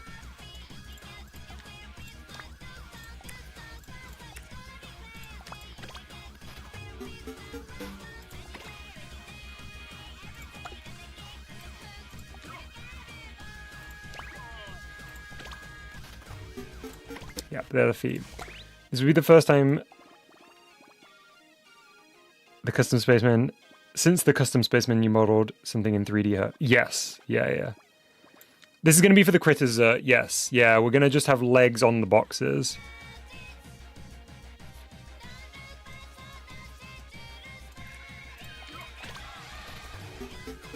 Where is that? That's that, isn't it?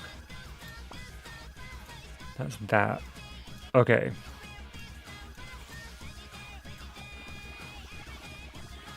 And I think... Okay, so these can all get rid of.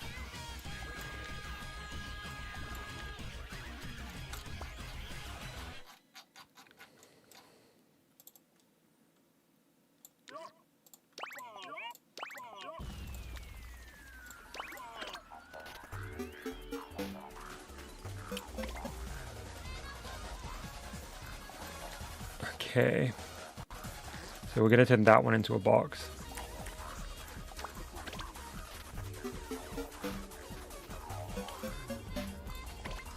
And delete those textures for now. I know what we're going to end up with is literally just a box with legs, but it will be immensely helpful for me to like reverse engineer this just so I understand what I'm doing.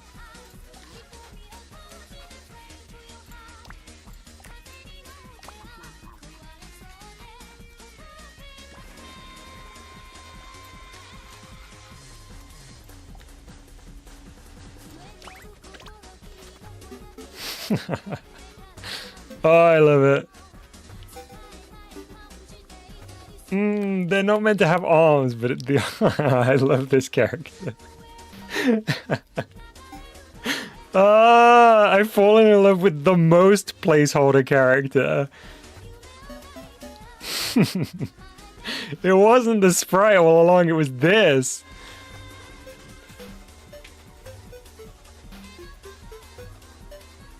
It is Mario Popcore. Okay, we got to keep shaving though. Are these the arms? I'm guessing they will be.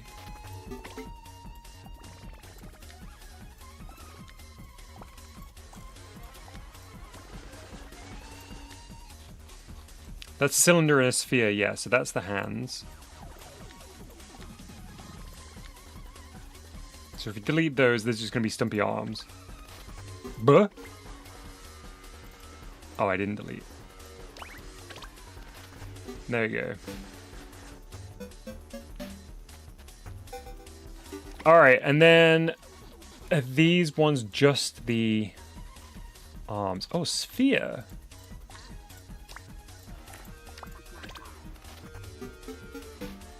Oh, right, to give it the little rounded out appearance. Okay, so we're going to get rid of all of those.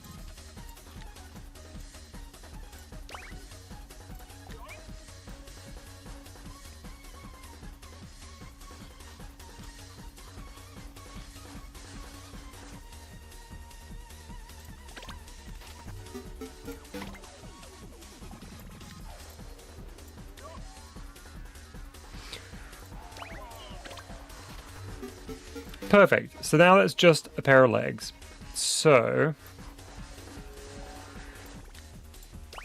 we turn off visibility on this just to make sure I haven't missed. Oh, I guess the central ball. Yeah, which we also... Do we need this? I kind of suspect we need this, right, for the legs to work. Let's make this a visible box. And remove the textures from it. We're going to make this invisible. But actually, no. I don't think that box is necessary, because I think this... So if we just go straight from here to here, I think we can bypass that.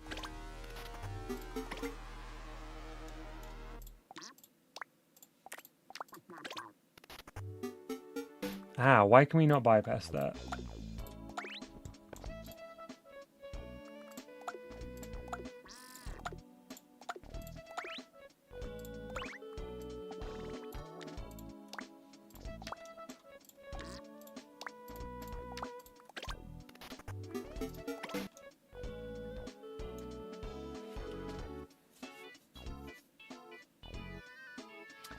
Jay Johnson says, keep it for animation rigging, but make it invisible. Well, I want to make it out of as few pieces as I can. So I'm just trying to see if I can sacrifice that on mine. But I'm just trying to work out why it's there currently. So it's essentially the hips, I believe.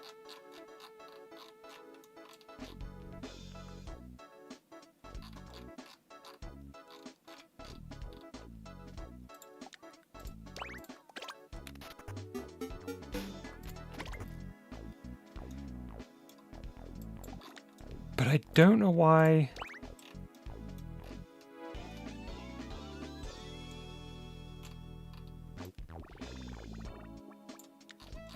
I don't know why I wasn't able to get rid of the football. Sorry, not get rid of the football. Connect this straight to the football. What's the... That's center. That's center minus Y. Okay, so let's do center minus Y. So that should replicate the football now.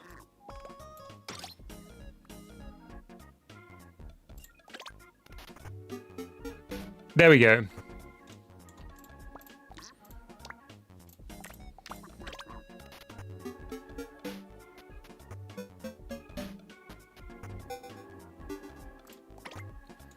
So now all we need to do is the teleporting the football. So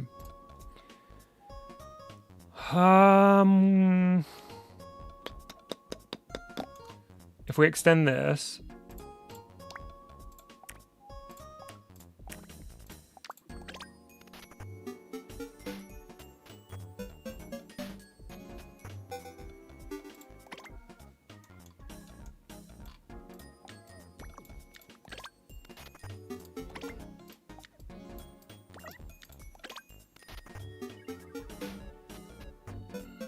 yeah, I don't know what's causing it to float.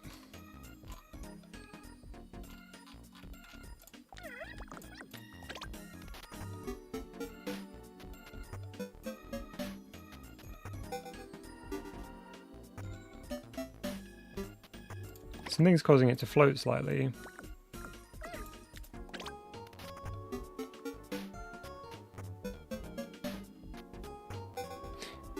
Yeah, we would clamp the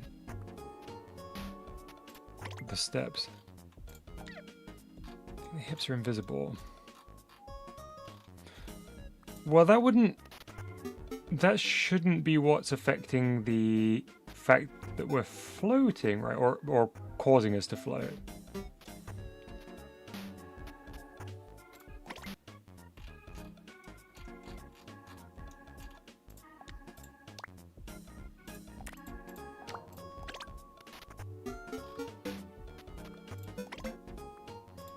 Oh, interesting. That was the thing I adjusted the height of. Um,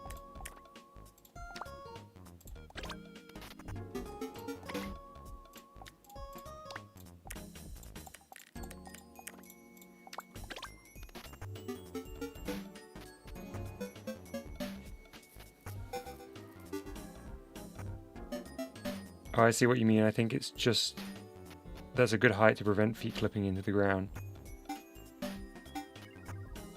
Oh, okay. But what is determining that? The teleport height?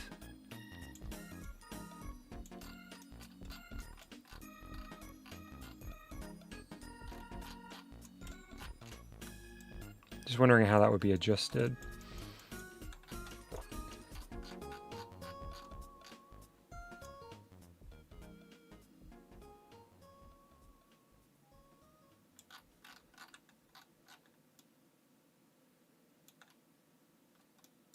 The box connected to the football.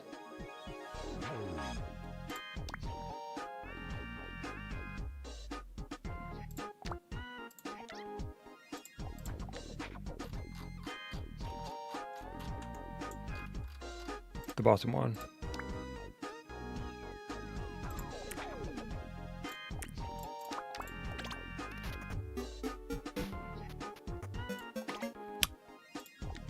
Right.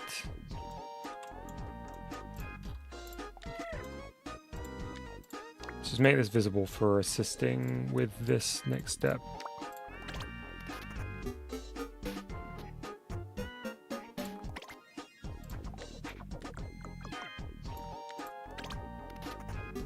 There we go.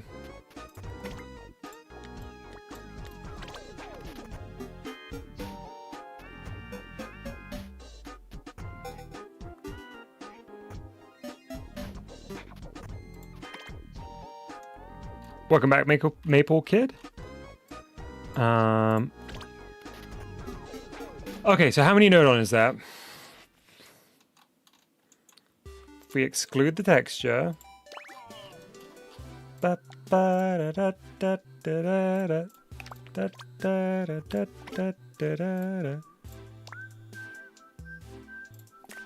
Could we get away with not texturing these, just out of interest?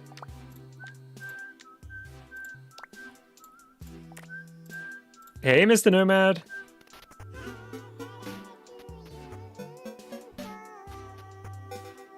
I guess they probably ought to be.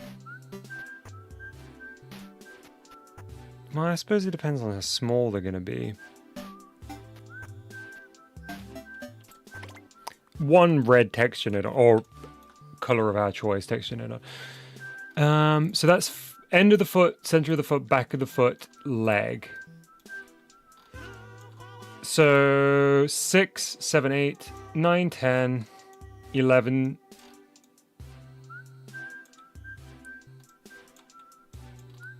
About 12. Let's round up to 14 node on per character.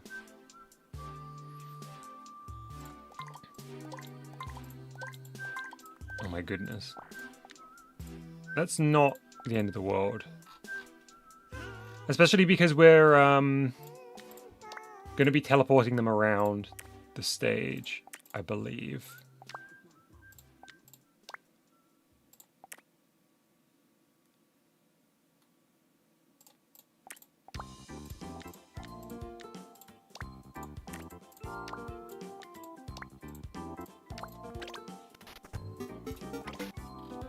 Okay, I'm going to try and replicate this. Pre-rendered critters are a no-go. I kind of want to mix and match Disco.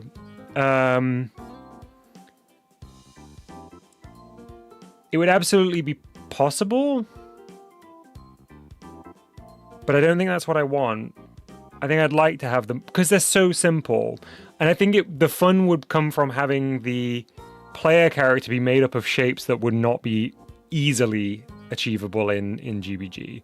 Like, I want them to be conical. I want them to have, like, you know, just complex shapes. Or more complex shapes, at least. Maple Kid says, if the critters are 3D, why isn't the player 3D? Well, for exactly that reason. I think creating a character that has a model that is more complex than would be reasonably achievable within GBG in a game of this scope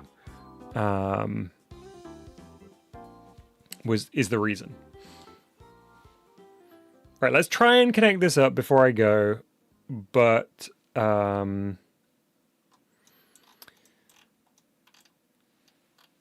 if I can't figure it out pretty much immediately, I will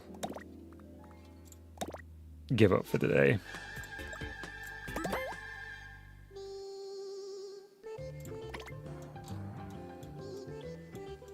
Okay, let's have a little bit of space.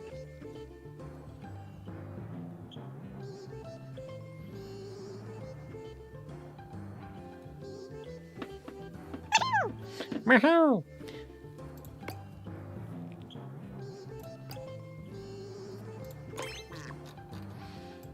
Okay.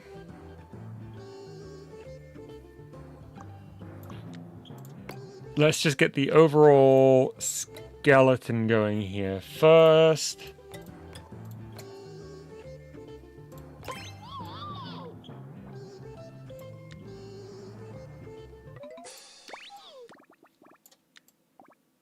Thanks for the encouragement, Disco. It is always much, much appreciated.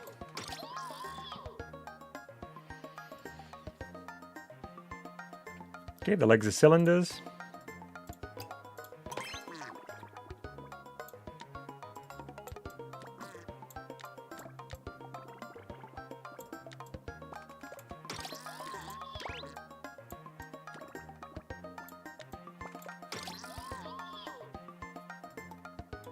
Oh no.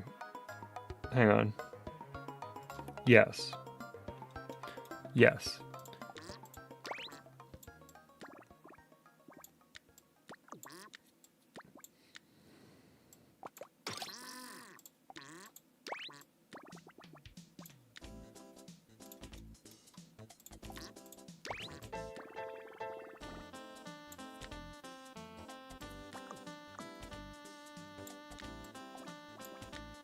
What song is this? Oh, I don't know what the last song was. Hang on, I can check for you.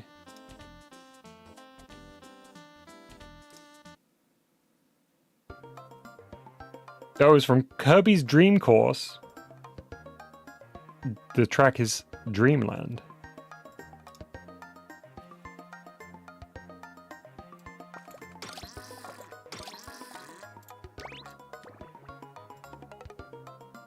Oh, that would make more sense based on Jay Johnson's comments. Yes, it was from VibRibbon.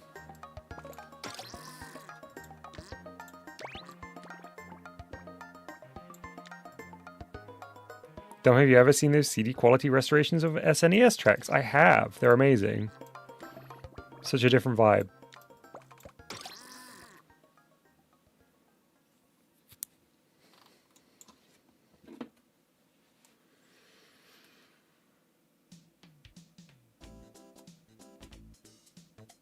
Okay, then we need a football. But do we need a football? Because can't we just teleport the UFO?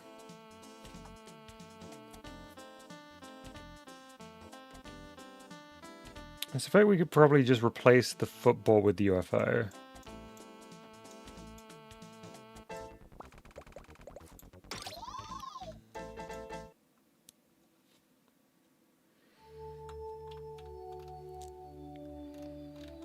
Let's see first of all what's going to happen here.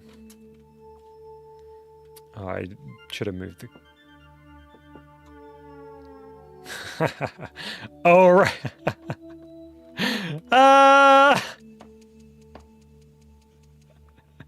Because I didn't change any of the connection points.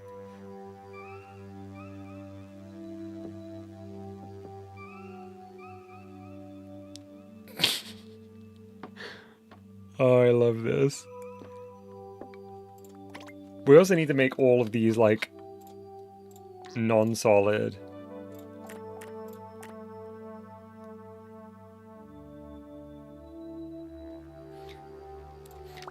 Disco says, Dom, we're going to need you to reenact that reveal, but with more emotion for the YouTube clip content. Okay, you ready? Okay, I'm just gonna go over here now. I need to check it out. Oh, this is so exciting, chat. What? Oh my god, can you believe it? What is happening, chat? Chat, is this real? I'm losing it. What is that thing? Is that an alien? How is that?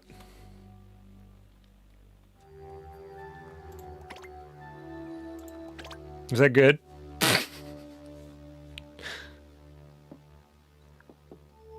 An alien?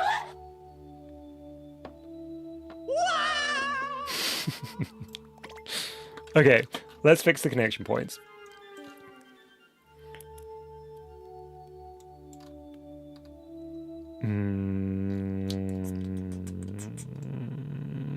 Let's work from front to back here.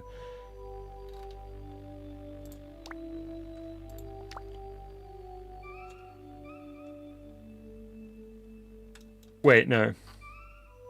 Ah, wait, how does this work? Oh. Oh, yeah. Okay. So...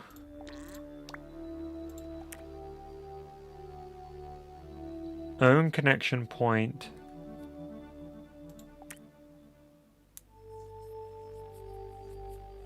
No.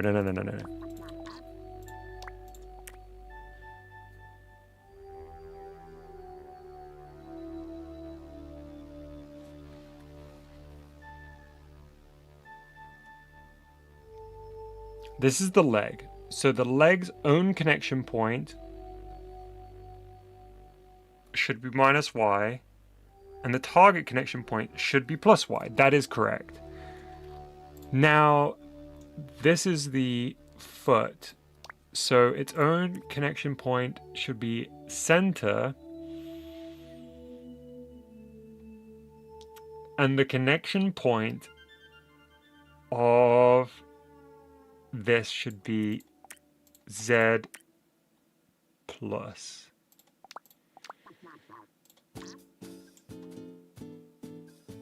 Similarly, it should be center and Z plus.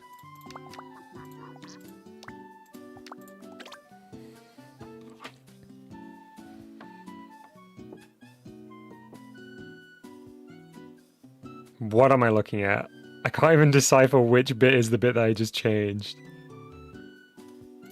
The scale is so huge.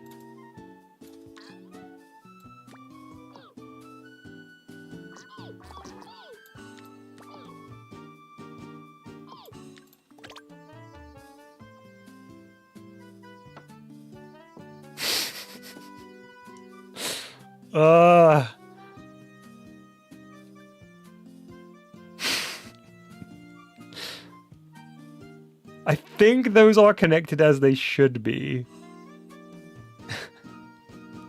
Oh my goodness. Okay, wait.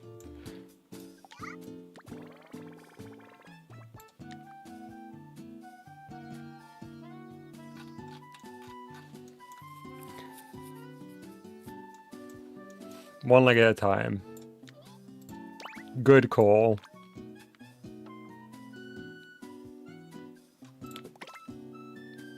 I might just have to look at the connections.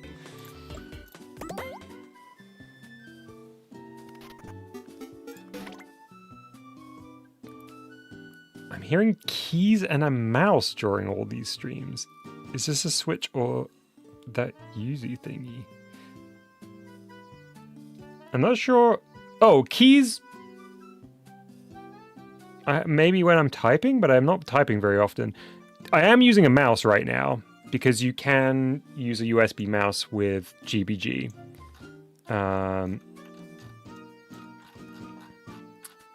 Is the thing that sounds like keys me scrolling in the zoom wheel?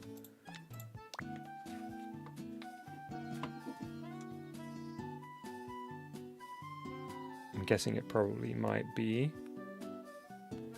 Okay.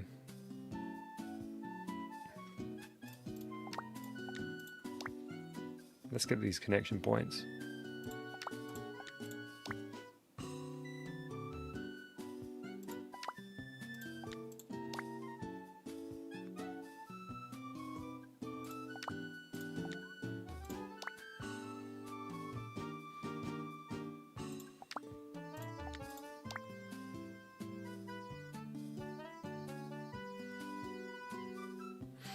Okay. I got it. Look at the monstrosity on the thumbnail.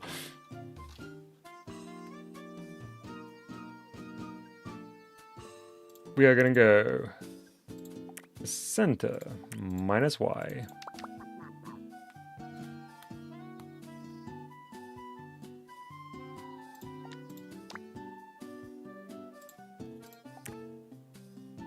X minus, X minus.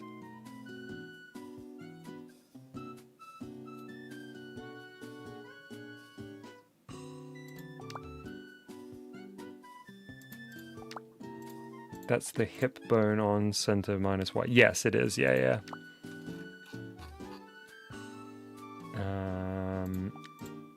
That was X minus X.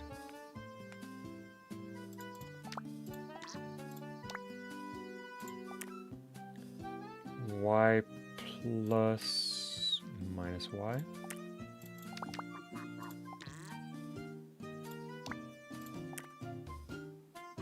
Z minus center.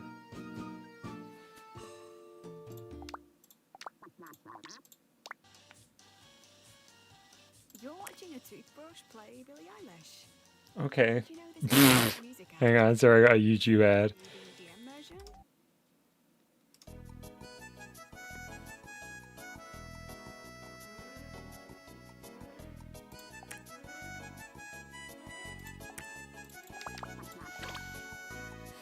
All right, that should be.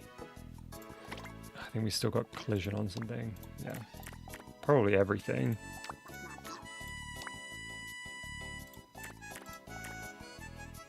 Hey, Neutral, thank you very much for subscribing. I hope you're enjoying today's stream.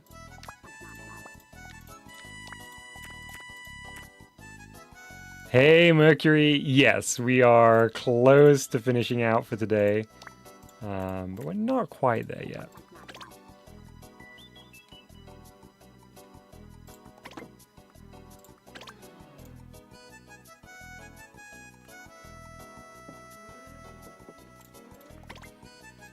Guessing these all need to be 0 grav too.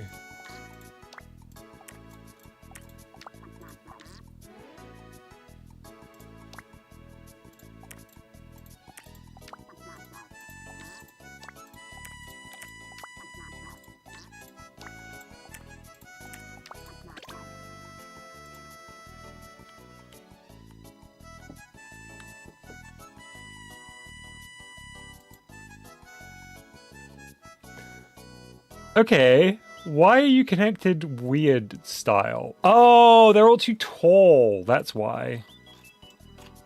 They're not actually connected weird style, they're just tall.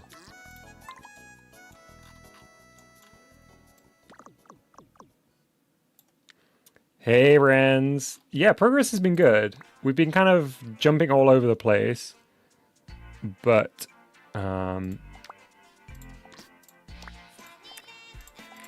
I'm pleased with what we've managed to get done.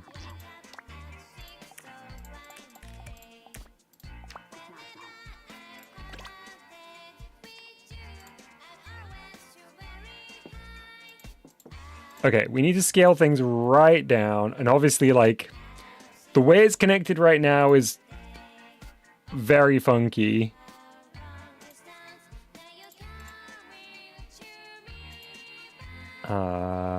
But let's see if we can't fix that.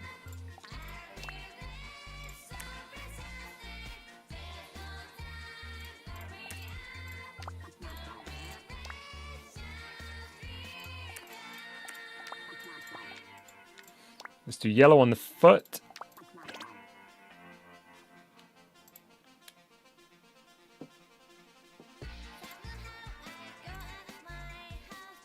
Okay, so that needs to be made narrower by a very small amount.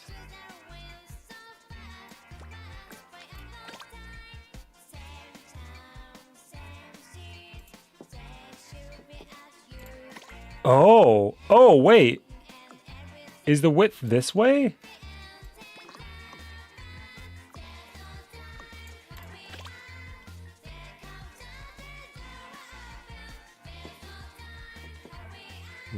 right.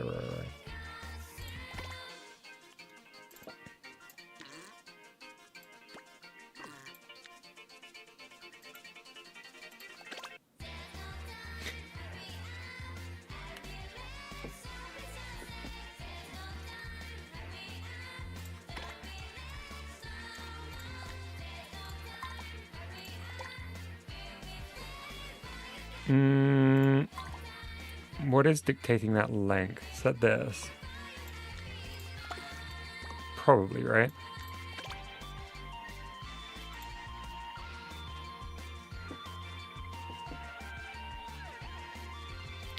Why do I feel like these legs need to, or these leg pieces need to be made so tiny for the scale to feel right?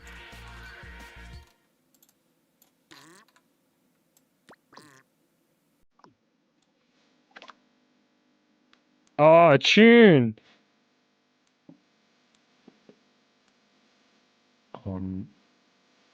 Yeah, that size is probably correct. Yes, that size is probably correct.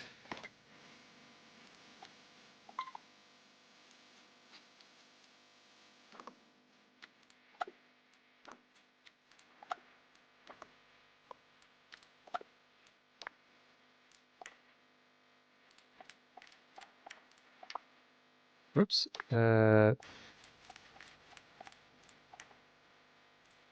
Oh, that's the smallest we can go on the Y, huh?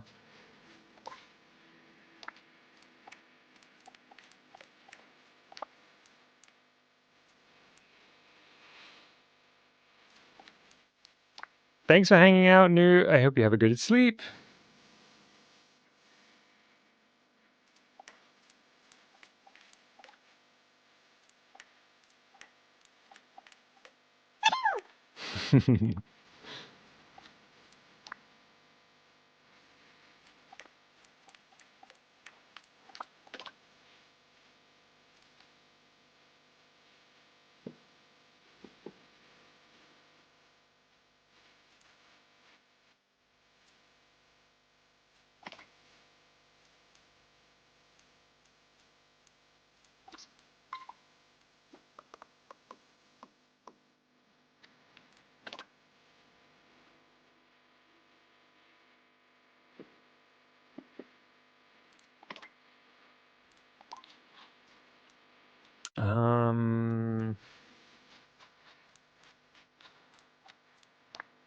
Go for longer on the cylinder length. Let me just do something wild so I can understand how it relates. Okay, yeah.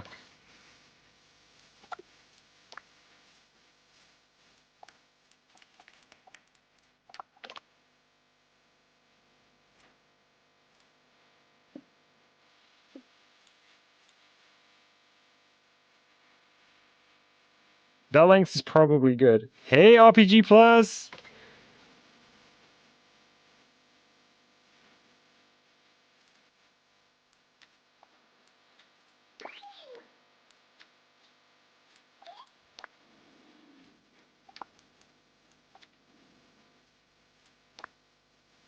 Do we go around a single... Oh, we need 2 hinges, don't we? So I'm guessing this is what changes. X minus, X minus... Is it going to be X plus, X plus? Probably.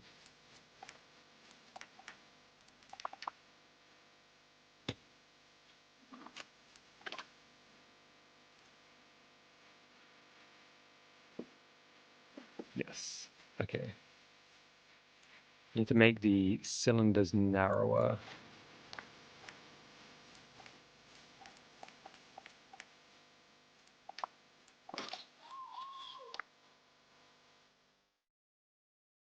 Narrower. There we go. And we need to make the kind of hip bone narrower as well.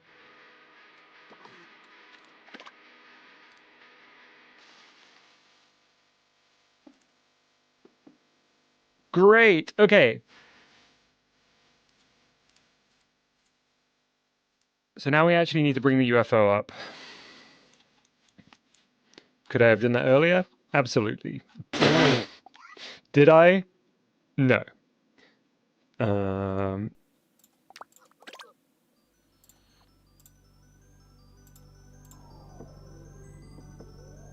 But there is no time like the present.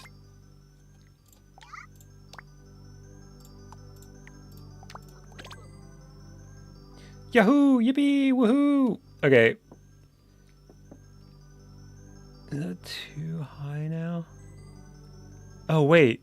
Ooh, whoa. Okay, wait. I was not processing... I was not reading that correctly.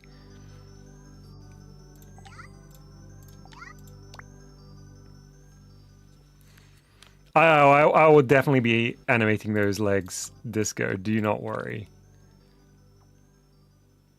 That looks to be the correct height now.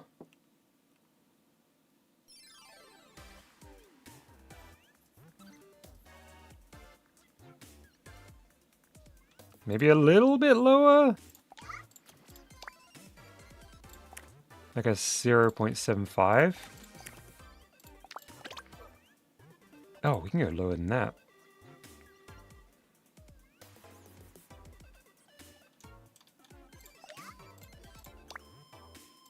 But I thought I did 0.7 and it was too low. I was wrong. Okay, perfect.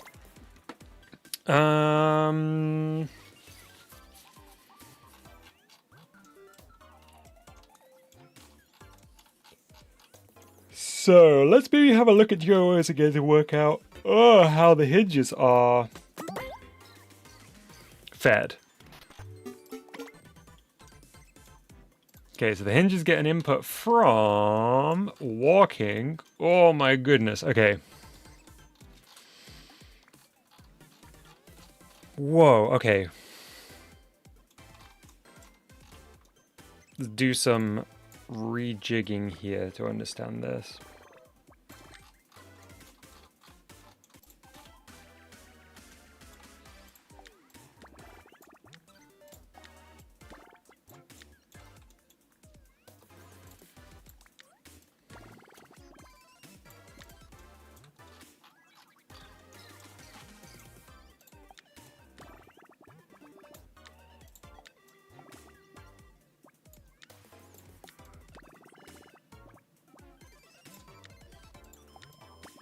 What are these? They're counters, okay.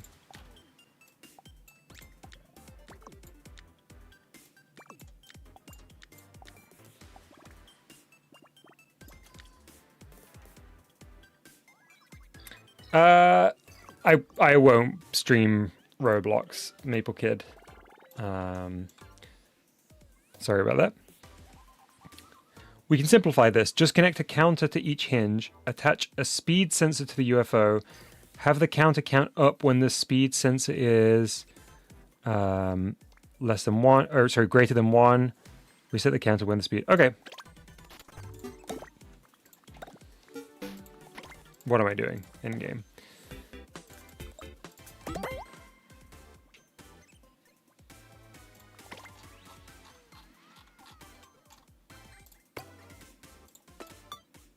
Thank you, Disco. So let's get our counter in here.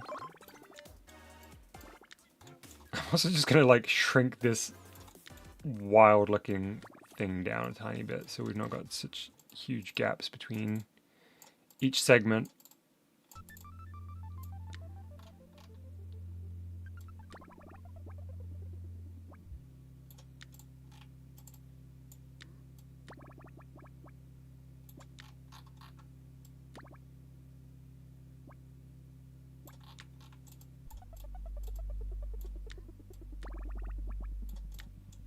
Okay. Connect a counter to each hinge.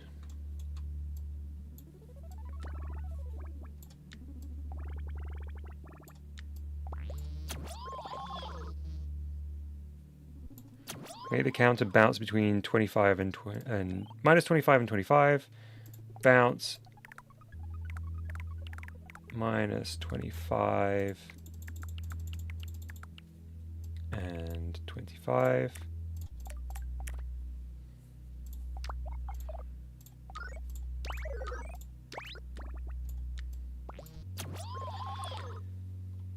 Attach a speed sensor to the UFO.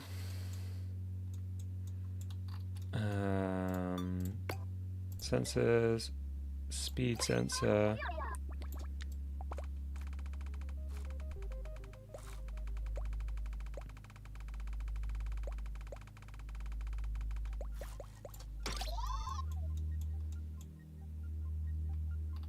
Hey, Sirenova. Oh, sorry, Sirenova.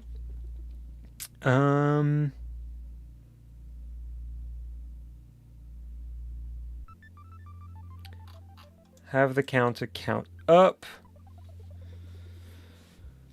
when the speed sensor is greater than. First time was right. I remembered that you'd corrected me previously, and I accidentally uncorrected my correction. Thank you for the confirmation, Sirenova.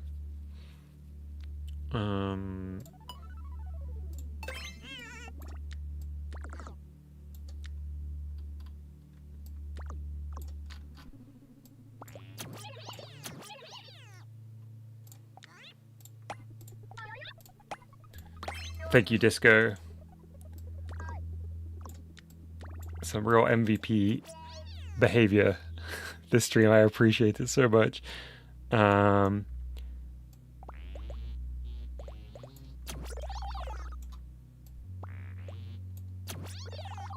Hey, Riddy, welcome to the stream. No, I do not have a Switch 2. I would love a Switch 2, but I probably won't have an opportunity to get one for some time.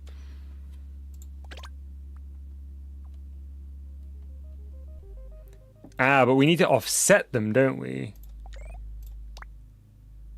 So if we... Would we starting value this one at 25, minus 25, and the other one at plus 25? Is that how you do this?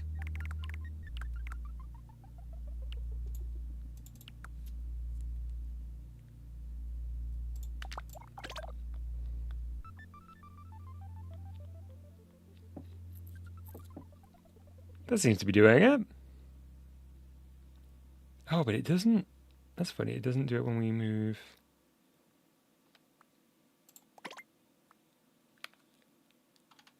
What have I got wrong there? Also, that's 1. You would invert the counter's output for the opposite leg. Oh, of course you would.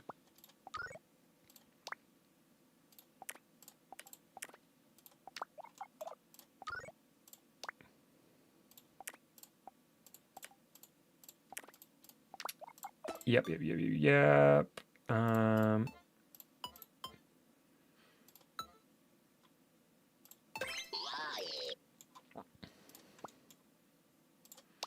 Let's place that between those.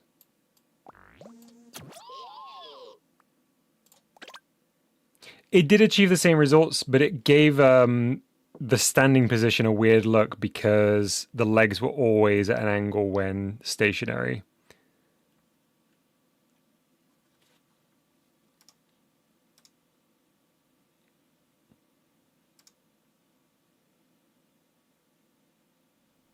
Oh no, we got an ad. Hang on. Then reset the counter when speed is less than 1.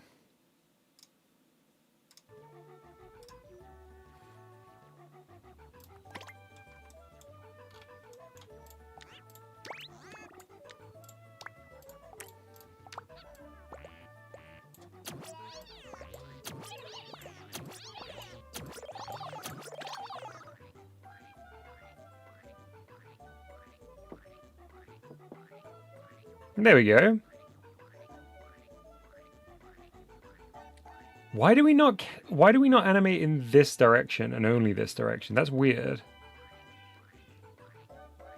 Oh, it's whenever we go into minuses, we're only actually animating on pluses, aren't we? Right, because those are those are technically less than.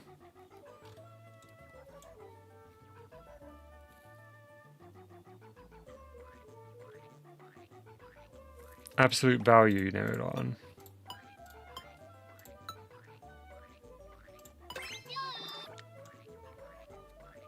Speed, absolute value. Then greater than. Interesting. Okay.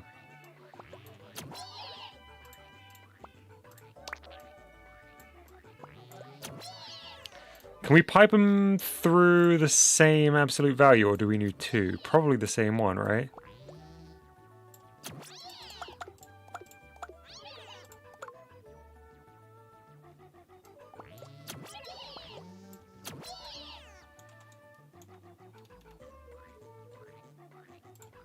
Well, we need two, but not four. Or do we?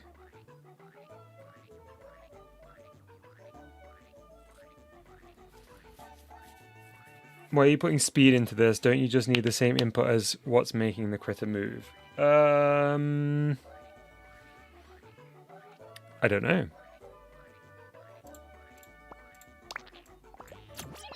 Would...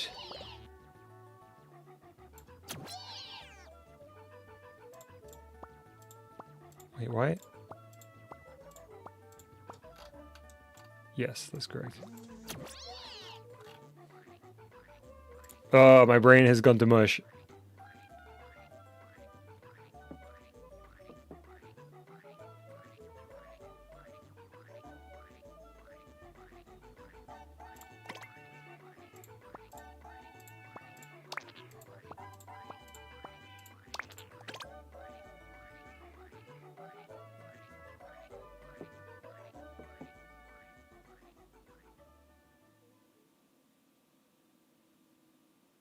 Okay, perfect. That is now working. Regarding the speed stuff,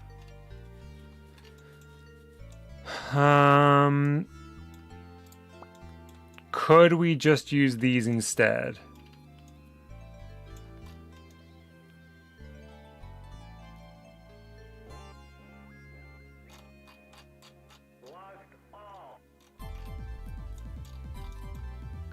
Could we just use these values instead of a speed sensor?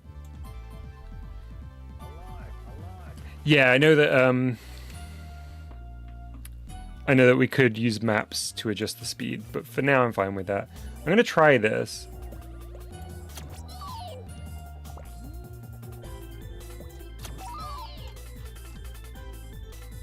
Send both to both.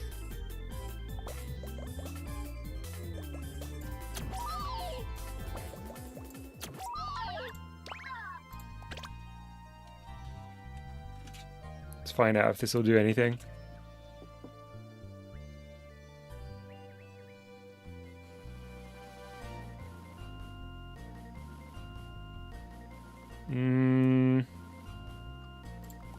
Seems not. Why would that be the case?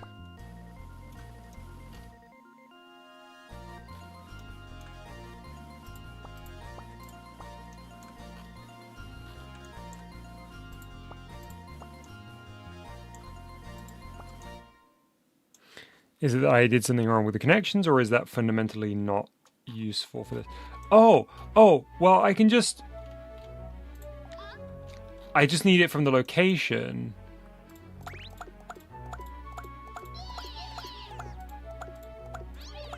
Oops.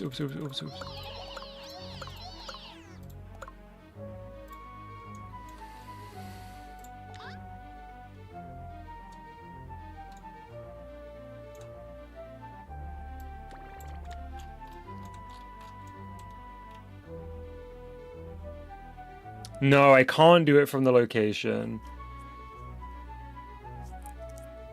Yeah, No, it won't. It won't work that way.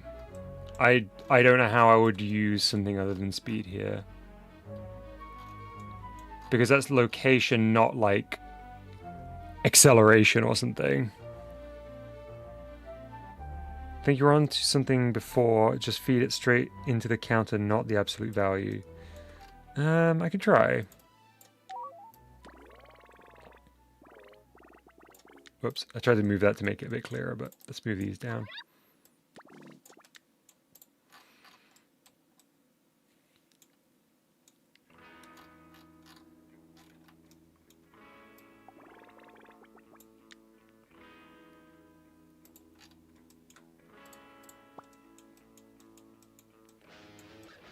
Ah, that's the balloon. It's not even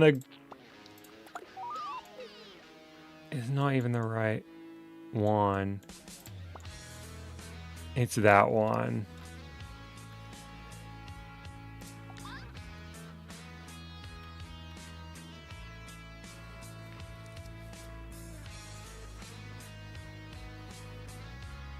You know, I don't think I can do this today.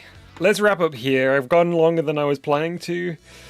Let's get this uploaded.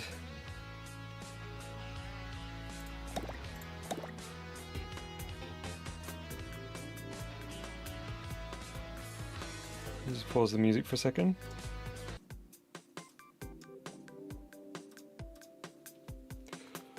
Oh, okay.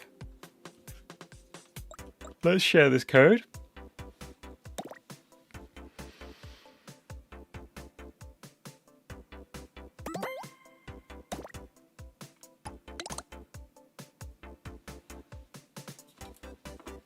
Thank you very much, everybody who helped out today. I am tired, Nerd On Guy. Feels like today's been a long day. There is our latest code.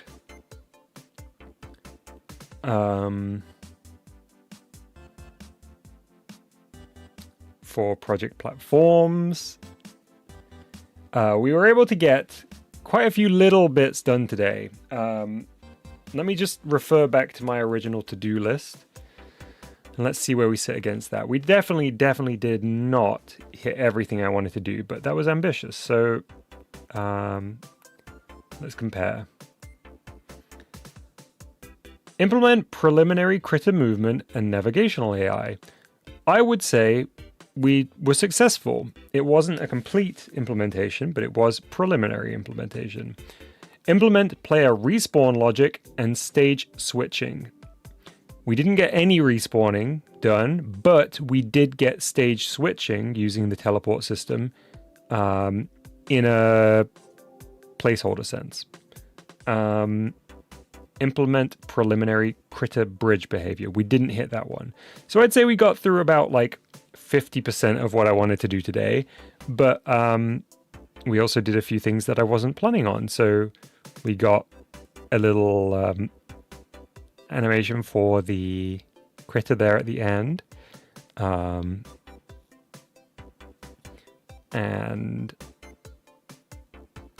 much further actually in the navigation for the critters. There's